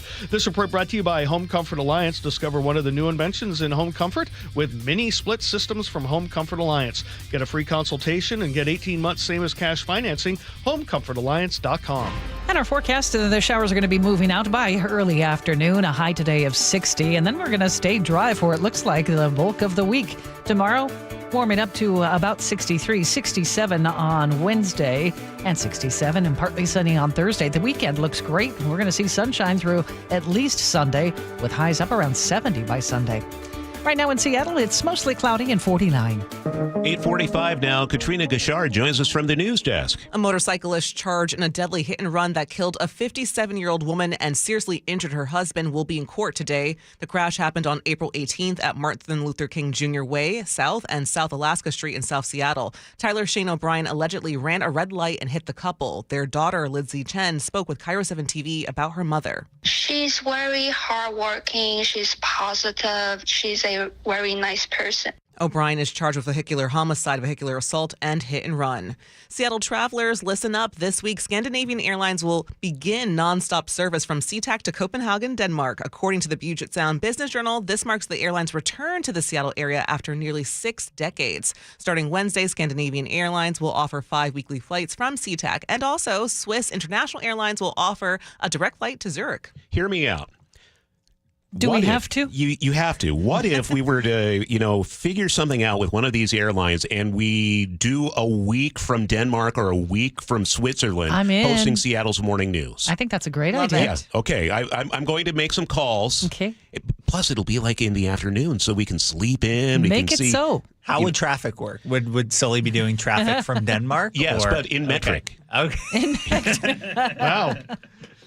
Good luck. That's kilometers an hour, right? Isn't that what it is? So, yeah. Sounds like so much fun. You know what else is fun? G. Scott. G. Scott. He'll be here next on Seattle's Morning News. Safety comes first. When money is tight, don't neglect maintenance on your vehicle. Keep it safe. At Bucky's Complete Auto, we have you covered with available financing. For over 50 years, Bucky's Complete Auto has been servicing and repairing cars and trucks with modern-day technology and good old-fashioned customer service. There's a Bucky's just about everywhere for oil changes, wiper blades, brakes, tire rotation, tune-ups, and factory maintenance. No appointment necessary and financing's available. Check Bucky's.com for the location near you. Why is K2 Vision RLE a permanent solution to glasses, contacts, and readers? How is it that you'll never develop a cataract after K2 Vision RLE? And how is RLE different from LASIK? Hey, it's Doctors King and Kopstein from K2 Vision RLE. We'll answer those questions and others when you join us for our free live webinar this Thursday at noon. Andy, what are some of the other questions you hear? Well, how long is the procedure and recovery? Or who's a good candidate for RLE? And we'll also answer, how much does RLE cost? Is there financing available? Does insurance pay for RLE? Find out how K2 Vision RLE is the permanent solution to glasses, contacts, and readers. And cataracts too. Right, no more cataracts. K2 Vision's free live webinar this Thursday at noon. Space will be limited, so register now at k2visionrle.com. Join us at our free live webinar this Thursday at noon. Sign up at k2visionrle.com. G. Scott here with former Seahawk Doug Baldwin. Tell us about Nourishing Champions. We know the benefits for young people in sports, but we often don't think about the barriers. And one of those barriers is having proper nutrition. So Nourishing Champions, in partnership with Champions of Change and Safeway, is an effort to address those barriers so that our student athletes have what they need to excel both on the field and in the classroom. High schools can apply for grants up to $25,000 from Nourishing Champions. Learn more at championsofchangefoundation.org/Nourishing Champions. There's a sink at the brink and a drain that's a pain. Dayandnight.net. Your old water heater, she's starting to peter. Dayandnight.net. Plumbing emergency? Don't feel trapped.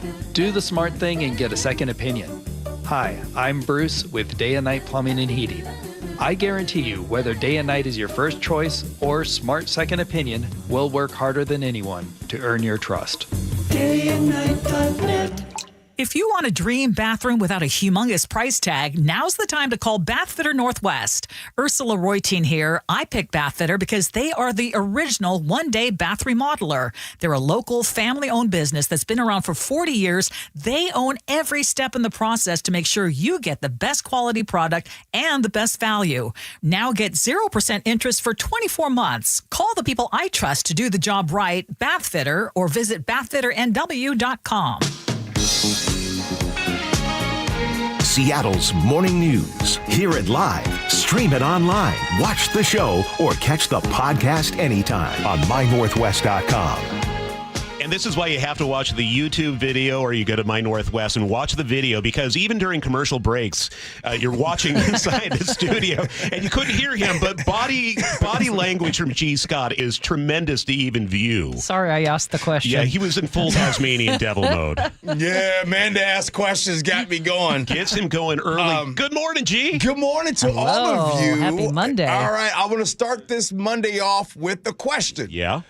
Who sang or said this? If at first you don't succeed, you dust yourself off and you try again. If you're texting and listening, 888-973-5476, text that in. Who sang or said that? I'm sure you guys don't know that, but it'll come in. I'm going to go with someone in baseball. Was it a baseball coach? No, it was a singer. Never mind. Okay. Okay. The Mariners, last week, it was a little rough. Mm-hmm. You know what I mean? They came home, homestand. You know what I'm saying? They got beat up a little bit. They got beat up by the Yankees. They got beat up by the Blue Jays. You know what I mean? They got beat down, if you will. Yeah. But then they go on the road, and sometimes you need to get away. And we all need to get away. And they go down to San Diego against a very good Padres team and sweep them.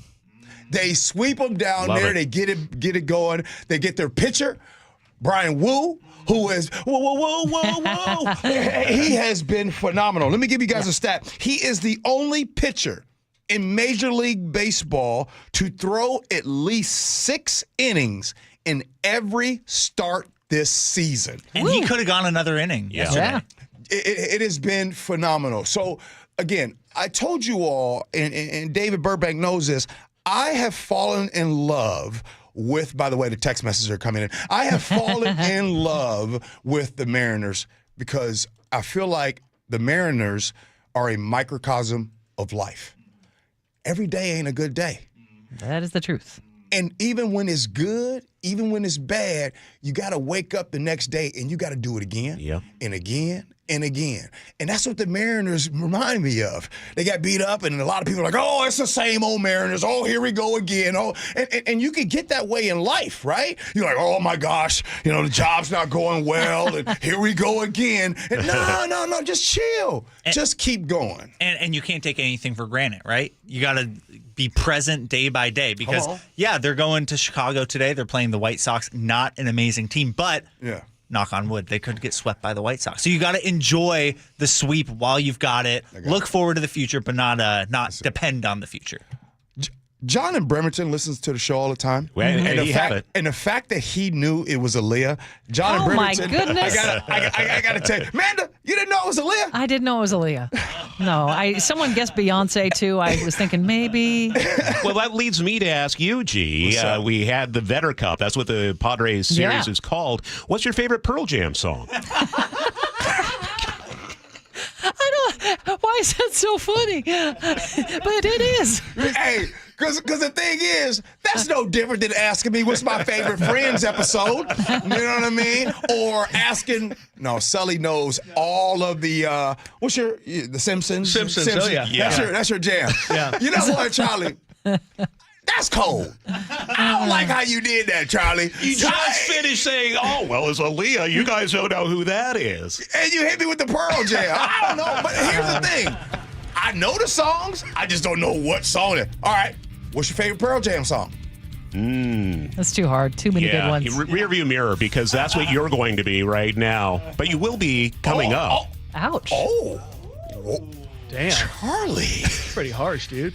That was rearview Charlie, mirror. You know harsh. what? I think he's done with you. Yeah, I'll exit now. I spoke in the studio again. Have a great show. Cheese Guy coming up 9 to noon here on KIRO Newsradio. Let's head over to the Beacon Plumbing Traffic Desk with Sully. And it looks like we might have our first Seattle fire rig of today's training on the southbound Ship Canal Bridge express lane. So remember, they're going to be doing some pretty realistic training today until about 1:30. It is training. It is not the real deal, but just be prepared. Our map still struggling on northbound I-5 from South Center into downtown. Still over 40 minutes there, but an hour and 10 all the way from Federal Way to Seattle is not too bad. We're thinning out on the Valley Freeway as well. We're back down to about 45 minutes from end to end and 45 minutes as well from Renton to Bellevue, so we're getting there. Across the lake, though, a little heavier right now, a little late arriving crowd. We've got about a 25-minute trip from Bellevue to Seattle and still about an hour from Everett to Seattle or Bellevue, but it's trending in the right direction.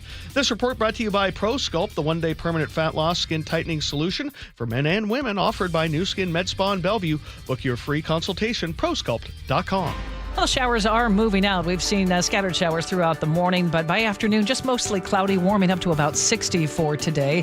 Tomorrow, Wednesday, Thursday, they all look great. We're going to be dry with partly sunny skies, warming toward the end of the week, 67 by Friday, pushing 70 for Saturday and Sunday. Right now in Seattle, it's 49. G and Ursula have a former Pioneer Square nightclub bouncer. His perspective on ongoing violence coming up next. KIRO News Radio, winners of 3 2025 Regional Edward R. Murrow Awards. Feature reporting, sports reporting, and overall excellence. And we thank you. We are the Northwest leading news station because of you, inspiring us every day to deliver the local news and stories you care about. KIRO News Radio on 97.3 FM. Watch and listen anywhere by downloading the KIRO Newsradio app, and always stay connected at mynorthwest.com. Need a new roof now? With State Roofing and Exteriors, you can get started with 0 down, 0 payments, and 0 interest for up to 24 months. That's right. Protect your home now and pay later. Call 866-ROOF-ROOF or visit stateroofing.com today. The markets and the economy will change, but you should always know what you can rely on from your financial advisor. I'm John Ramsire with Baird Private Wealth Management in Seattle. With deep planning and investment expertise, Baird's financial advisors have guided individuals and families through changing markets for more than 100 years. And in all that time, our guiding principle has never changed.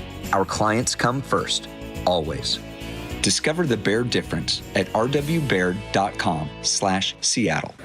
Citizens, since we each upgraded to Xfinity in our homes, the Wi-Fi has been booming. It's fair to say our town has officially become a boomtown. Mayor, will I be able to drop into multiplayer gaming battles with low lag? The lag won't be an issue, but your questionable skills, maybe. And what if I have hundreds of devices on the Wi-Fi? Purely hypothetical. Seems like a lot, but sure, hundreds of devices all booming together with the Xfinity Gateway.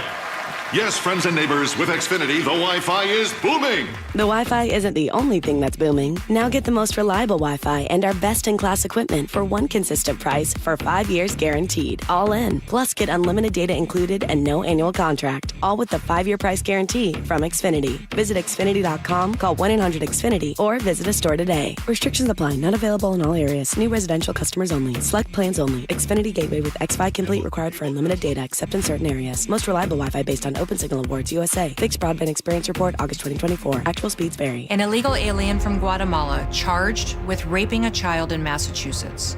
An MS-13 gang member from El Salvador accused of murdering a Texas man.